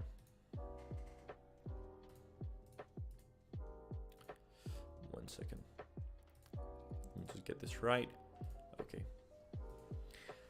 so what we were left with was the wood texture that we're going to use for these cabinets as well as the countertop. I think it is the same wood texture. I'm not sure why the auto synchronize was on, but we don't actually need that. Keep it at this angle, keep this selected, go to turbo top, and just keep this on top all the time. Okay. So now we need to find a wood texture that we can apply for the countertop as well as for these cabinets. As you can see, they have the same texture applied to them. We'll also need to import some models like these outlets as well as some accessories. I mean, some of the accessories for the kitchen. But we'll see how this goes. So I'm going to go to ambientcg.com. I'm going to go to materials and just use or search for wood. And something that would fit the cabinets as well as the countertop. Let me just go and scroll through this. By the way, a lot of people think that I sponsor like AmbientCG and a lot of these other sites that I always recommend to you guys, but I was never even contacted by them or anything like that. So I'm not sponsored by AmbientCG or any other thing like that. So this has some scratches on top of it, which we don't actually need on a countertop right now. I think I saw a good texture a little bit more upward, so maybe I can use this one, or maybe I can use this one and change the color of it later, or this one seems a little bit more suitable. So let me just go and download it as a 2K JPEG, and then from here I will just leave it on the desktop where I can find it quicker just for the live stream. Apply here. Open the SketchUp tab. I'll move this a little bit onto this side, and then I will import a new material in SketchUp. I will go where I just put it in, take this, and then I'm going to apply it to these parts. So can someone in the comments let me know what you meant with the control key and the alt key when applying the textures? Okay, so this is not what we need. I'll just do it the classic way, the way I do it. So it is, I don't experiment too much with it. You know, let's apply it on these ones. Okay, so for this one it is much better. So for this one it is much quicker. Now we definitely need to change the color of it. So let's make it a little bit lighter. Let's go a little bit on this side.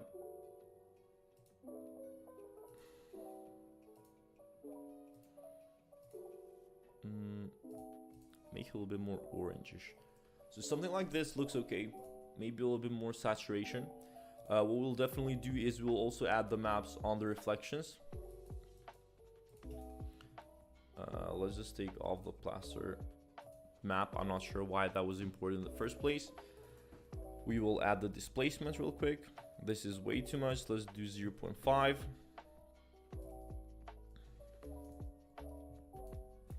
Okay, so that was kind of the quick break that I had to take.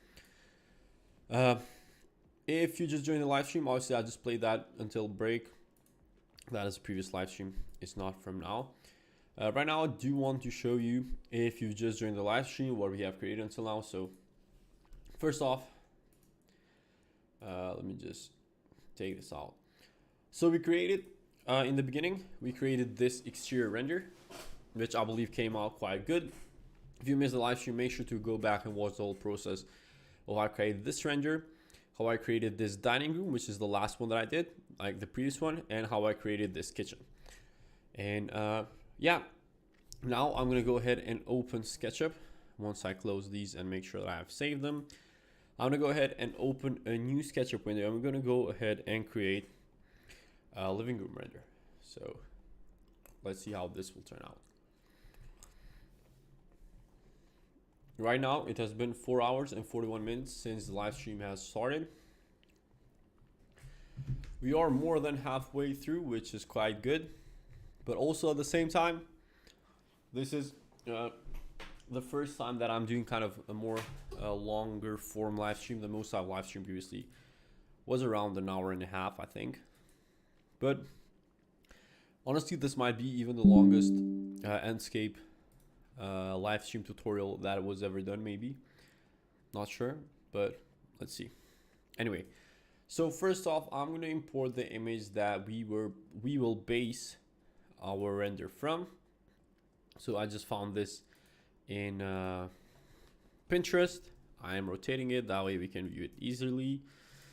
And this is what we will base the living room render from. So if I keep it over here, right now you can see we'll have a simple sofa, carpet, rug, whatever you want to call it. We do have recessed lighting all along, a TV, and obviously some windows that will have lightings coming through from.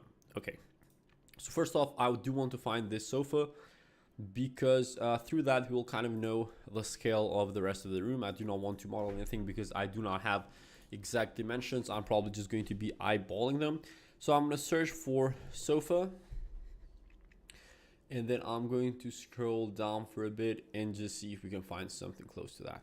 Now, it's not going to be the easiest task to find something like that because that is not something that comes up very often in the SketchUp warehouse. This is kind of close to it, not really though, but let's just see. If we scroll down, let's go to models. Maybe in models we can find something. This one's quite similar. I think something like that can work. Let's just download this one and we can keep it as an option, and I'm just going to scroll down to see if I can find something even closer to that. So it doesn't have to be exact, but I do want to kind of keep it close to at least the same style of the image. So let's scroll down, and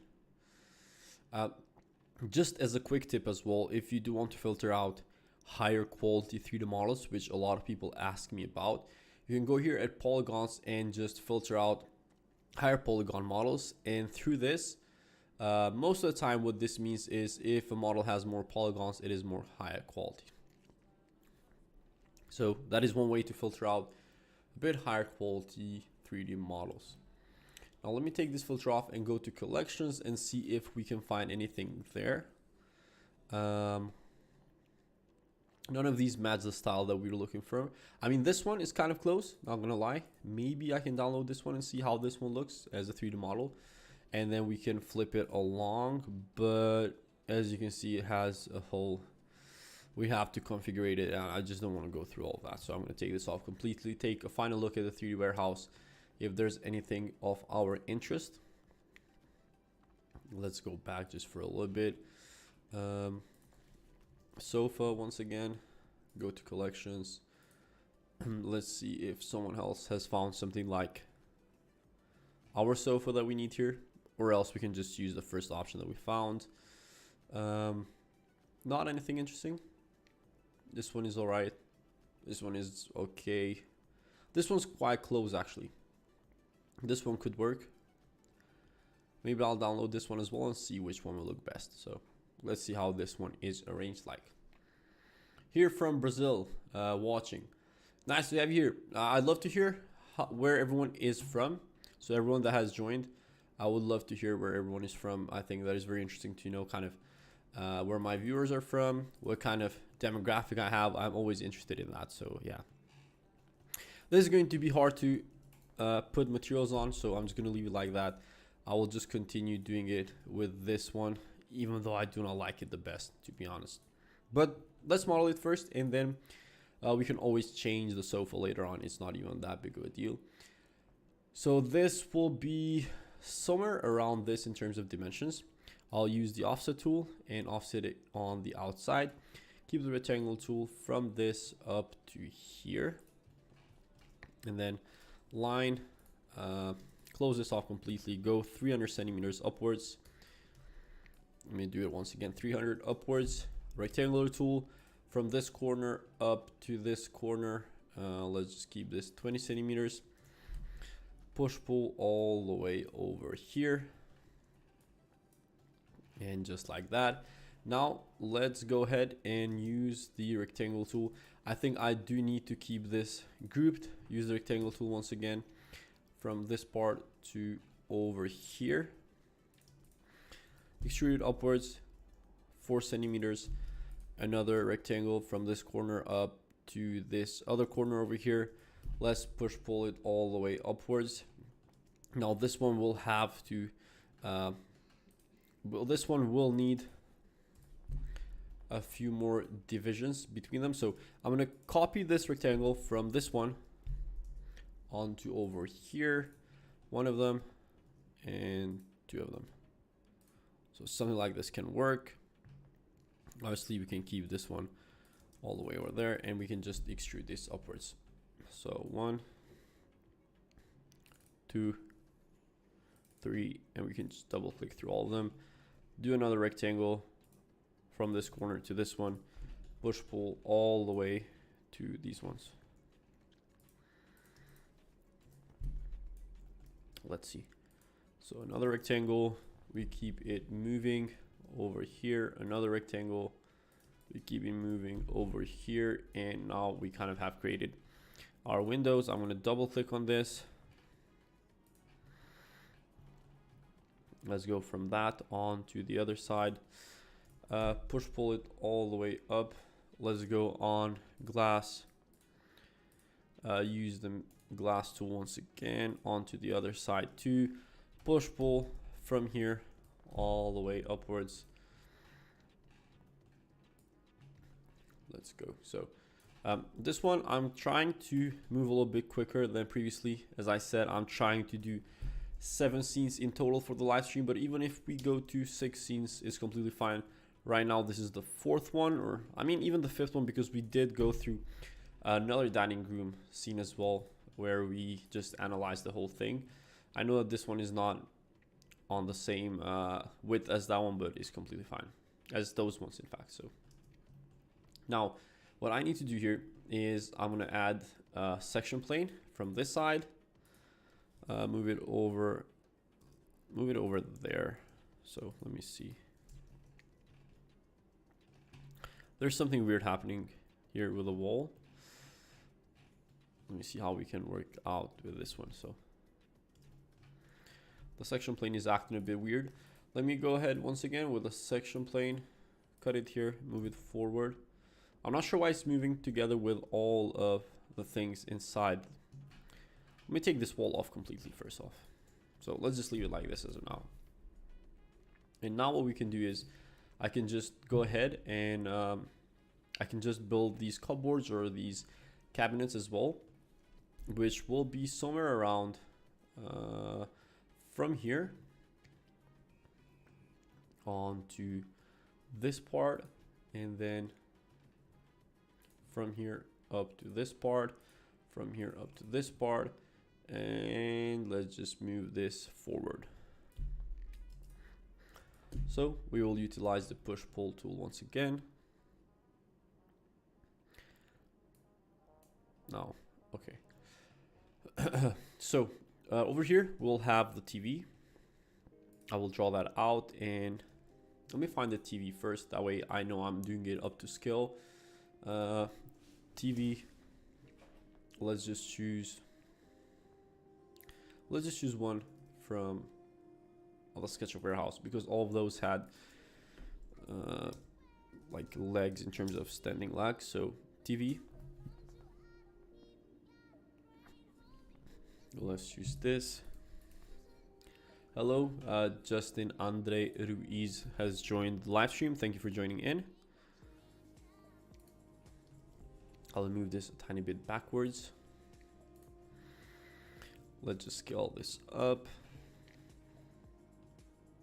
Something like this can work. Let's just also move this backwards as well.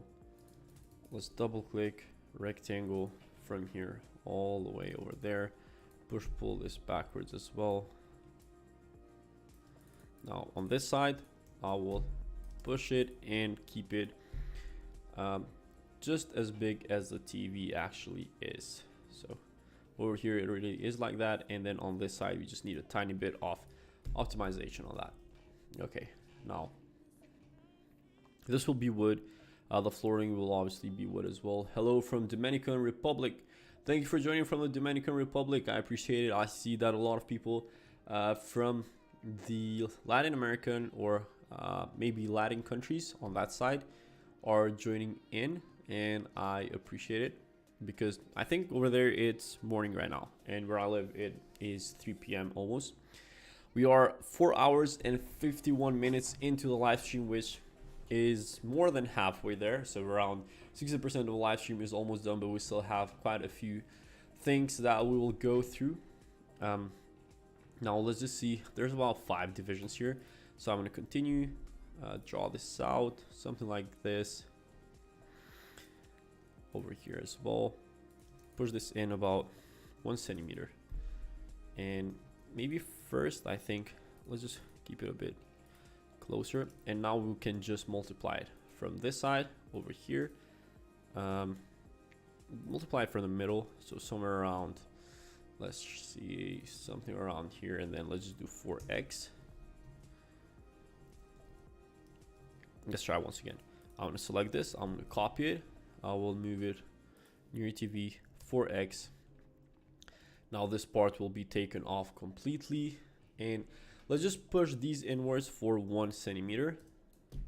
Nice, from Philippines here. Thank you for joining from the Philippines as well. I appreciate it. It has been, you obviously right now are probably waking up, or maybe not in the Philippines waking up, but I think Dominican Republic, yes, on to 4 hours of full Enscape content, which is very, very helpful. I think we created some very good scenes. If you have just joined, if you don't know, until now in the live stream we created this kitchen, we created this dining room, and we also created this exterior render, which I believe all of them came out looking pretty good. So make sure you go back and watch the live stream and learn from all of those scenes that we did. So I'm going to create this once again, take this off, and now let's just multiply it. Copy it once, copy it twice. Let's just move it on the other side as well, something like this. And now we just use the push pull tool and double click on it,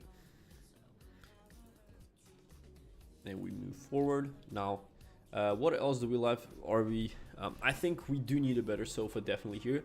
However, there's not many different elements that we would need. One thing that I should not forget about though is I do need to offset this part of the ceiling for the lighting. So I'm gonna go ahead and draw this out as well. I'm gonna take this off as well. Hi, what do you do when only a few SketchUp objects are not seen in Enscape render?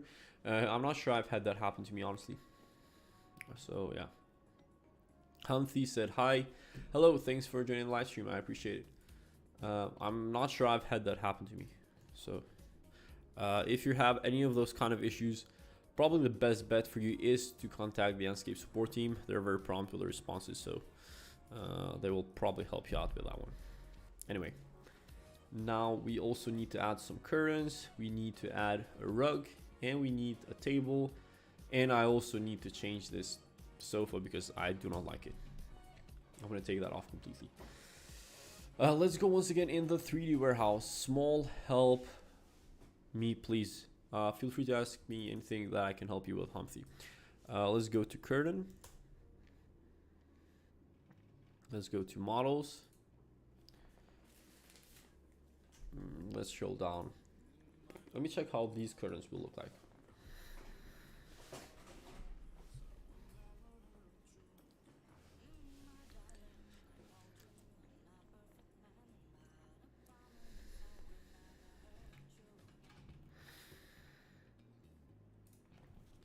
Okay, now let's double click this, put this on the other side over here. I will select this as well, scale it down from the side a little bit, and then move it onto the other side as well. How to rare recovery in Enscape file. I do not get your question. Message retracted. I'm not sure what's happening there, but anyway. Let's also apply a black color on top of these window frames. So let's go over here.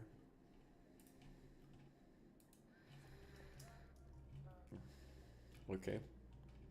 And now we will also add, the hard part is going to be to find this sofa. Let's see if maybe the asset library in Enscape has something that would help us, but I'm not sure if they do. I rarely ever use sofas from the Enscape asset library. Not that they're not good, but sometimes the style just doesn't fit the kind of project that I do. These are some simplified ones. So here's some sofas. Nothing that I really like here. Okay. I'm continuing to scroll down. Let's just see. Let me see if we can find something in the SketchUp warehouse. Once again, I'm gonna do like a deeper search.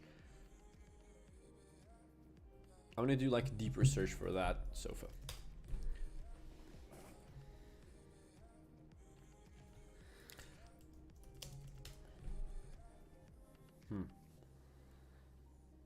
Let's see if I scroll down, if there's anything I can find.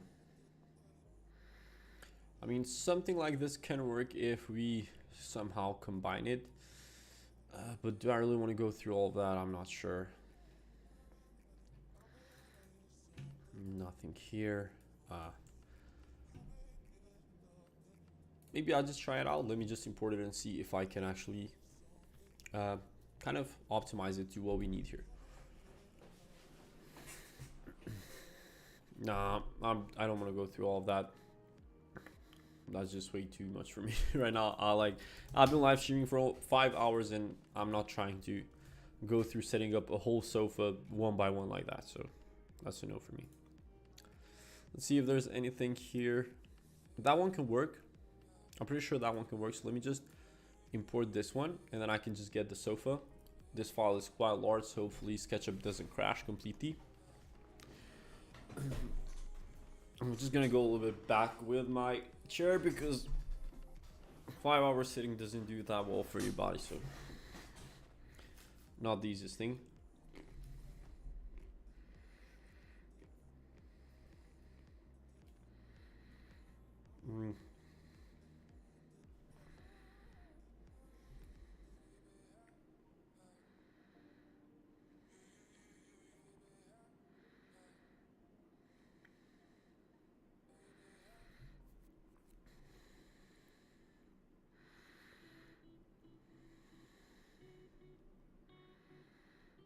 I'm sorry for taking some time off. I was just waiting for that to load up, but it seems like the file is super heavy.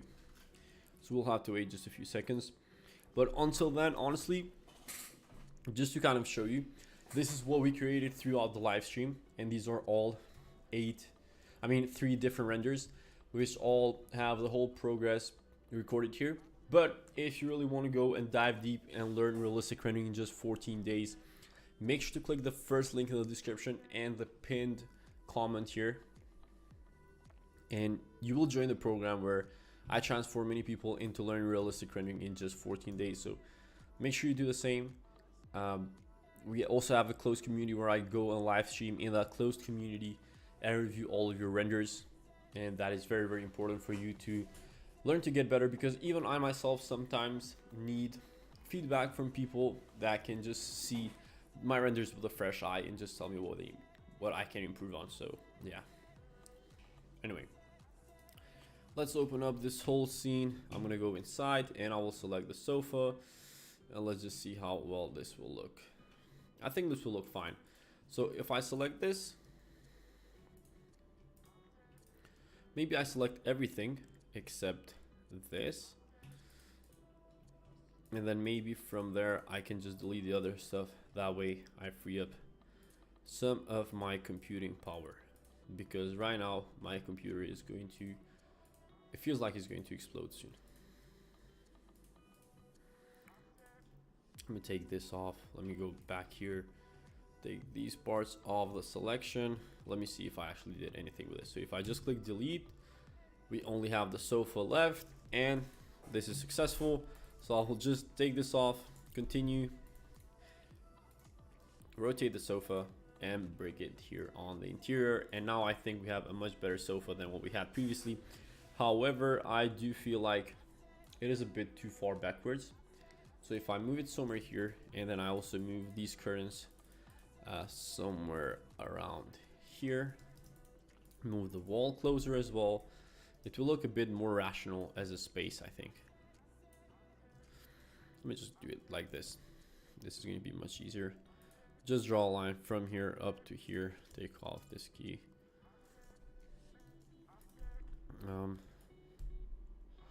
Is it possible to make it offline, the asset library from Enscape? Yes, it is possible. I'm going to show you how in just a minute. Let me just fix something that I'm dealing with right now, and I'll show you. Rectangular from here up to here. I haven't saved this file at all. I just noticed, so hopefully SketchUp doesn't crash right now, because it will all have to start from the beginning, and I would honestly hate that. But okay, so I can just go save as, go to free, and I'll just save this as living room.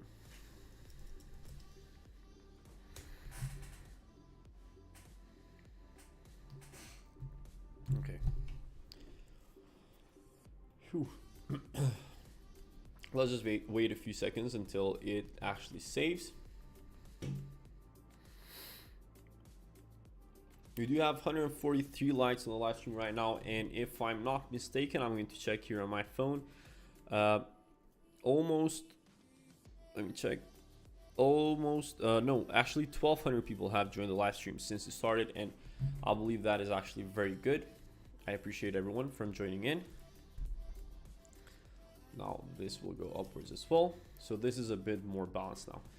Okay, so what do we need to actually do here?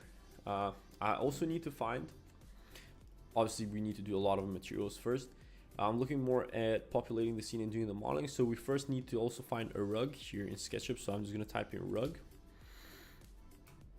And I want something irregular because I do like these parts where it's kind of like not super flat, like flat in terms of its positioning. So let me just scroll down real quick. This is way too much. This would work maybe, and then we can change its material on top. I'm not sure why it's rotated like that, but let me go into the group, select it, and then rotate it.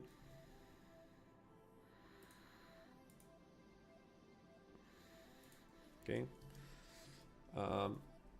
So now I'm going to try and put it underneath the sofa and then move it over here and then scale this up. So something like this can probably work. Okay, and now let's try and find, we don't even have to find a table like that. Let's try and find another living room table. Any kind of living room table that is minimalistic and contemporary can work in that place. So living room table, we'll search that up, and let's see what kind of options we have here. Circle, let's type in circle table. Let me scroll down and see what kind of options we can actually choose here from. Nothing that kind of really catches my eye. Let's go to products. Nothing that really catches my eye either as of now. Let's go to collections and just type in table.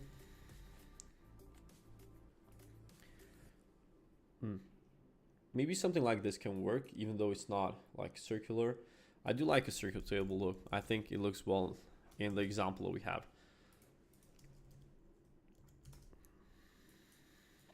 Maybe I can just import this one and just apply wood material on top of it. This is way too big though. Maybe I can just choose this, scale it down here, and just move this on top of it.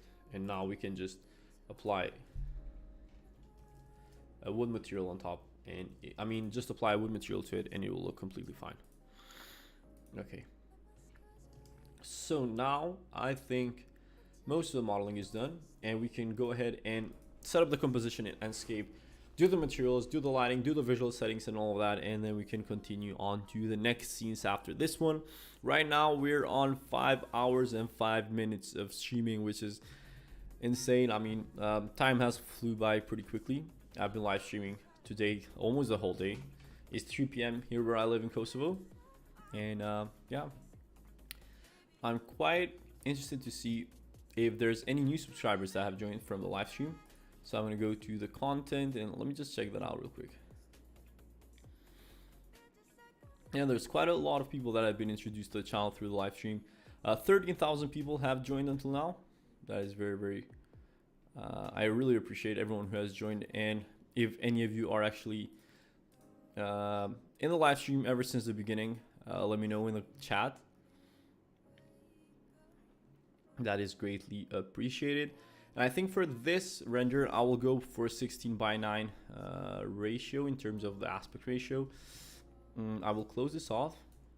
Let me just see what I have here as options. I'll turn off, first of all, the sun brightness completely. And then I will close off this wall or this area completely. We don't actually need that. We'll go to Tools, Section Plane, apply the section plane. I'm not sure why the section plane is actually not working correctly here, which is actually really, really annoying. Let me try it on this one. So it's the same thing with this one as well. Does anyone know why the section plane is not working correctly here? If anyone has had this experience in SketchUp, I would really appreciate that. But it's completely fine, because at the end of the day, I'm just gonna go ahead and maybe just, let me go back, draw a line here and just extrude this all the way to where you cannot actually even tell that it's a whole thing. So block this off, upwards, on the side, downwards, all the way over here. Let me go to the Enscape window, and now it's fine. So right now we don't even need to use a section plane, so it's completely fine. Let me just scroll down for a tiny bit. Okay, let's set up the composition. So in order to set up the composition, first thing, I'm gonna go to the 2-point perspective. I actually covered this previously in the live stream on why I do this. If you want to go and check that out, make sure you do so. It was in the first kind of part of the live stream. So now I'm gonna go to Ultra. In terms of the rendering quality, I'm gonna go a little bit backwards, move over here, and let me check. Now, something else that I would like to do here is, let me check if I want to go to the view management, create a view. Also, we can use the save frame tool. This way we actually have the same aspect ratio that we set up in the output of the settings. Now we have the same aspect ratio here in the Enscape window as well. And I'm gonna go ahead and type this in as scene 1. And I will do this as 16:9. That way we know what kind of scene this is throughout the aspect ratio that we have set up. Now we set up a basic composition here, and now the best thing that we can do in order to continue and progress with this image is, I think we need to go ahead and apply some materials, obviously always basing off the example that we have here, which is actually quite helpful. Now let me go ahead and in the Enscape material library, I always like to do the materials first that are available in Enscape, because it's just way faster than just going through other type of websites, importing the material, and you kind of get in the flow of applying materials a bit faster. So let me go inside here. I'm gonna go ahead and apply the wood material. I'm not sure what kind of texture we have on top, but let me get in the group. Now I'll go ahead, texture, position this somewhere like this. I'm not even that sure if this would work. I do not like this material. So let me go back here. Let's go to wood. This one is more similar to the one that is on the example. This one would definitely work, I think. So yes. Now we can just make this a lot bigger. So maybe 250. This is closer. We turn off the saturation. We make it a bit lighter. Turn off the saturation. Once again, a bit more. Maybe a bit darker now as well. Let me see. We can leave it like this as of now, and then we can make changes later on. It's completely fine. Now we also need to make this material, wood material. So I'm going to go to the wood material section once again, and then let's just choose this wood 16, import selection. We can apply it right here, and then on this part as well. And then I think this part of the cupboard is supposed to have the same material. So let me select this, apply it over here. Now let me go back. Yes, so it definitely has that applied to it. And now I will also apply a plaster material on these side walls, the ceiling and all that. So let me go over here. Let's go to plaster. Let's choose this stucco material, and then we obviously will have to tone down the normal map of it, just like we did with the rest of the materials that we did in the previous scenes. Hi, and thanks a lot for the effort. Thanks, TKS. I appreciate it. Honestly, I do enjoy this quite a bit. I'm trying to put out as much value as possible in this channel for everyone who uses Enscape and just 3D rendering in general. And it's good to know that people are actually appreciating the amount of effort that I'm putting in. So yeah. Anyway, now this color will be a little bit more on this side. Once we fix up the lighting, that will be more visible. And now I think I just want to add some basic lighting as well. If you weren't tuned in the live stream previously, just so you know, I always like to do, first of all, like a base composition, a base lighting, base materials, base visual settings, asset library, and that.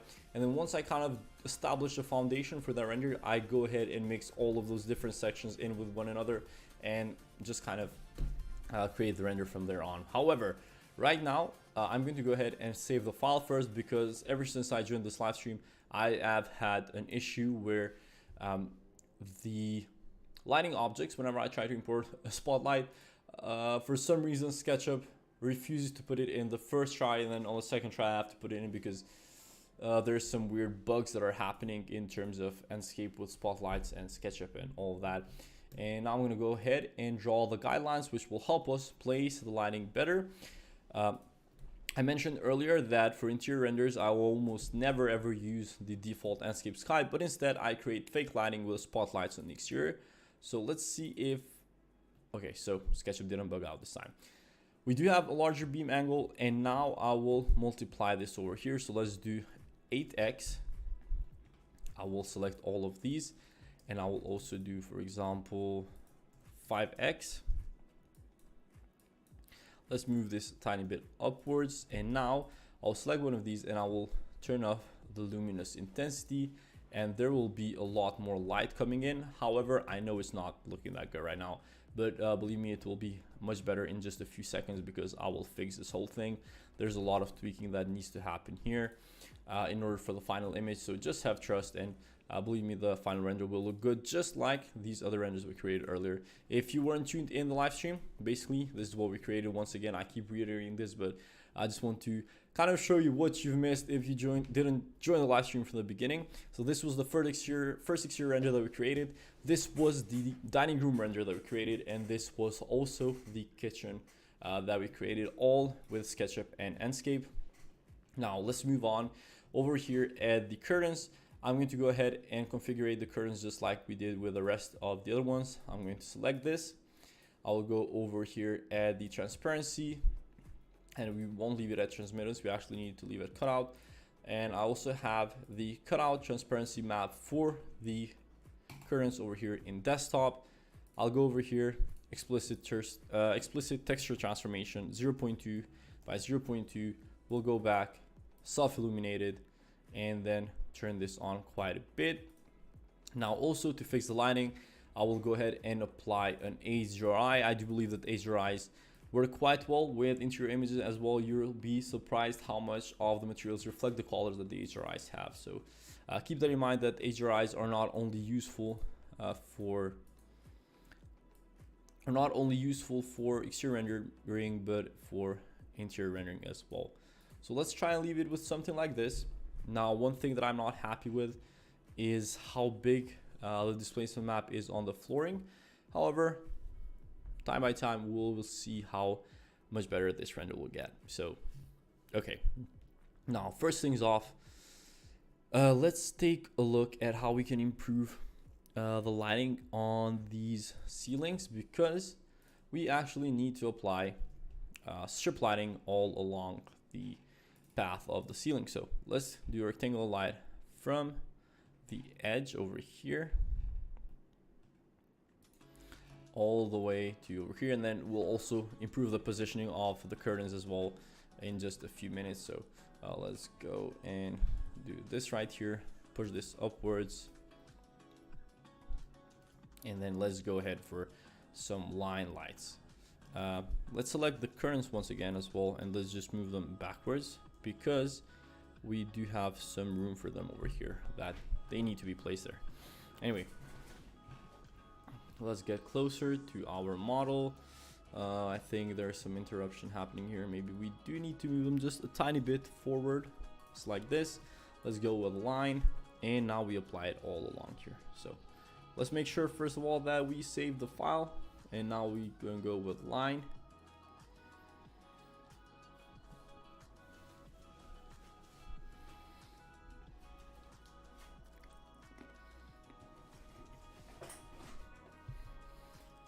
This file is kind of heavy because of the sofa, so we're gonna wait a few seconds until SketchUp loads up correctly. Let's go over here. Now, length to the maximum. Move it a little bit forward. Let's go to select. Colors, let's use something warm. And we're gonna apply the color on top of this strip lighting. So let's do this. Turn on the light intensity. This line light is not working. So just so you don't know, if you don't know that, I actually haven't mentioned it in this live stream. The rectangular lighting can work just as good as line lighting, sometimes even better, because we can just use this, move it over here, move it a bit downwards, move it all the back, and now I can just copy it over here. Let's do, for example, 40x, or let's go back to this. Let's apply the color first, and then make it a bit longer. That way we have to do less work in terms of multiplying it, but let's do 50x. And now we can just select one of them and turn on the luminous power. And as you can see, now we already have some strip lighting going on over there. Now we can just copy this on the other side as well, which I'm not sure why it's not very visible in the render here. Maybe I have to check it in just a few seconds. Zoom extends. So this keeps happening sometimes in SketchUp, which is completely fine, because compared to the last live stream, I have found how I can crack the code on that one. So let's select all of these rectangular lights. I'm gonna make those a group, and then I can easily copy them and move them to any direction that I need them in my render.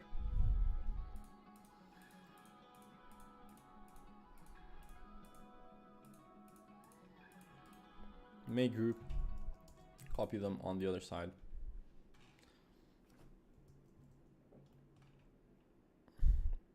Let's see how these will look. I'm not sure. I think I need to move this a bit more upwards as well. Now we have those lights over there. I didn't copy them. Okay, so I only moved them. Let me just check. Okay. M key, Control key. Let's move it on the other side over here. Push pull this upwards. Wait, I have to take care of this. Copy over here. Push pull this upwards. Now I move this on the side. Okay. Now this is a little bit closer. Obviously, it is the whole render is looking way too warm right now, and that's because of the way the lighting is set up, but just wait a few seconds and you'll see how this will come out. Let me move this over here.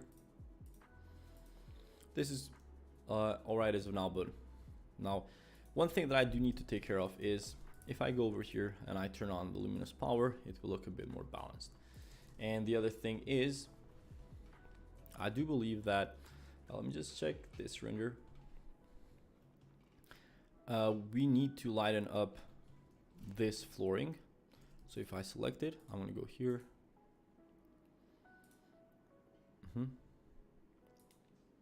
Maybe something like this. Let's go to the visual settings, turn off auto exposure. This will probably be closer to what kind of lighting we will need here in order for it to look good, which will closely get much better. But there's still a few things that I do want to improve in this, especially I think the field of view is a bit too much. So let me just close it down a bit. And then if I go back to the view, okay, so this is all right.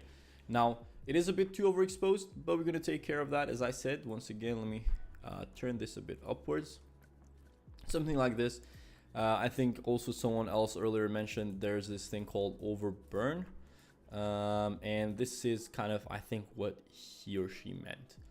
Now, saturation, let's move it upwards a bit. And then call it temperature a bit on the colder side of things. Wow. And then some brightness off, night sky brightness off, ambient brightness off, shadow sharpness off. So we want the shadows as soft as possible. The exposure might be too much now. Let me just check. Now we can just continue tweaking and adding a lot of things and just improving the render overall. Now what I'm gonna do over here is I'll just go once again. We do need to balance a bit the fabric colors or the fabric materials of the sofa as well as the carpet. So let's just be patient in that side of things as well. So turn this off a bit.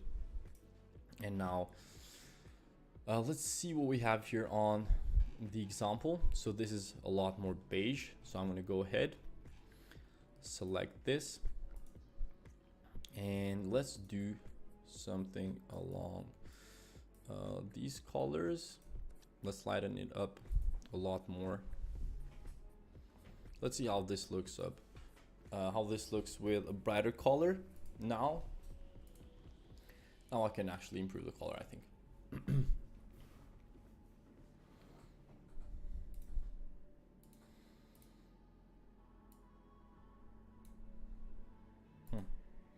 Something like this can work.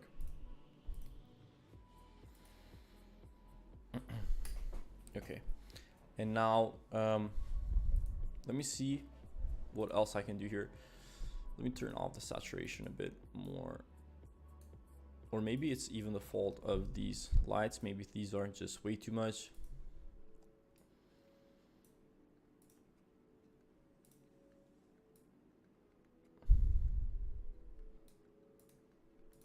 The vignette is actually, I do not like the vignette. I do not like any of these effects. I only leave the vignette on, but even in this render, I'm going to turn it off completely. Now let me just check, because the lighting here is a bit tricky to make it work. I think even the curtains being self-illuminated is not working that well. Final step, Photoshop, or this final. I'm not doing any Photoshop for today's live stream.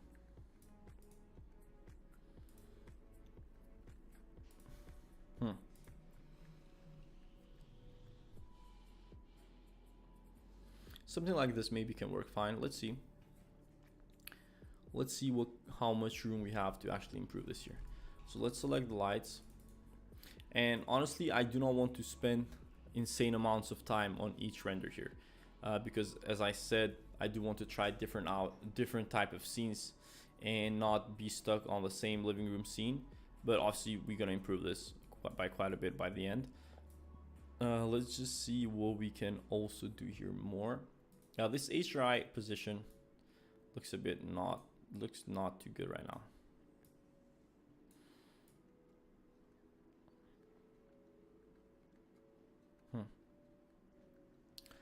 Maybe I'll just leave it on that side for a bit. Let's try white background as well. It doesn't work. artificial brightness turned on. I think it has to do a lot with the exposure as well. So let's just see how this is going to work like. Let's just leave the exposure to this. Let's just turn off white background. Let's turn off the brightness of the HDRI as well. Or we can turn it up. Let me see. I'm just trying to test out as much as possible with the lighting because I'm trying to get the perfect balance with it. I think this has to do a lot with how good the scene will look. This actually, I think, is... It's weird because it doesn't work. It works in opposite in terms of with the artificial lighting that we have put there. Maybe we just leave it like this.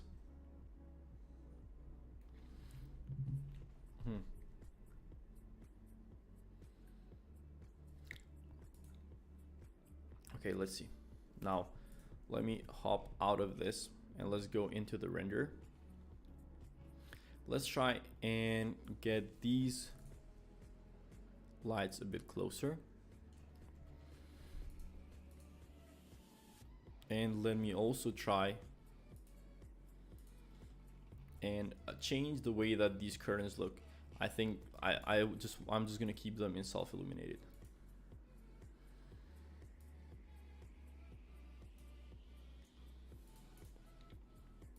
Let me see.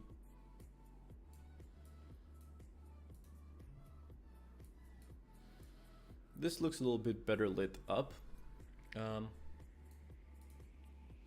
Some of these lines that are coming here in the ceiling are not very ideal. However, let me see what we can do here. Maybe I just turn off the exposure just a bit. Maybe turn off the auto exposure. It doesn't work like that. Anyway, auto contrast is way too much.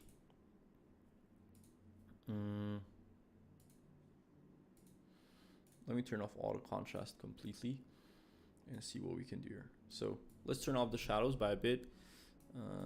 Auto contrast is way too much once again. So let me play around with the lights once again. So if I click over here and I go on the lights, someone said nice, thank you, I appreciate it. Let me just see how turning down the light brightness looks like. I do not like how it looks like. Whew.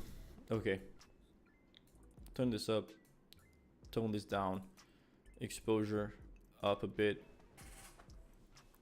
Let's tweak around the materials because I think we need to make some other changes and then come back to the lighting to fix it.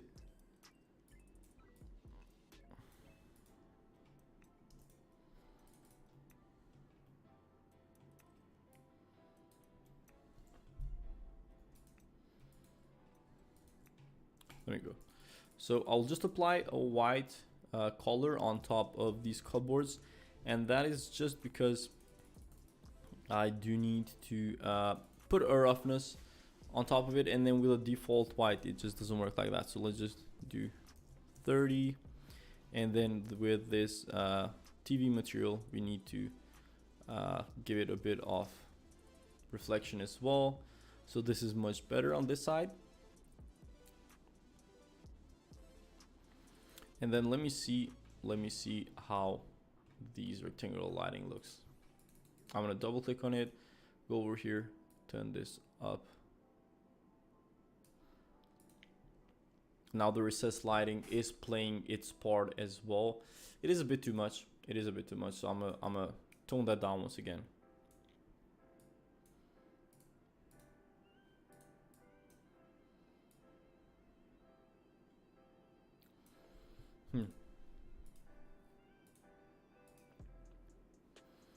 Okay, let me see what we can do here. So let's add some accessories here on the table. I'm gonna try and improve this overall. So let me just go here. Assets, accessories. Let's go to flower. I've been using this flower throughout the whole renders.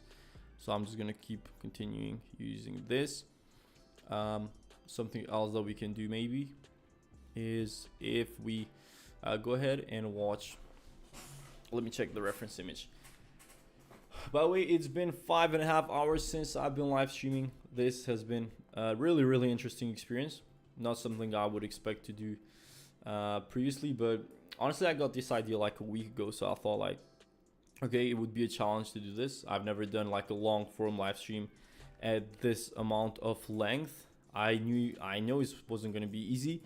However, it's been interesting. Like, I do get feedback from people, and it's nice seeing people from all over the world joining in. So yeah, this is interesting. Okay, so while I'm looking at this render, I do feel like there's a few things missing that this render has. So for example, what I'm going to try and do is I will add some lighting from the top, like from the ceiling. Let me just try this out. Let me save the file first, because it always keeps crashing sometimes when I try to load up an Enscape object here.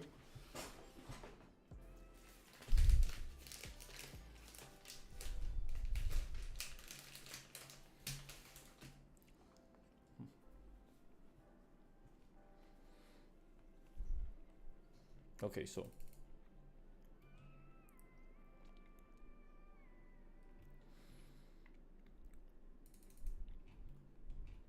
I'm going to put that down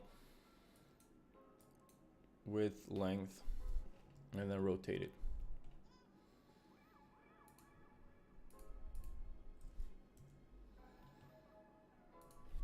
Now let's turn on the luminous power.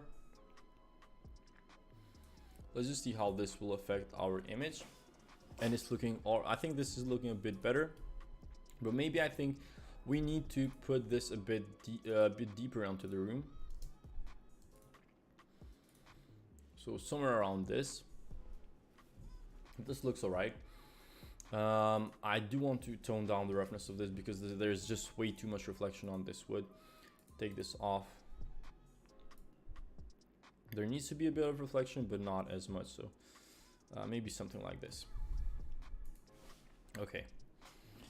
Now, one thing that I do notice here is maybe if I try to lower this down a bit, maybe I tone up the exposure. This is maybe way too bright. However, I do want to maybe add a floor lamp here, which will look good. I think let's go to the SketchUp warehouse and just type in floor lamp. I was thinking about something like this one. Let's just get this one. So I will download it and then I will just put it on this side.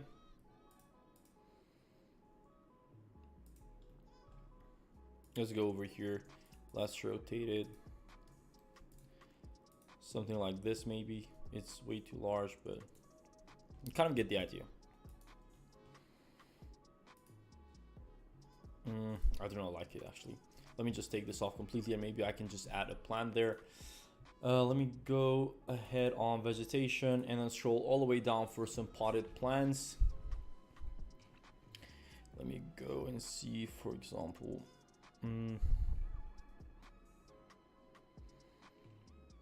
let's just check out this one. Nah, it seems almost like it's for exteriors. I do have one that I like to use quite often, which let me see if I can find. This one is quite good actually. So let me just leave that one there. Move this a bit closer to the sofa. The frame on the window does look a bit weird. Let me make that metallic as well. So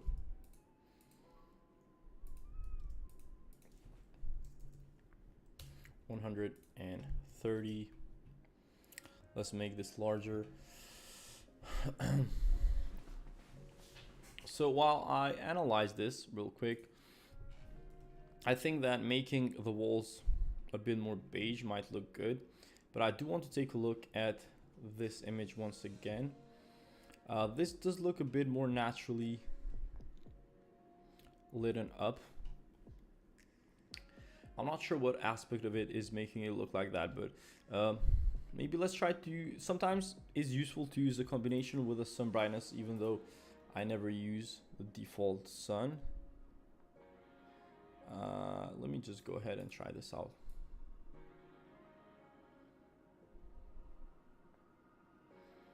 Not much difference, honestly. Let's turn this off completely.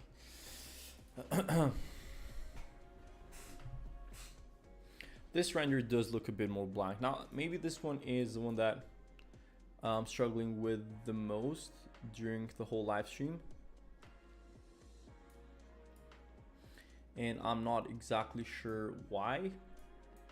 It mostly has to do with lighting, I'm pretty sure. So, by the way, if you weren't watching until now on the live stream, these are the renders that we created. So it's this kitchen render, it's this dining room render, and is this H2 render. Honestly, it might be because my eyes are tiring it out, to be honest, since I've been live streaming for so long. It's 5.5 hours doing this. So let me try and put everything on default. So auto contrast, artificial lighting on default. Let's just see how we can set this up if we put everything on default. I'm going to delete all of the exterior lighting. I'm going to take all of this off, all of this off. I will also go ahead and use this as foliage. I'm going to go to the HDRI light and brightness and just keep it at default. I'm going to go ahead and in the rectangular lighting and just change this as well. And let's just see if we can kind of redo the whole image, redo the whole lighting almost from like beginning steps. Let's see how this will turn out.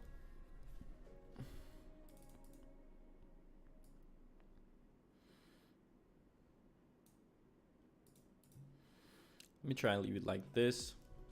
This, I'll take it off completely. Let's see now. I'm not sure why that one is reflecting so much. Did I change the material of it? I think yes. Okay, now let's analyze this for just a bit. I think that there's some sunlight coming in here. Lighting adjustment, I always relaunch Enscape or even I mean, Vincent said, whenever I have a problem in lighting adjustment, I always relaunch Enscape or even the sketcher file itself. I do understand that, but I think that the issue here isn't so much with the actual software. I just think I need to set up the lighting better. And one thing might be also the composition, because I think these are maybe too far back there. And I maybe need to move these a bit closer. So what I'm going to do is I will scale this a bit inwards. I will select these two and move this these a bit inwards as well. And then I'm going to do the same with the wall here. So let's see how this will look like. Okay. I think the composition will be better this way, because it can play a huge role on how even the lighting reacts to the whole area and things like that. So we do have to take care of the composition as well. Now let's just leave it like this. Let me go back here. Let's scale both of these down on this side, and let's just see how I can set lighting better. Okay. Now let's just try once again with the spotlights. I will save the file first,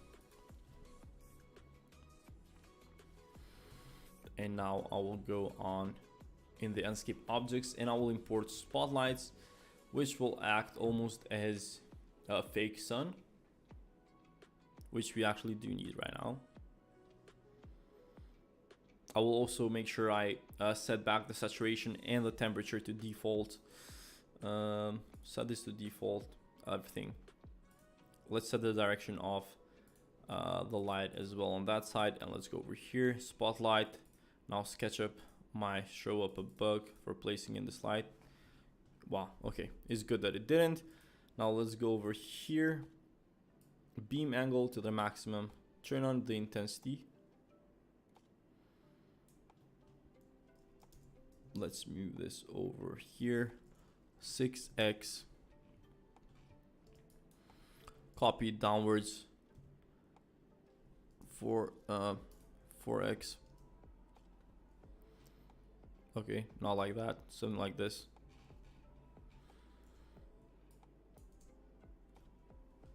And let's just move it a bit on this side. Let me take these off. Let's take this off, and okay.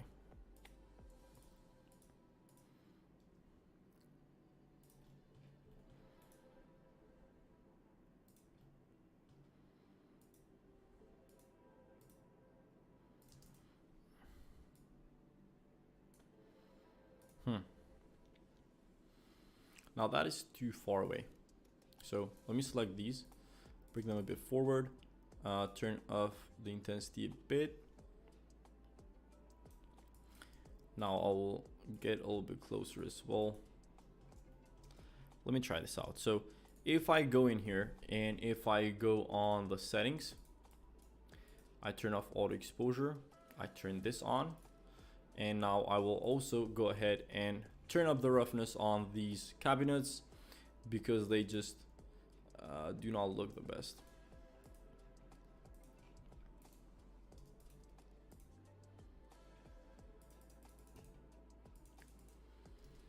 Let me put this at 60. And this part is looking good, I think. Now I'm not sure why this change. Okay, because I do need to do the strip lighting on this side as well. So rectangle from here up to this side, push pull this upwards, select all of these, copy them on the other side. Let's see how this will look.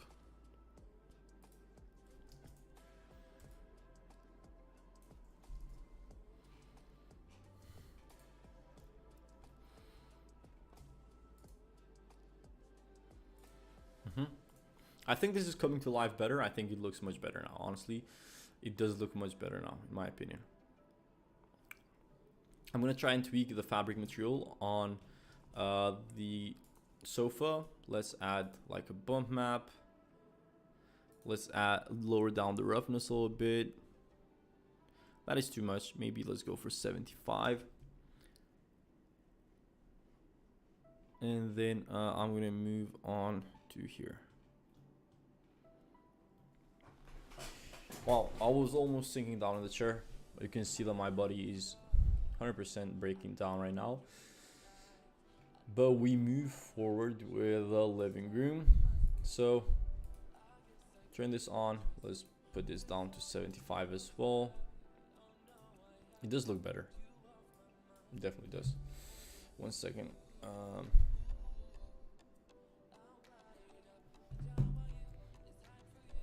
Something like this can work. I think this render is quite well.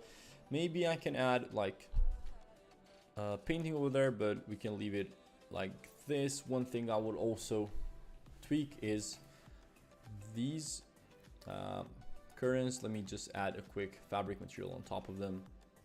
I do have some Enscape resources ready to use here. And by the way, having a good organized folder with all the different resources you would need throughout work is very, very, very important, at least for me. It has helped me a lot. So yeah, keep that in mind. Let's do a normal map. Move this upwards. Okay, now let's make this brown. I do want to make this brown. Edit.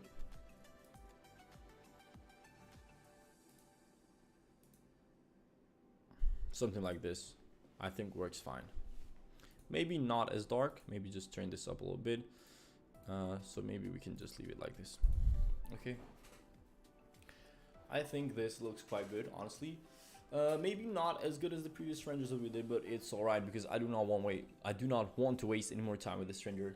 It's been enough already, and I do want to cover as much scenes as possible. So if you enjoyed this, also make sure to click the first link in the description to join the Realistic Rendering in Just 14 Days program, where I will teach you to go from total beginner to advanced user for realistic renders in just 14 days.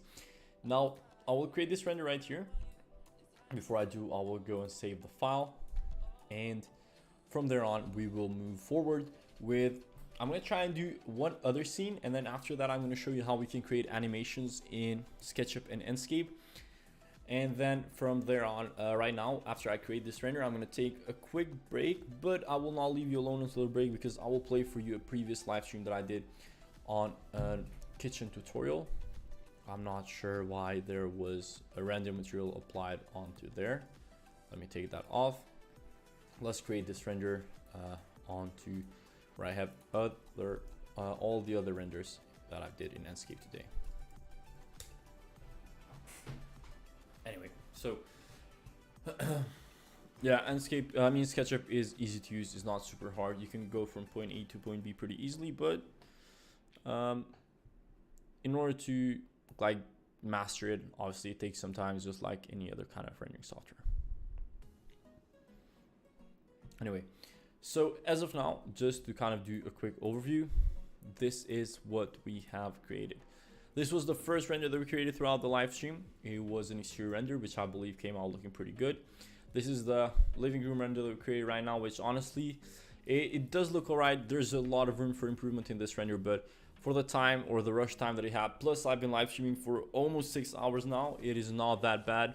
And then we also did this dining room, and then we also created this kitchen. So thank you for watching until now. I do appreciate it. I'm going to take a quick break, but do not leave the live stream, because right now I'm going to play a very specially important tutorial for you until I come back in 5 minutes or so. And I will see you, and I will be right back with probably a bedroom scene that we're going to do together. So talk to you soon in just a few minutes, and I will leave you with the tutorial. 0.2 on this. And then what we will also do is add a roughness map on this, so 0.05.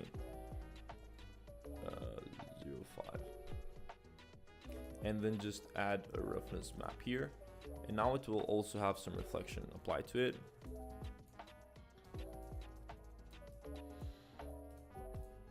Okay. We can just keep this on top. I think we're getting closer to what we want to achieve here. I believe that the image will turn out well. Now what we're going to do, I think I want to move on to some like importing of some more assets, because we definitely need this part here as well, this part here. So I'm just going to go in the sketch warehouse, and I'm going to import a kitchen sink. I'm just going to take this one straight away, because the modeling of the kitchen sink isn't very like it's not anything too complicated, so I don't think it will even make a difference which one we choose. Plus, from our angle, we won't be able to see it that much. So let's just turn this around, go a little bit backwards. Let's just move this down. Okay. So I'm going to leave the sink here. I will create a gap where the sink is. I will push this bar down. The tap is way too big, so I'm going to make it smaller. I'm going to move it a little bit forward. What I think would look well is that if we have these lights at, like with a brass material, so if we apply a brass material on these lights as they have right now, we can either leave the whole, like the tap and all of that with a brass material as well. I'm not sure why this isn't looking that good, so let me just change the color. Or we can just leave it like the black right here, the same as the sink. I think I'm just going to go with this one. And then what I will also try and do is let me just try and find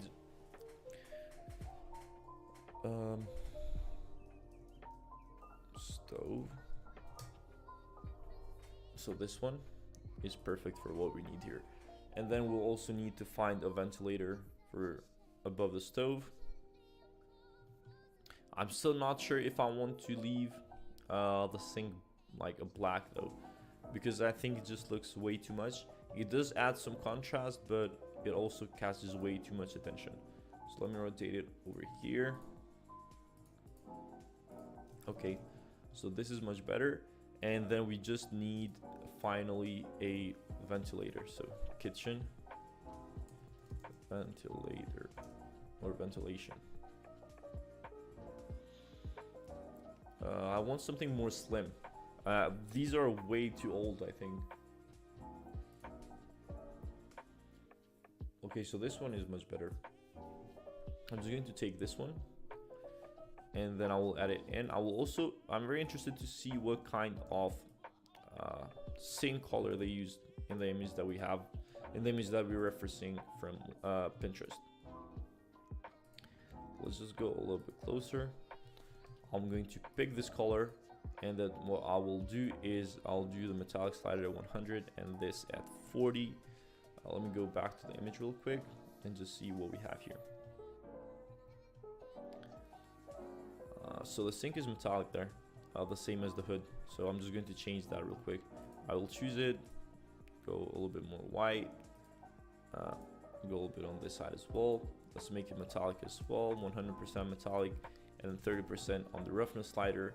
We're going to do the same with a sync, which it already has it applied. Do you have any questions as of now? Please let me know in the chat. I will be happy to answer them.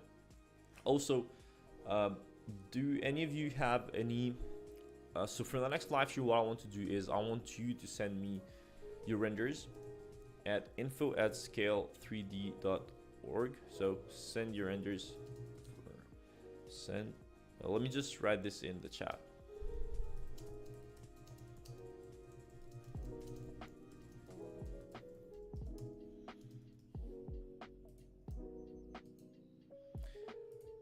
So if you go to the chat right now, you can find our email. So you can send your renders there. And what I usually do in some of the live streams, I will choose some of your renders and then I will review them live. We can discuss what looks good, what I think would need a little bit more tweaking. Or if you also want to, you can also send a SketchUp file and maybe I can go, maybe I'm not giving you a promise here, maybe I can go through it in one of the live streams, so we can just go a step-by-step thing on the SketchUp file in a live stream like this. So go in the chat and you can find the email. It is info@scale3d.org and you can send it through on the email, so your renders. Okay, so let's continue. I wanted to find some tiles for the backsplash, so obviously I don't need anything too complicated. I think I'm just going to choose these tiles, apply them, and maybe I can just change the size of it. Oh, okay, so these were applied on the whole wall now. So I will need to reselect the surface with a rectangle. Now we apply them, and now we just need to do the same on this side. What I think would be better if we make them just a little bit larger, or maybe make them like square, so something like this. Now I'll just leave them at default. I think it looks alright with default. What I would do is, let me just check the displacement. Maybe I can do it a little bit lower, so 0.1. Let me just get closer, and this looks fine. I mean, it's not the best. Let me just check another tile option here. Yeah, I think if you can send your renders for review for the next live stream, I think it would be a great live stream. That way we can interact even more, and we can share our opinions for the live stream. It will always also be more kind of a Q&A live stream as well, so yeah. Let me just move this one. I want the texture positioning to be perfect. Something like this, and a little bit bigger. A little bit bigger as well. So, okay. I choose this, apply here, move it downwards. Okay. Let me check the SketchUp tab. I mean the Enscape tab. Go to Turbo Top and use this. I think it's much better and cleaner if we use these tiles rather than the subway tiles that we had earlier. I think the gaps are a little bit too big and they kind of they get a lot of the attention, but I'll just leave it like this, and then if you have a suggestion, just let me know and we can check it out, replace it, see if it looks better or anything like that. We'll also want to make some changes on the floor material. Let me just turn it to default and reset the color altogether, and just make it a little bit less saturation, make it a little bit brighter. This doesn't actually look the best. Let me just tweak it a little bit more. I'm going to go to ambient CG once again.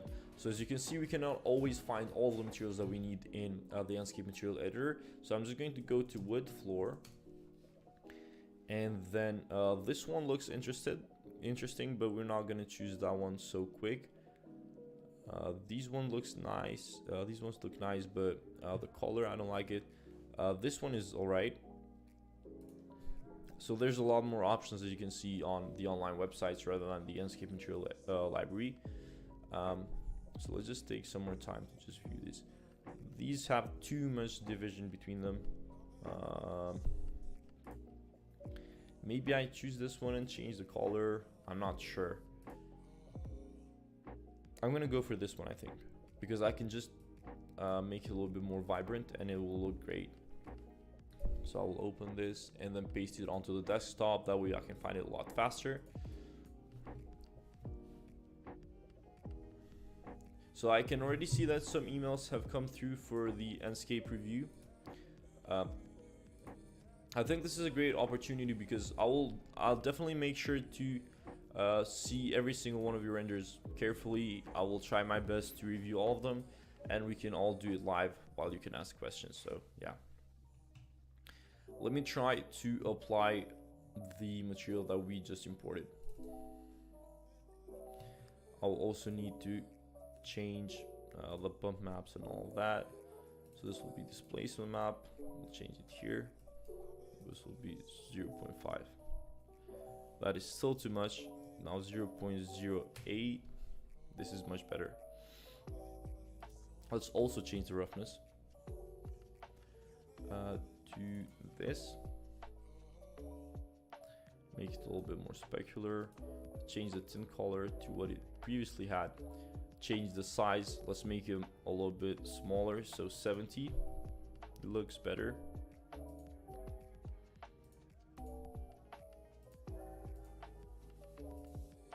I'm still not happy with the color of this wood material. Let me just reset it all together.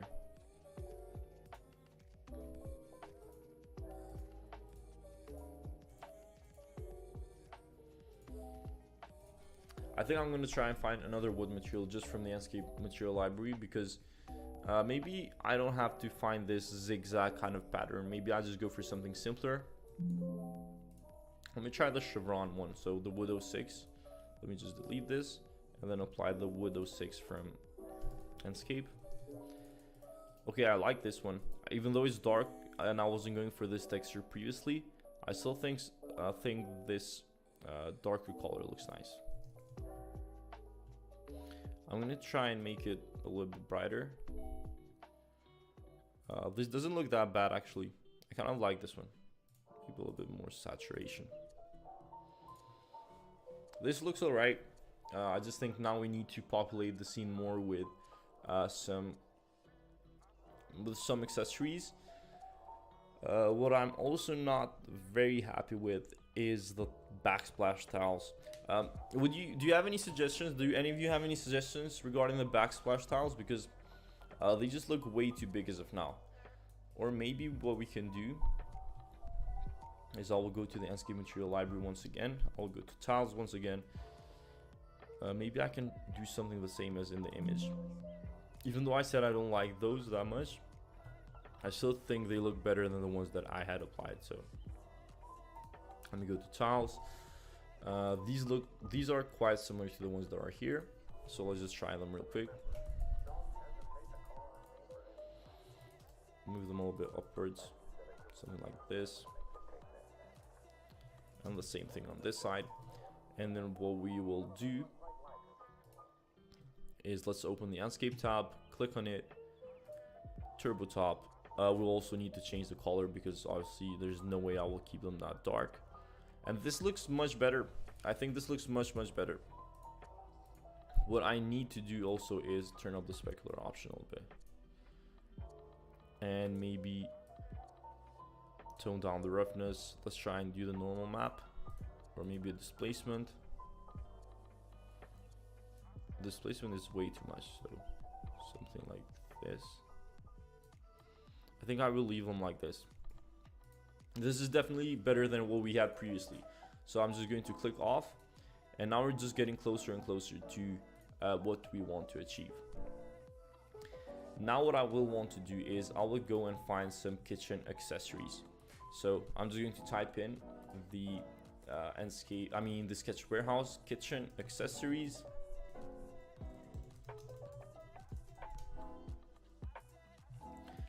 I think there's some nice ones here. So let's just go with this one and see what we can find. These are more furniture rather than accessories. Let's see here what we can find. So hello everyone, I'm back from the break. I took it a little longer than I expected. Sorry if any of you thought that was a live stream. This was just something I played until I was on break. If you haven't been watching the live stream from previously, here's a few renders that we actually created earlier. This was the first render that we created. So this is the exterior render of a house that we actually created. And I think this was pretty good. Honestly, if I'd be out, go watch this whole live stream back, because there's a lot of valuable content that you do not want to miss out on. And then on that note, we also finished this kitchen render, which I also think is very good. The whole process of this, the modeling, the materials, the lighting, and all of that is recorded on here. We also created this dining room as well, which looks very good, at least in my opinion. And then it's this living room that we created previously, which is really good. But honestly, these two ones outweigh this one, to be honest. But as the live stream goes on right now, we've been 6 hours in. Obviously, my eyes have gotten a little bit tired in that sense, and I'm just kind of running low into the attention I have on detail, but we'll keep going because I believe that there's still a lot that I can show you throughout the live stream. And right now we're going to go through a bedroom model scene, which I downloaded online. I'm going to save this one first, and then we're going to go on to that one and see how we can create a realistic render out of that. Now, I'm trying to include as much of the process as possible. Until now, only the exterior render was previously modeled, but it didn't have any materials applied to it. And then the other interiors were all modeled from 0 up to when it came to rendering. So over here, this one, this is a file which was rendered with V-Ray previously, but right now I want to recreate this with Enscape. So let's see how we're gonna go on about this. Now, let me see where even is the Enscape window here. 1 second. Let me just check. Let me just read some of the comments. Can you tell us how to implement waterfall on water faucet? That is not super ideal with Enscape, to be honest with you. However, try out, it's probably best to try and find it on the sketch warehouse. So yeah, anyway, let's go ahead and let me find just a few things over here. Let me just go through some more of the comments until this loads up properly. Someone said, wait, is it going to be an 8-hour long class? I thought it would be like a class at 8 a.m. Thanks for the great content. Yeah, I've been live for 6 hours now, and it's 2 more hours to go. And yeah, that's pretty much it in terms of how I'm operating this whole thing. It's probably going to be the longest Enscape live stream ever by a creator. So Kay is from Philippines. Thank you for joining from the Philippines. How to make sparkling light in Enscape? I think you mean on like a self-illuminated object. We can do that from the Enscape material editor. Thank you for your effort. Thank you for joining in. Make glass backsplace. I personally have been making it for about 2 years from glass, both when designing and when assembling, and put something abstract to help you image, possibly pastel colors. I honestly have no idea what that is referring to. Anyway,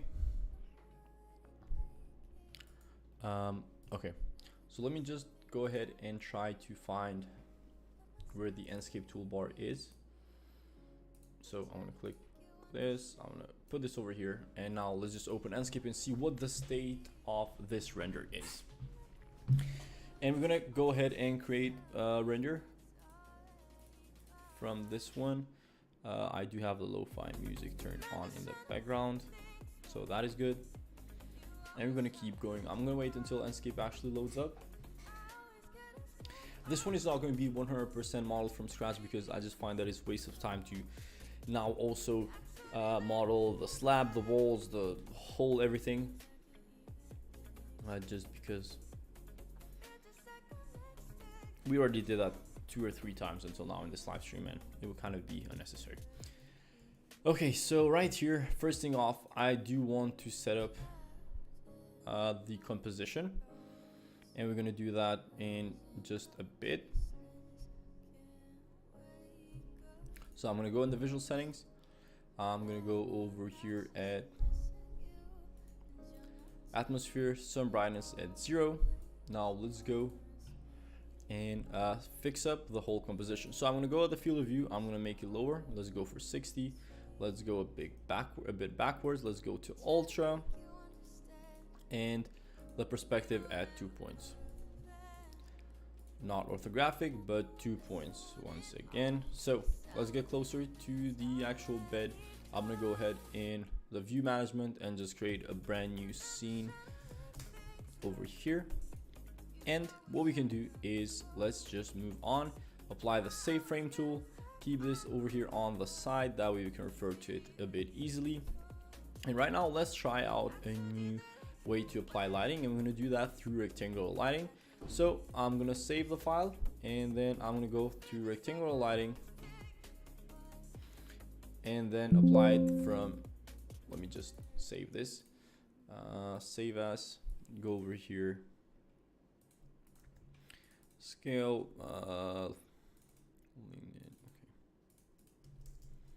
okay, so now I'm going to go ahead and apply the rectangular lighting over here, and that way it's facing towards the bed. And let's see how it's going to light up our scene. Obviously, as I said previously, we're now going to try to use any type of natural sun. Let me see if I can move this section plane just a bit. Let me turn on the luminous power as well. So this is affecting the scene on this way. However, let me go over here. Let me go to the visual settings. I'm going to do auto contrast. I'm going to turn up the saturation just a bit and make it just a bit colder. Turn all of these off. Let's turn the highlights on and the shadows off just by a bit. The sun brightness. I don't like that the lighting is coming in a bit warm in that sense. So let me move back the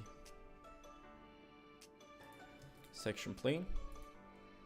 Maybe I can turn this down just a bit. Also, what I can do is I'm going to go ahead and apply an HDRI. As I mentioned previously, incredible stream. I'm coming back to watch for the 3rd time. I appreciate it, Alexei. It's real nice to see that people are appreciating the amount of effort that I'm trying to put in this one, because honestly, it's very, very important for me.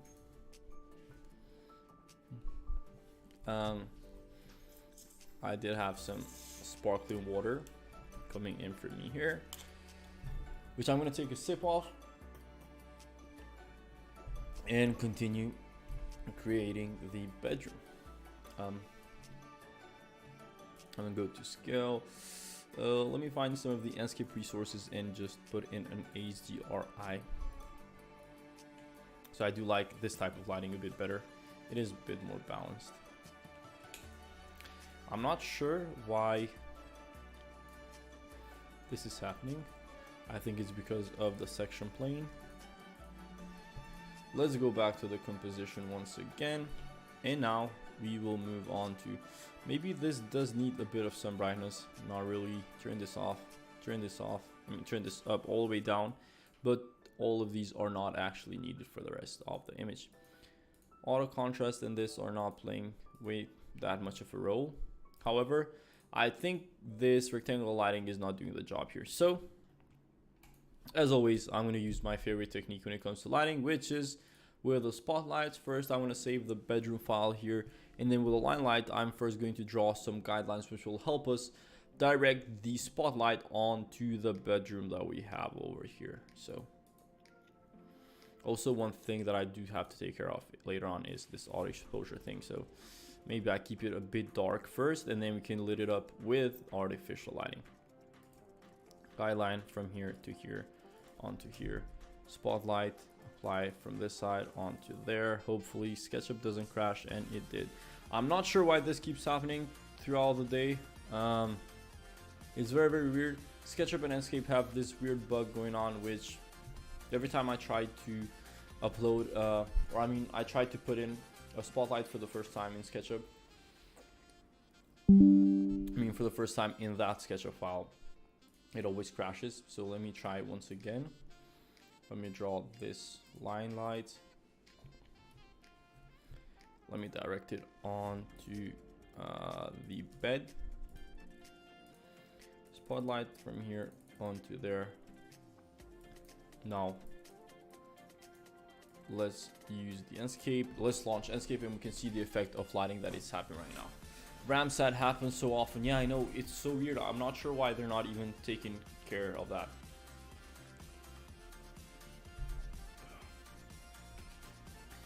If it wasn't for sparkling water, I wouldn't be live streaming. I wouldn't be able to live stream 8 hours, honestly. Right now we're 6 hours in, which is incredible. Honestly, time has flew by so fast in this live stream.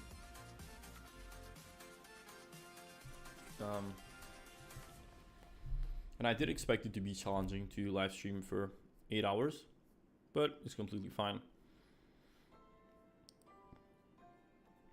Now let's go back to the composition. Now, first thing, let me turn off auto exposure. Let me turn this type of exposure on. And now I'm going to try and multiply this on this side. 4x, multiply this vertically. 4x. Select this and turn on the intensity. Also turn on the save frame tool. Now the normal map on this one is acting a bit weird. One thing I'm going to do is I'm going to move these definitely upwards and definitely backwards. I'm going to rotate them coming like so the lighting is coming a bit from the side. I do like this a lot better. I do think that this lighting is a lot better than previously. However, there's some things going on with these normal maps. So I'm going to go over here at the Enscape material editor. I'm going to select this and I will take all of these off. I will add a bump map though. And I will turn off the roughness to 40, which is way too much, honestly. I should have not done that. Maybe 75. Now this does look more balanced and it does look better. And I'm going to do the same thing for the pillows over here, which do have a normal map on top of them. They have a displacement map, which is even crazier. I'm not sure why it's acting so weird on that side, but let me just do 75%. Let's add an albedo map on this one.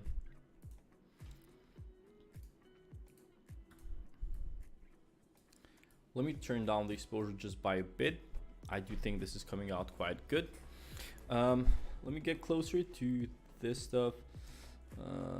I do not like how these looks either. So let's go back here. Let's select this. Take this off. Use an albedo map. Let's do 75%. Let's try the same thing for all of these. Take this off. Use an albedo map. Go for 75%. Let's go just a tiny bit backwards. This does look much better now. This is too much though. Nah, I cannot leave it like that. So let's just go for 1. What about this one? This one probably has some kind of texture applied to it. So albedo map, let's do this 3 and then 75% for this one as well. Okay.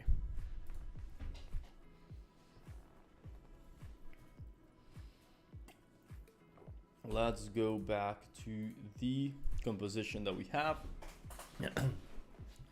This is immediately looking much better.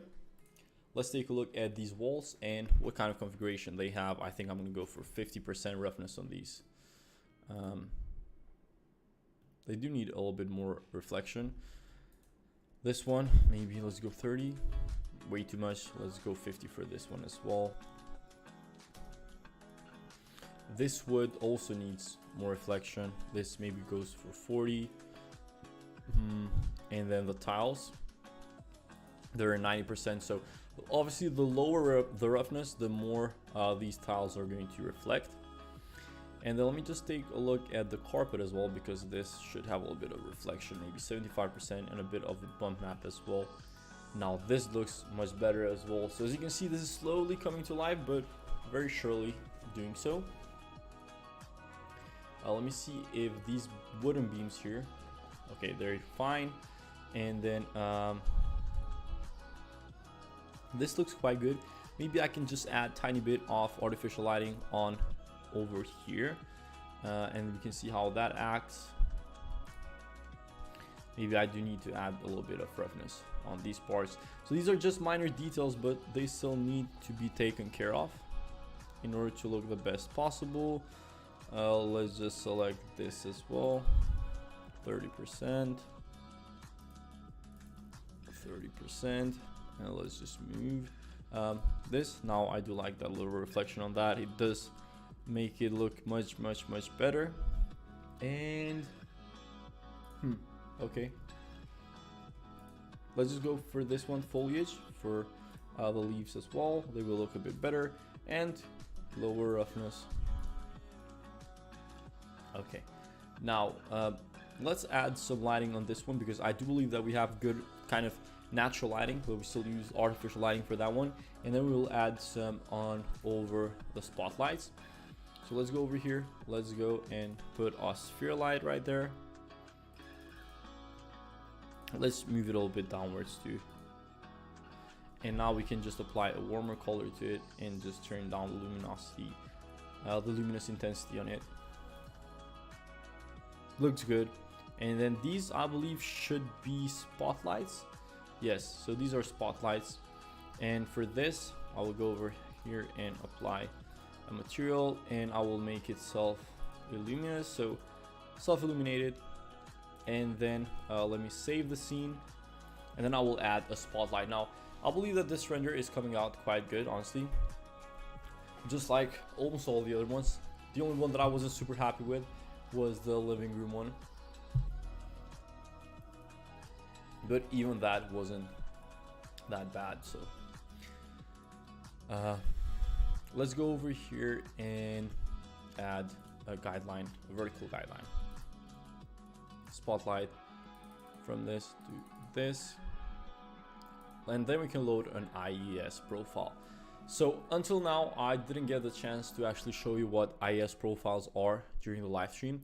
So basically what IES profiles are, they're basically ways that we can distribute spotlights onto our scene. Now, there's plenty of ways that you can get IES profiles online. My favorite one, or my favorite website, is ieslibrary.com, which I'm going to show you in just a second. The lighting on these looks very good, and I'm quite happy with the scene. And yeah, I think this is coming out very well. Maybe I can just copy these onto these ones as well. So let's do 2x. We can copy all of these, move it on the other side over here. And what I do not like is maybe this is way too reflective or way too harsh. So maybe I'm going to lower the intensity on this sphere light. And something like this is just about enough. And then on this one, I'm going to lower just a tiny bit. Okay. So this does look quite good. Honestly, I'm pretty much quite happy with how this is coming out. I'm going to go and not use auto exposure. I think this exposure is just fine. Auto contrast doesn't make that huge of a difference here either. This is quite good. And then on the image settings, these are fine. I think that this image looks quite good. Honestly, there's not much else that I would fix on this. Okay. Now, if you were to be super picky, maybe this blanket needs a little bit of tweaking in terms of the bump map that it has. So let me just select this, maybe turn this to 2.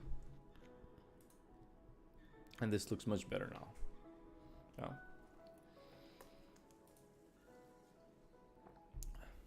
Now this does look quite good. It's properly lit up. We can even make it darker if we wanted to. But I think this exposure is just enough. We can also add a bit of depth of field if we wanted to, in order to focus better on the back there. And so this is kind of it for this scene. Honestly, I'm quite happy with this one. I'm going to zoom this in, and then I will just take a render and we'll take a look at all of these scenes here. So bedroom 1. So it looks like we will be able to do 7 scenes just like I planned the whole live stream. So this is going to be 1 bedroom, and then we will go ahead and do another kids room, or maybe even a bathroom. I'm not sure how many renders we've done until now. I think this is the 5th one. Let me just check, because throughout the live stream we did quite a few scenes. So the first one was this house exterior, in case you missed it.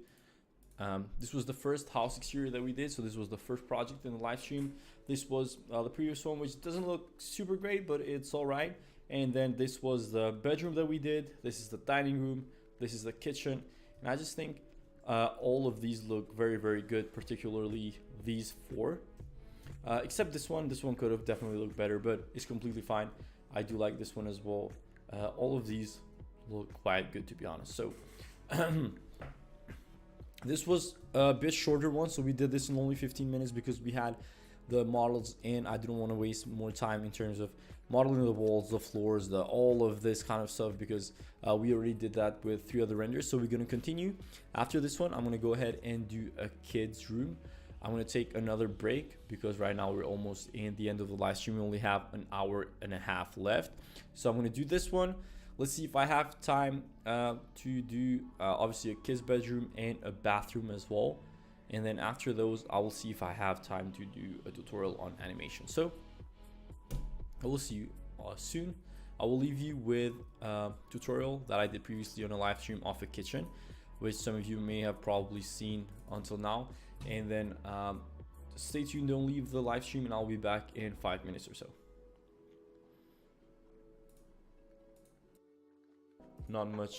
Not anything of interest there either. Let's go for these ones. I think there's only plates there, but it's fine. What do you think of the image as of now? What do you think are the aspects that we will need to make changes on? That way the image looks to what we have here. I think I will also change the material of one of the chairs. Other than that, we're going to see step by step. What do you think will make the image better in the end? I'm really interested to see your thoughts on this. I think I can get some input from you. What I will also suggest you to do as well is whenever you create images, even if someone is not an expert in rendering, which I'm not saying you guys aren't, even if someone is not an expert in rendering, sometimes other people's opinions can help you.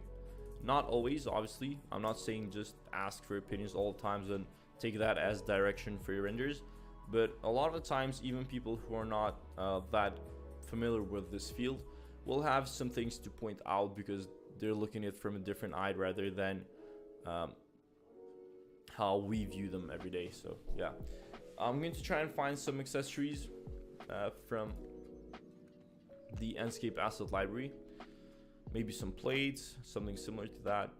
Maybe just these ones. So a bowl stack right here.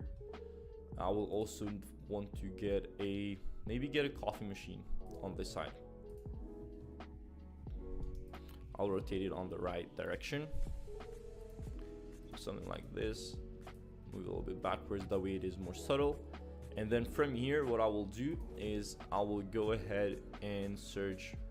I think there's some bowls with fruit in the Enscape asset library. I think we can slowly look for it and find them.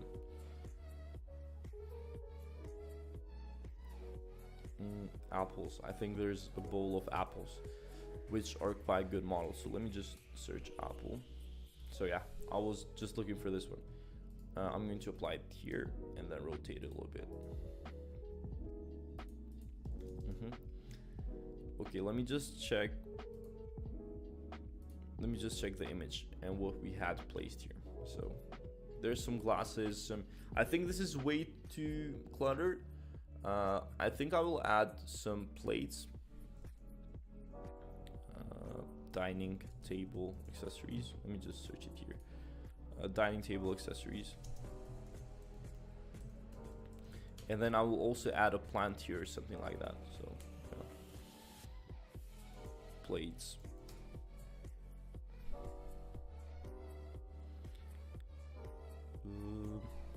Nothing I'm looking for. I think this is alright. Do we need a cloth underneath? I don't think so. We can also make, I think it will make a difference if I make this part of the table slimmer. So if I go here and I push this upwards, something like this would look better, as well as if I make it darker.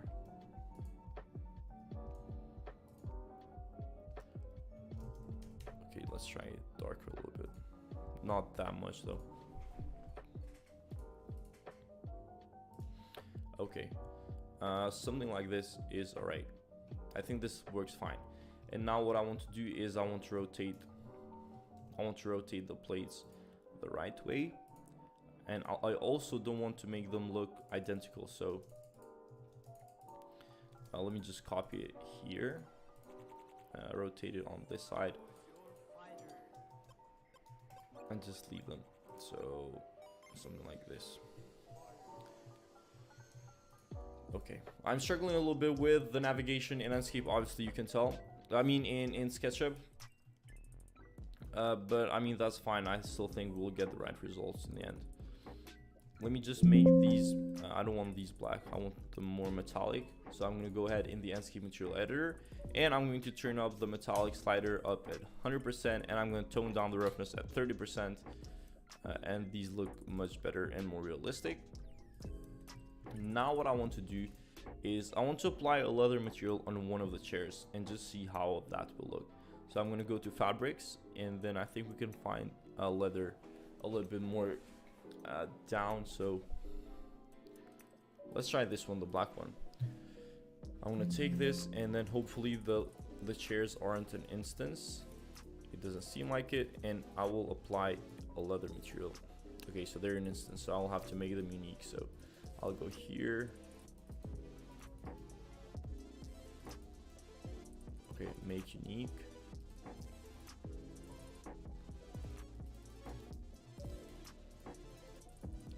No, I don't like this. I'm not sure. I think only one of the sides is an instance. So let me just go back a little bit. Let me just select it once again, make unique. So this one is unique. I'll apply this, and then I'll apply this. This looks much better. Let me also just check the chairs that we had here. I think this had a little bit more reflection, or maybe the rotation on the chair was that way, that it gave some reflection. So let me just rotate it a little bit too. I think this looks more similar to what we have over there. Okay, so I think in terms of the modeling and in terms of what we had to import, we are almost done here. Now what we have to take care of is the lighting. So first off, what I know for sure that we will need to add on is this line light over here, or we can use a rectangular light, because light sometimes it's bugging out when you have to copy multiple instances of them and they interfere with one another. So let's make the width smaller. I'm going to take this here and place it on the corner. Okay, let me just make it like this. Maybe that is way too large. Just move a little bit more forward, and then I'll just copy it. So let's do 8x. I can move this to the edge, that way we don't have a bad reflection. And then for these lights, what I like to do is I like to apply one of the colors that is here. I think it's CO2 or CO3, so I think CO2. So this is warmer and it just looks nicer all along these lights. By the way, if any of you are wondering why I'm using the rectangle lights once again, it is because sometimes in Enscape when you use the line light and then you have to copy it and then the light lines interfere with one another, the lighting doesn't show up very correctly. So that is the reason why. I'm going to copy it over here. I'll rotate it real quick, so something like this. And we'll just move it on the back. Okay, so that looks pretty good. This part looks nice. What I also want to do now is I want to apply the same wood material on these chairs. The wood material that we have on the table, I want to apply it on the chairs as well. So something like this.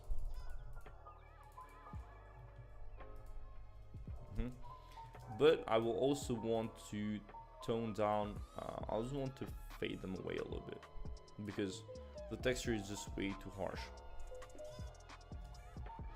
And now I want to also add a plant on this side. So let's see. I think plants always give interiors more life. As soon as you add the plant in your interior rendering, the whole mood is set differently. So yeah, I'm just going to type in interior plant. That way we can find it faster.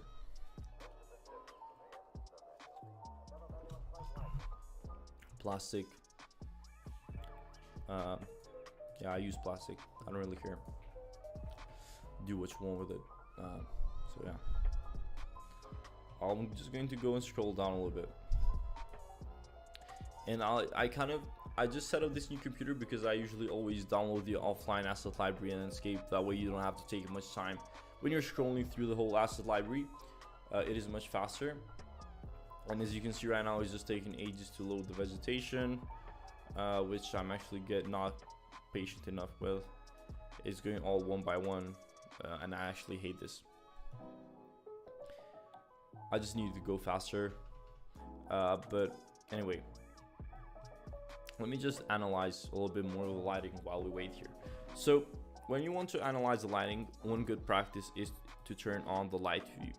So with light view, you can tell if the image is pretty balanced. And as you can see, our image is pretty balanced, but what is missing though, I think it's missing a little bit of contrast and a little bit, I think some more lighting that is closer. So don't get me wrong, it looks okay. It is fine. I also think we need to tone down the displacement on the ceiling there. So I'm going to turn this off once again. I'm going to open the Enscape material library. I'm going to choose this and I will tone this down to 50. Let's see if this looks better in the Enscape tab. And that definitely made a difference. So what I think would be nice here is I will add that plant and then I will also try to make the lighting a little bit brighter. And we'll also play a little bit with the visual settings, which won't be an issue. So let's try and see if the Enscape asset library actually loaded anything here. It just keeps on taking ages and ages. This is so annoying. I actually hate this. Like, this is not fun at all. So I don't need any of these plants. I just need an interior plant and I have to wait for all of these plants to load up until we finally get there. I'm sure it will be worth it. Yeah. Anyway, let me know if there's any new viewers that just joined the stream earlier. Let me know where you guys are from and where you're watching the stream from. You can search for pot for interior plants. Yeah, I do that a lot. I combine, like, I can just search a pot in the SketchUp warehouse. I totally forgot the name for a minute. And then I just add another plant that is not actually very interior from Enscape and then put it on. But I can also get plants from the SketchUp warehouse. but it just takes a lot more space, and it's not worth it. But I think I'm gonna do it right now because this scene is not that heavy anyway. So I'm just gonna search interior plans. Let's try and find an interior plan that is actually high quality. So if you want to find high quality stuff, you can always use this polygons filtering.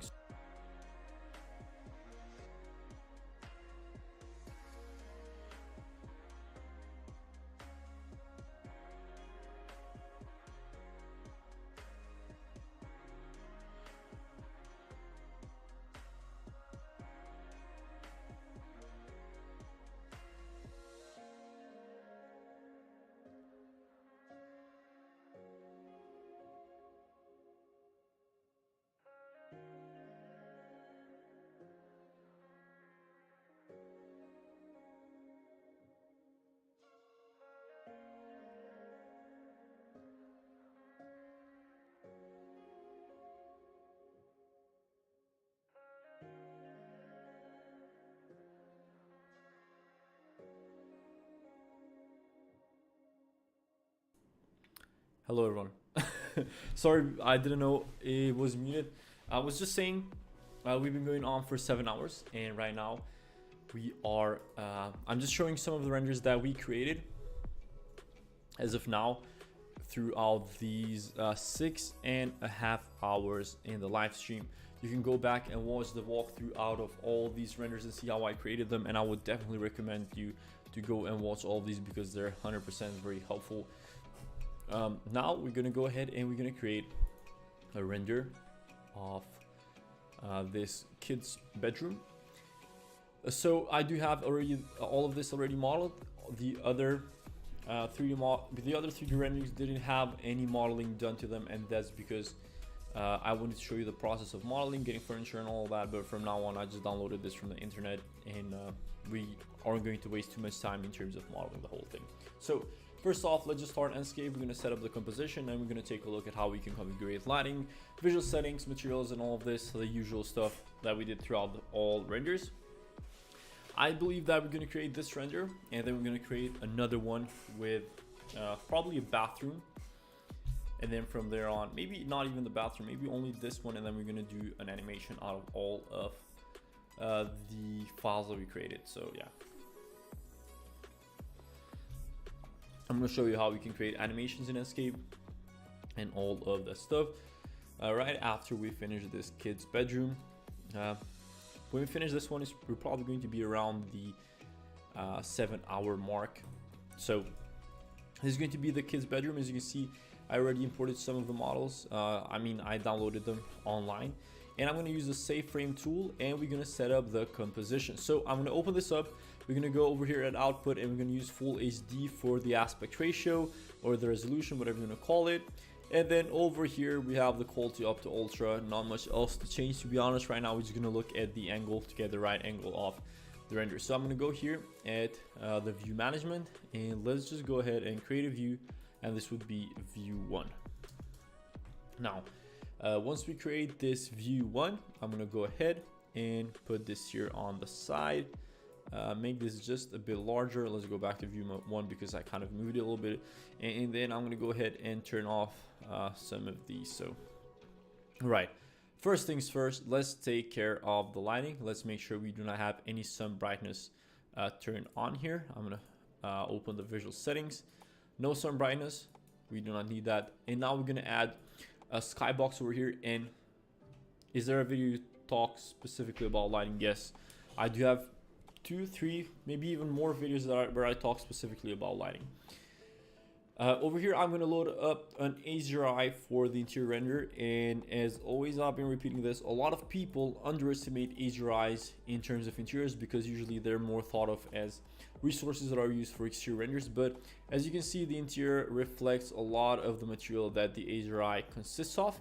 So I'm just going to leave this outside over here, and now we're going to add some fake lighting to serve as sun lighting for the outside. So what I am going to do here is I'm going to draw a guideline upwards, and over here I'm going to make sure I save the file because lately, ever since I've been trying to use let me just, 1 second, let me just save the file.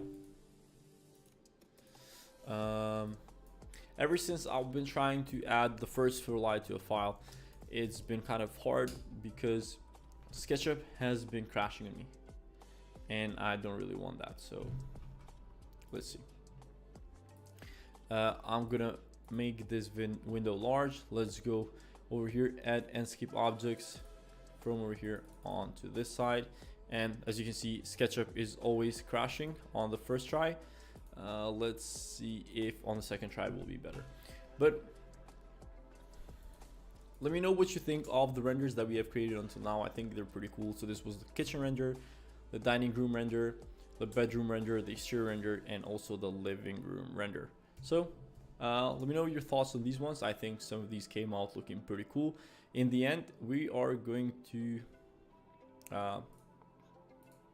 take a look at all of those, and we will be creating a animation combining all of those files.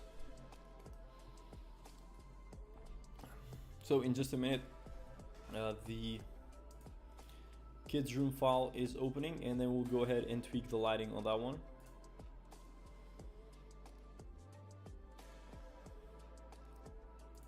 I really hate the fact that SketchUp keeps doing this, where it's just crashing whenever I try to use a spotlight. So let me just go ahead on the Enscape objects, use the spotlight, and then from here I'm going to direct it on the inside, and now it didn't crash. Now that it didn't crash, I'm going to save it, and then I will go ahead and launch Enscape, which will take another few seconds. So let's just see how this will go on about. Let's launch Enscape. Let me just see.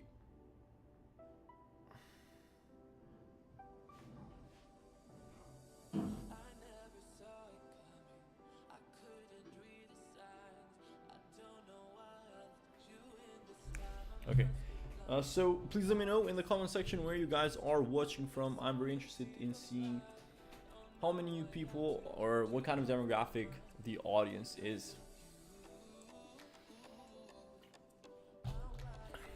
And right now, let me know if you appreciate the fact that I'm doing a live stream for 8 hours, and I've been going for almost 7 hours now. And I just want to know if this is worth it. If yes, I'm probably gonna do this a lot more often. I can't wait to see the stats of how many new people subscribed from the live stream and how many views it had, and all of that once the live stream is over. That kind of stuff is always really, really interesting to me. So let's make this window a bit larger. And now with the spotlights, I'm gonna go ahead and edit them. Let me close this off. Let's go to Enscape objects, make the beam angle higher, luminous intensity higher, and then we can just, let's see if we can just multiply this. So on this side,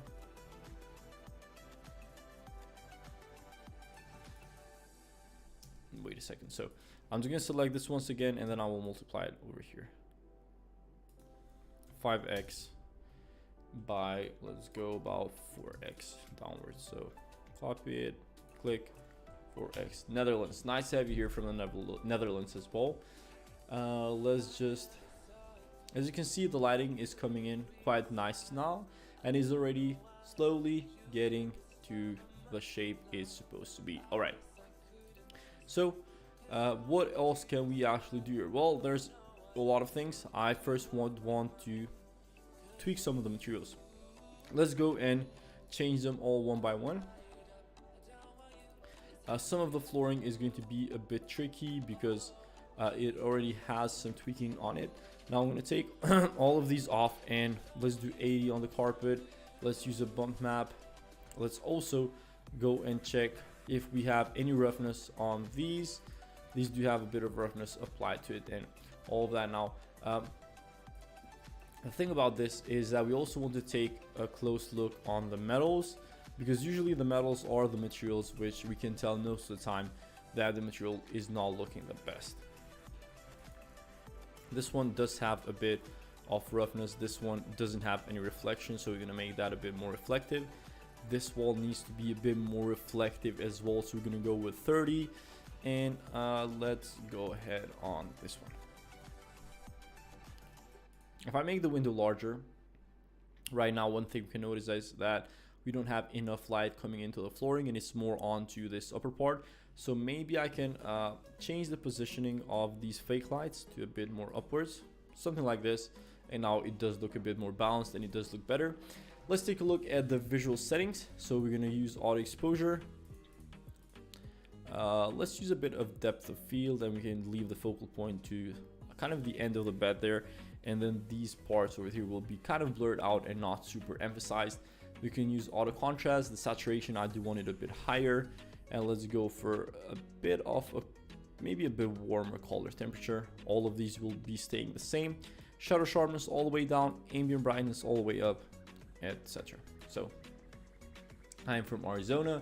Nice to have you here from the Arizona. By the way, please make sure to click the first link in the description. That is where you can join the 14-day realistic rendering program, and this will be your last chance to join with a 50% discount, because from Monday is going to be double the price. So over there, I will teach you everything about Enscape and about realistic rendering, everything that I know to get you to an expert level from a total beginner in just 14 days. We'll also have a closed community where I review renders in a live stream. So make sure you actually join it. Click the first link in the description or the pinned comment there. So yeah. Anyway, so these are some of the renders that we created until now, just to kind of have an idea. We can continue, and we can use brightest point in the sun direction for the easier eye, but it wouldn't make any difference as of now. One thing that I do want to take care of, and one thing that I do want to tweak, is if we select this, I'm going to go on the material editor and I want to turn this a bit higher, or at least turn it down completely, because that way it just wasn't looking that good. I want to also take a look at how the material roughness is on these ones. It does look that it has some setting up on them, and they do look quite finished in that sense. So this one needs to be at 30% as well. Let's check these ones. These need to look a little. Thank you, love your work. Thank you for joining in as well, and I really appreciate that. Let's go over here. I think on this one we definitely need to add a white color. So these are all details which, by the way, have to be taken care of, because they do make a difference in the final render. So yeah. Also this one, also I need to change the self illumination on this one and make it a bit higher, just like we did. As you can see, it did make a difference. So let's go upwards, turn it up a bit, and now it looks much better. Let's see the roughness on these parts. This needs to be maybe 75%. Let's use an albedo for this one. I believe all of these can be better at 75%. Because honestly, I don't think there's many materials that are 100% not reflective. At least that's what I think. So this render is looking quite well. I cannot see much else that I would change here, apart from the window frames, which do not look metallic. I think they probably are non-metallic. So yeah, let's do this 100 and then this 30. And then now, as you can see, the window frames look a bit more realistic. And then other than that, this kid's room is looking pretty much done. Now, I understand that this didn't have the modeling, but I did set up the lighting on this one. As you can see, a lot of people ask me all of the time about the lighting in Enscape, and it's not even that complicated, honestly. Pretty simple. Obviously, it depends on the scene, because some scenes have it harder to set up the lighting correctly, but overall, you just set up fake lighting, spotlights outside, and then just in here. There are a few more complicated techniques that can help you elevate. That can help you elevate your renders even more, but those are for other people who join the 14-day realistic rendering program. So anyway, now I think I'm just going to be ready to take this render. I'm going to go over here and I will just type in kids bedroom.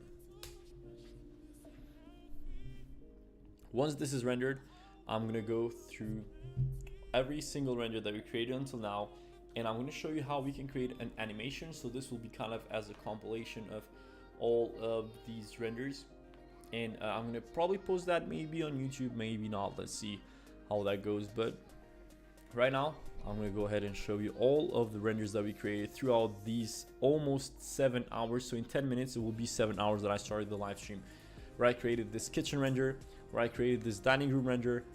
We also created this bedroom, this exterior render, this kid's bedroom, and this living room. So I created all of these within less than 7 hours. And I believe now it is time for us to go ahead and create an animation out of all of these files. And honestly, if any of you have been watching from the beginning, I truly appreciate that you've been following the live stream until then. I know that there's a lot of valuable stuff that you can find in these, and now I'm just going to go ahead and create animation out of all these files that we have done. Now, in order to create an animation in Enscape, you're going to go ahead here in the video editor icon. The way that animations work in Enscape is through keyframes. So, for example, if I add a keyframe in this plus icon here, and I add a keyframe on the end, and if I exit them, let's say I go backwards, you can see that the movement of the camera will be from this point, which would be point A, to this other point, which would be point B. Now, can I get the model? Not really. I have the models. I have some of the models in the realistic rendering just 14 days program. But anyway, so the camera will go from point A to point B. If I join right here, I will be able and play. You will see the movement that the camera takes from there. Now, not only that, we can also change the duration. So let's say I want to make this. Let's say I want to make this 8 seconds. I can play that for 8 seconds, and then we can go from point A to point B in 8 seconds. So you can see that it's going very slowly. So instead, Melos, your job is great. Thank you. I really appreciate it. And then I can click over here in the focal point, and something cool that I can do in the animation is if I click right here, and then I also add a depth of field in the visual settings, so something like this, I can change the focal point that in the first keyframe, it will be focused on the table, for example, and then on the last keyframe, it will be focused on to the bed on the back. So something like this. So for example, if I press play now, we'll start with a focus here on the table, and then it will go back onto the bed.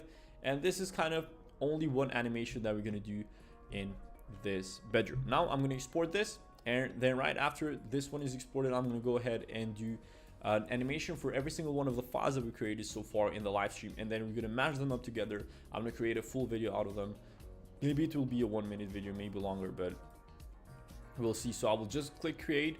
It will be full HD, and I will just export. That way it is done much faster, and I will save these in a file just so I know that all of these were done in a live stream. So let's just go for something like this. Obviously these are kind of maybe a bit simpler because I do not want to dive deep into very complicated animations.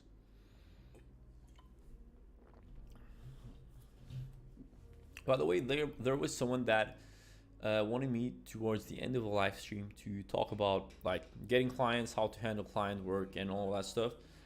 If any of you are interested in kind of that topic, let me know, because I'll be more than happy to discuss that with you. So yeah.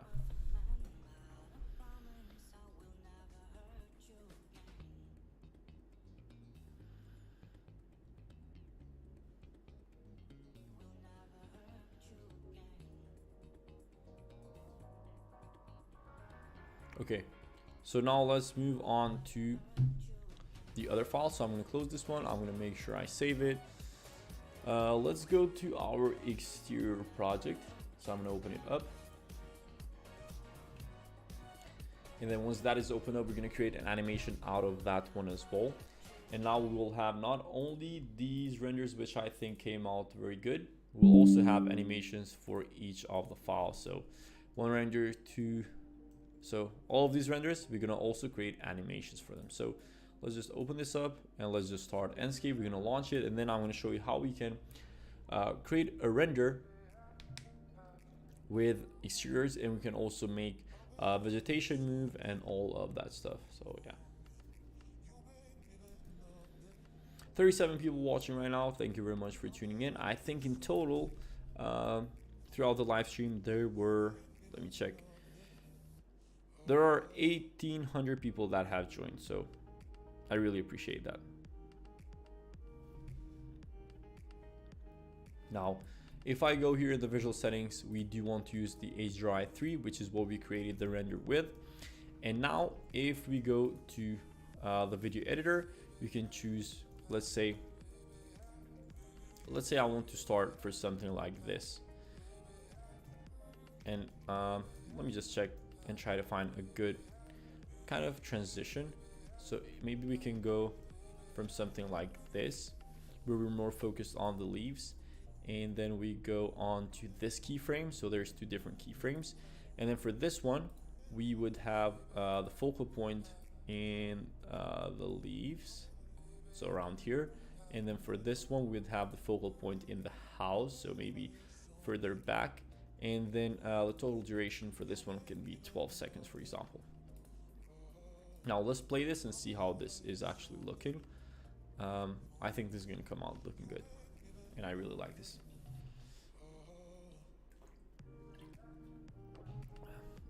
Okay, so let's just export this. This will be animation 1, and then we're going to go ahead and create these animations, as I said, for every single one of those files, which is pretty exciting.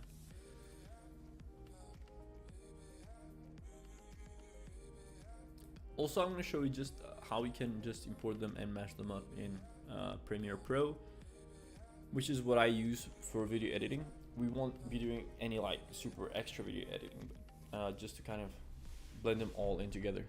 Can this video be watched again? Yes, you can watch this after the live stream is over as well. The whole process for all of these renders that we have here is in the live stream in the 7 hours that it will be 7 hours that we started the live stream in just 3 minutes. So yeah, I think it went by pretty quickly, honestly. Maybe because I haven't been doing anything else except just doing the live stream, but it wasn't as hard as I thought it would be. It was not as hard as I thought it would be.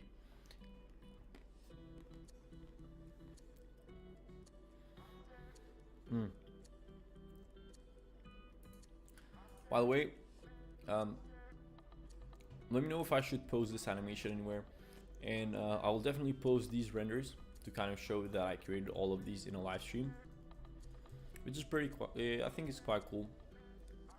Yo, is there a Guinness record for the longest Enscape live stream ever? Like, not longest Enscape live stream, but like the longest Enscape tutorial live stream, because there probably have been like some webinars or something, but I probably have the longest Enscape live stream on YouTube, right? Come on. Where's the flowers? Where's the certificates from the Guinness World Record? Bring them. That's great. Thanks, Melis. You're welcome.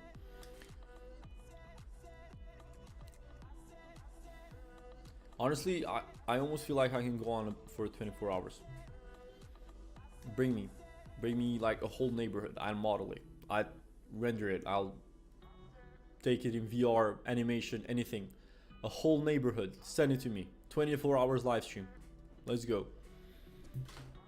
You are like Superman. No eat, no bathroom. 8 hours talking. No. Thank you. I did eat a little bit. Not food, just like some cashews. I do have some cashews here, and a bit of dark chocolate.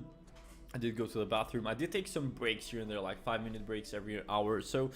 But overall, yeah, it's been 8 hours talking and working in Enscape. But I'm waiting. Someone send me a whole neighborhood. I'll live stream and render the whole thing in 24 hours. Let's go. Easy.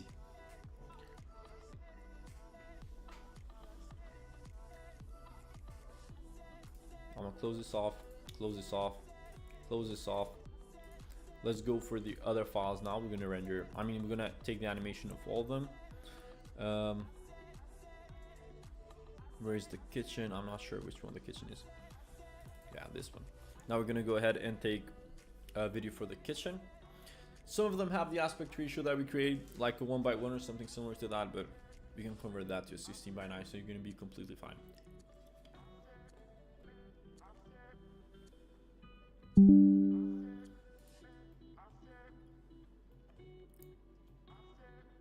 Let's go over here, starting Enscape. There's going to be some very cool podcasts coming up soon as well. Make sure you stay tuned for the podcast as well, because there's going to be some very good architecture presentation YouTubers that are coming up. One of them, if you follow me on Instagram, you've probably seen, which is Oliver from Upstairs. Most of you probably know if you've ever watched any type of architecture representation YouTube stuff. So yeah. So this is the kitchen render that we created earlier. Let's also take a quick render of this one. Let's try to do something a bit different on this one. So maybe let's just try to go here. I will do 2-point perspective.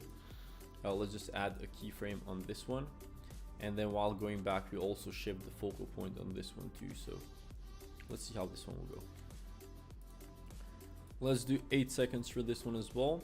We're gonna go up here. Let's add a bit of depth of field. So let's do 15%. Focal point near, so not that far back maybe. I'm not sure why. Do I have? No, we do not need autofocus. Let's just try this one. So let's be focused on, let's keep the focus here on the apples. Maybe this is too much. Let's go for 8% depth of field. And then on the final frame, we'll leave the focal point on the kitchen there. Let's see how this will look. So first, wait, let me change the aspect ratio. My bad. What do you think of the new Enscape version? Is very good. I think there's some really good improvements. Some of them are a bit overdue, but overall it's very, very good. Let me turn on the depth of field a little bit more maybe.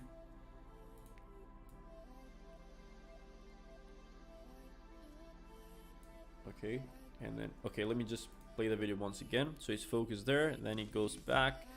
While we're moving, it is focused on the whole kitchen. So now we just export this, maybe turn off the depth of field just a tiny bit, maybe 8%. I'm not sure why it's not focusing that well over here. Maybe I'll just leave it like this. This is much better. Okay, let's just export this one. You're a generous human being. Thanks for doing this. I appreciate it.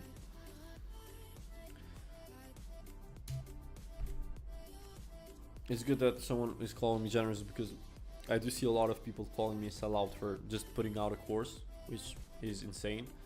I do post a lot of stuff for free out here, like a lot of information. There's a lot of things that have taken me years to learn, and I'm just putting it out just in a couple of minutes. And just because I put out a course, which is actually in crazy value, it's actually really, really good. People are a bit pissed off, which I don't get, but anyway, whatever. So right now we are already 7 hours in the podcast. I mean, in the live stream. And there's 35 people watching, which I really appreciate. Please let me know where you're watching from. That is always interesting to me to see the demographic of the viewers. And right now we're creating the animations for all of the files that we have created. If you weren't watching from the beginning, this is the kitchen render we created. This is the dining room we created. This is the bedroom we created. The exterior render, the kids' bedroom, and also a quick living room. These were all done throughout these 7 hours. Most of them did have the modeling as well in the process, so I think there's a lot of valuable stuff over here, which is all for free in 8 hours non-stop. Maybe just a little bit of breaks here and there, but overall I've been live streaming for 7 hours and now going for 8. So that is the kitchen. Let's go for the dining room. We're gonna take an animation for the dining room as well. We do have 3 animations that I created. India, love from India. I do have a lot of Indian audience over here, which I really appreciate. I know a lot of you are I think my biggest demographic is from India,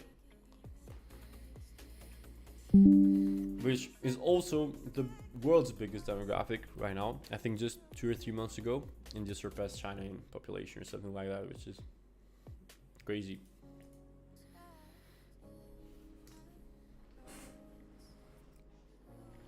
It's good to have Indians on my side though. The biggest population. Nah. So let's just open this up. I'm gonna go ahead and open all of those animations in Premiere Pro as well.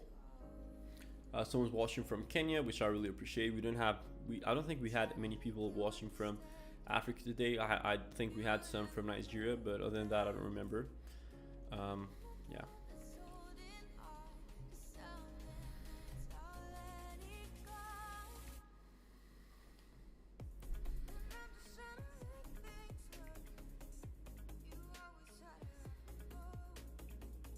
Indonesia is here. Yeah. I do have a lot. I think Indonesia might be the second biggest demographic on the channel, which I really also appreciate. Let's take a render, an animation from this to going upwards. This is quite cool. Croatia, nice. We're close by. I'm from Kosovo. So we're both in the Balkans. And we do have a lot of stories to tell from from the Balkans. It is pretty chaotic. The Balkans is very chaotic, which is interesting. Let's turn on the depth of field to like 10. Let's change the focal point to over here, and then we'll end the frame. Let's turn on autofocus first of all, and then we'll end the frame on kind of maybe on the back there. So let me just check.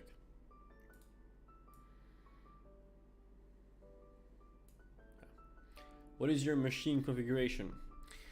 My machine configuration is an RTX 2060 12 gigabytes, 128 RAMs, i9 Intel i9 13900, a 13th generation i9. So yeah, this is my machine configuration. Anyway,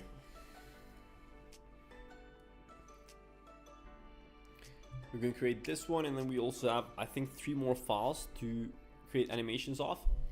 And then after that, we're going to put all of those in Premiere Pro and create the whole animation of all of the files that we created throughout this live stream, which has went by so fast. Right now we're 7 hours and 10 minutes in, so we have about 50 minutes left in total to create the animations out of all the files. Are you going to share the models so we can practice? No, the models are only available in the 14-day realistic training program.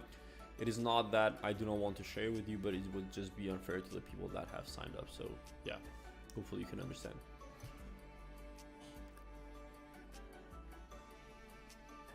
So while this is exporting, let's go ahead and I'm going to open another file which will be next up. I don't even want to make the living room because I'm not super happy with how the living room came out. But the bedroom and the kids room, yes. Not that one. 1 second.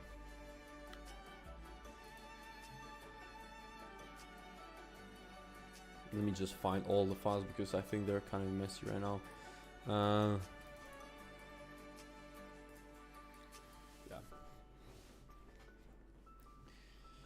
What do you guys like?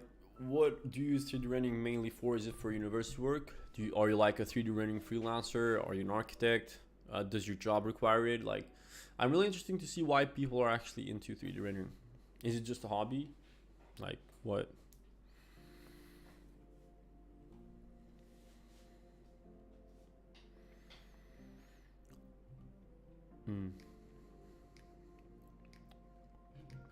This has quite good engagement rate actually.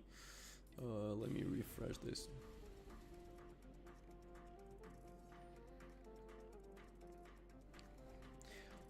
I think the live streaming is showing up on search as well. So I think every time someone is searching up Enscape, the live stream is showing up. And I do see that there's a lot of people that have subscribed and found the channel that way because of a live stream. Because at the end of the day, how many people are gonna go 8 hours live doing Enscape? So people can respect the hustle, I think, the effort that this live stream has put in. It's actually insane that there's a lot of information in here. So yeah.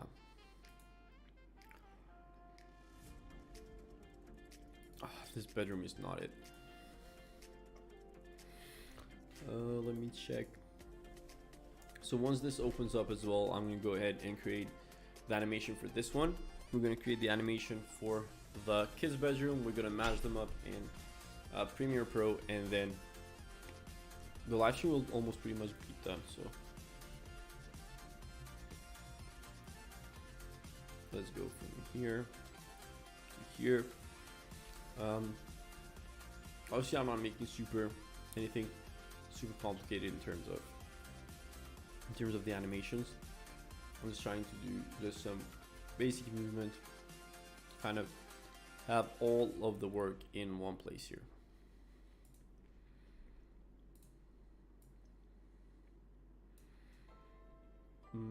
Let's do the total duration 12 seconds. Let's play this and see how this is looking. So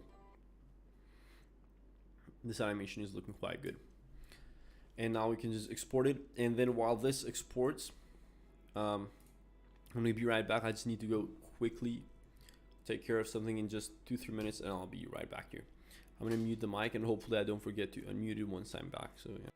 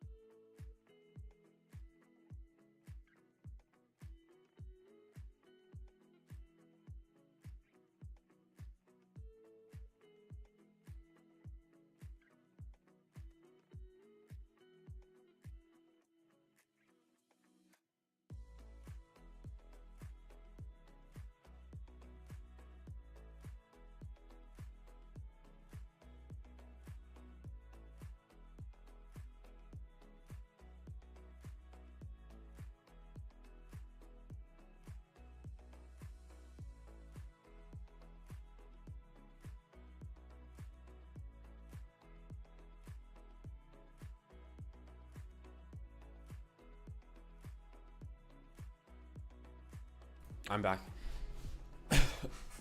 Avneet said, I'm an interior designer.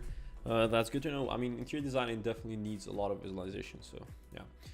Okay, so this one, and then the last file that we were gonna render was the kids' room, if I'm not mistaken. Let me just check. Yeah.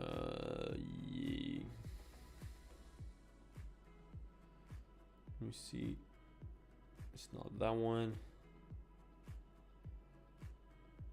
I think it's one. Yeah, it's this one. This is going to be the last file that we're gonna create the animation of, and then we're gonna mash all this up in Premiere Pro.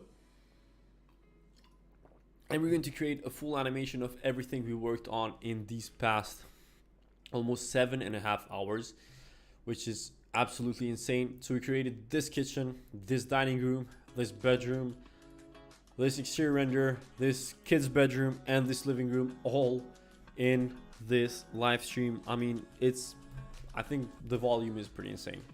And if you want to learn how I create all of these, make sure you watch the live stream back. But if you want to take your skills to a whole nother level, make sure to click the first link in the description for the Realistic Rendering 14 days program, where you will join it and I will take you from like zero to hero. Honestly, you can learn everything there in just 14 days, become an expert in Enscape, create powerful visualizations which can help you get clients. We also have a closed community where I review all of your renders, and you have the last chance to join, because on Monday the update will come out and you will be having to pay twice the price that it is right now. So yeah.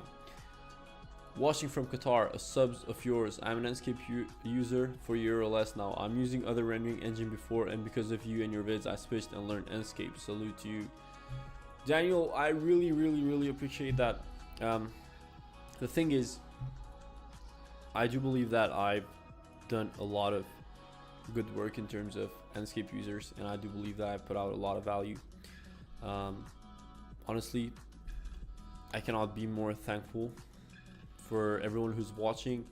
I've been able to kind of make a career out of this. Obviously, I did have also other streams of this, like income, where I did 3D rendering, but YouTube has been very fun. I did decide to kind of focus myself on only Enscape content for a while, and that has his ups, the advantages and disadvantages. However, I'm planning to kind of expand this, and I'm not planning to stop ever. I have a lot of energy. I do plan out to put even more volume. I do plan out to make even a better team, which, by the way, if you know, or if you are a good video editor, please let me know in the chat, and then I can just talk to you, because I definitely do need a video editor. Even I already have one or two which I work with, but I do need more video editors, because I'm trying to put out even more volume, even more content, expand more to other areas of this stuff, tell you a lot more about the 3D rendering business, of how you can get clients, which a lot of videos are coming soon, do the podcast and all of this stuff. So yeah.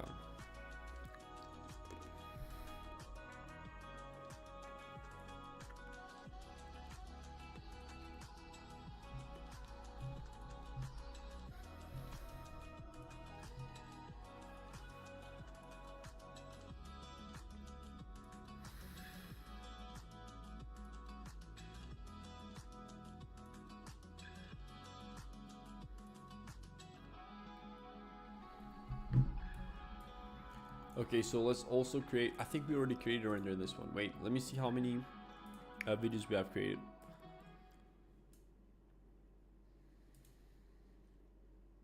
Okay, so here's 5 videos. So right now we're gonna go on Premiere Pro. So in the meantime, while I set all of these up, ask any question in the chat, because I'm gonna take about 30 minutes off rendering and stuff like that to answer your questions, and that can be anything that I can help with. Like, just feel free to ask any questions, and we'll do a quick Q&A as well. So live stream.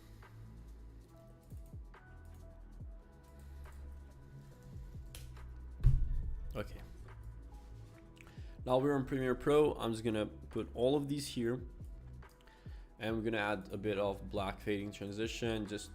It's just some basic stuff, not anything crazy. Now let me go to video transition, dissolve, dip to black, and then transitions between them, all of these.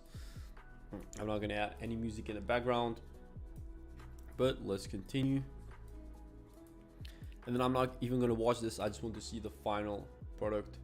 Once it is exported, I'm gonna export all of these in a file that I have created especially for this live stream. So I'm going to select them all, go to file, select all, go to file, and export.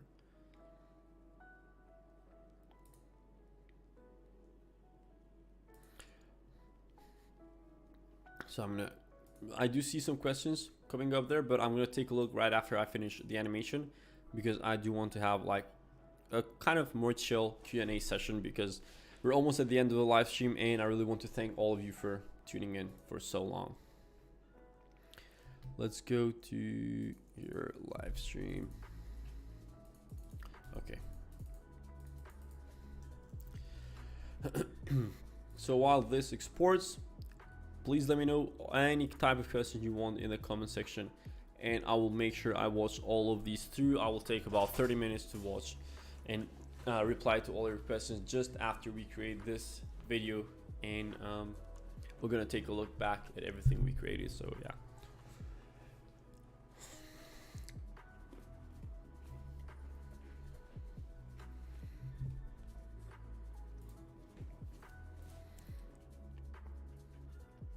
Okay, so the video is exported, and let's just see what we have created in these past almost 8 hours. So this is the third animation. So we did the first one.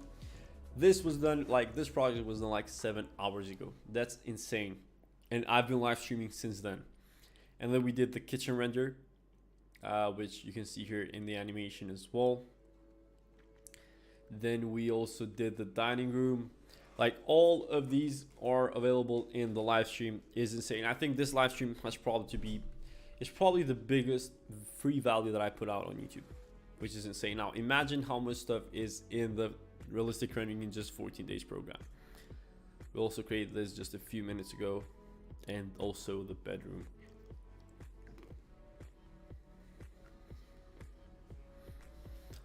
And I'm not even tired. I can go on for another 24 hours. As I said, I can create a whole neighborhood. Bring me a whole neighborhood in Enscape, and I'll render it out in a live stream in the next 24 hours. Okay, so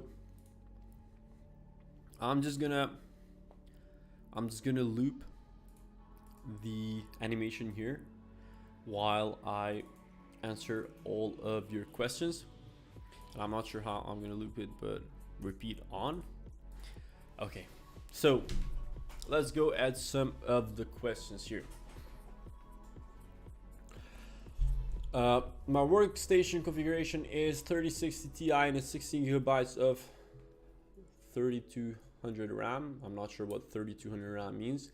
If you mean 16 gigabytes of RAM, and my 500 megabyte model is still lagging, that is because of RAM, most probably. So try upgrading your RAM and that issue will be solved. I do have 128 gigabytes of RAM, and I do have issues every now and then, but overall it works very smoothly. Do you have any tutorials for realistic grass? Yes, I do. Let me just find them and I will put the link in the chat. So I will go over here, realistic grass.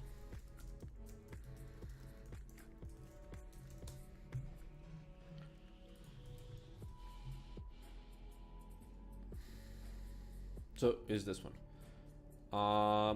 Let me check. I will apply a grass. I think it's this one. I do have many videos for grass in Enscape, but also feel free to use search in YouTube. Most of the things that are going to come up is going to come up from my channel, so feel free to do that. How do you get rid of noise on curdled material?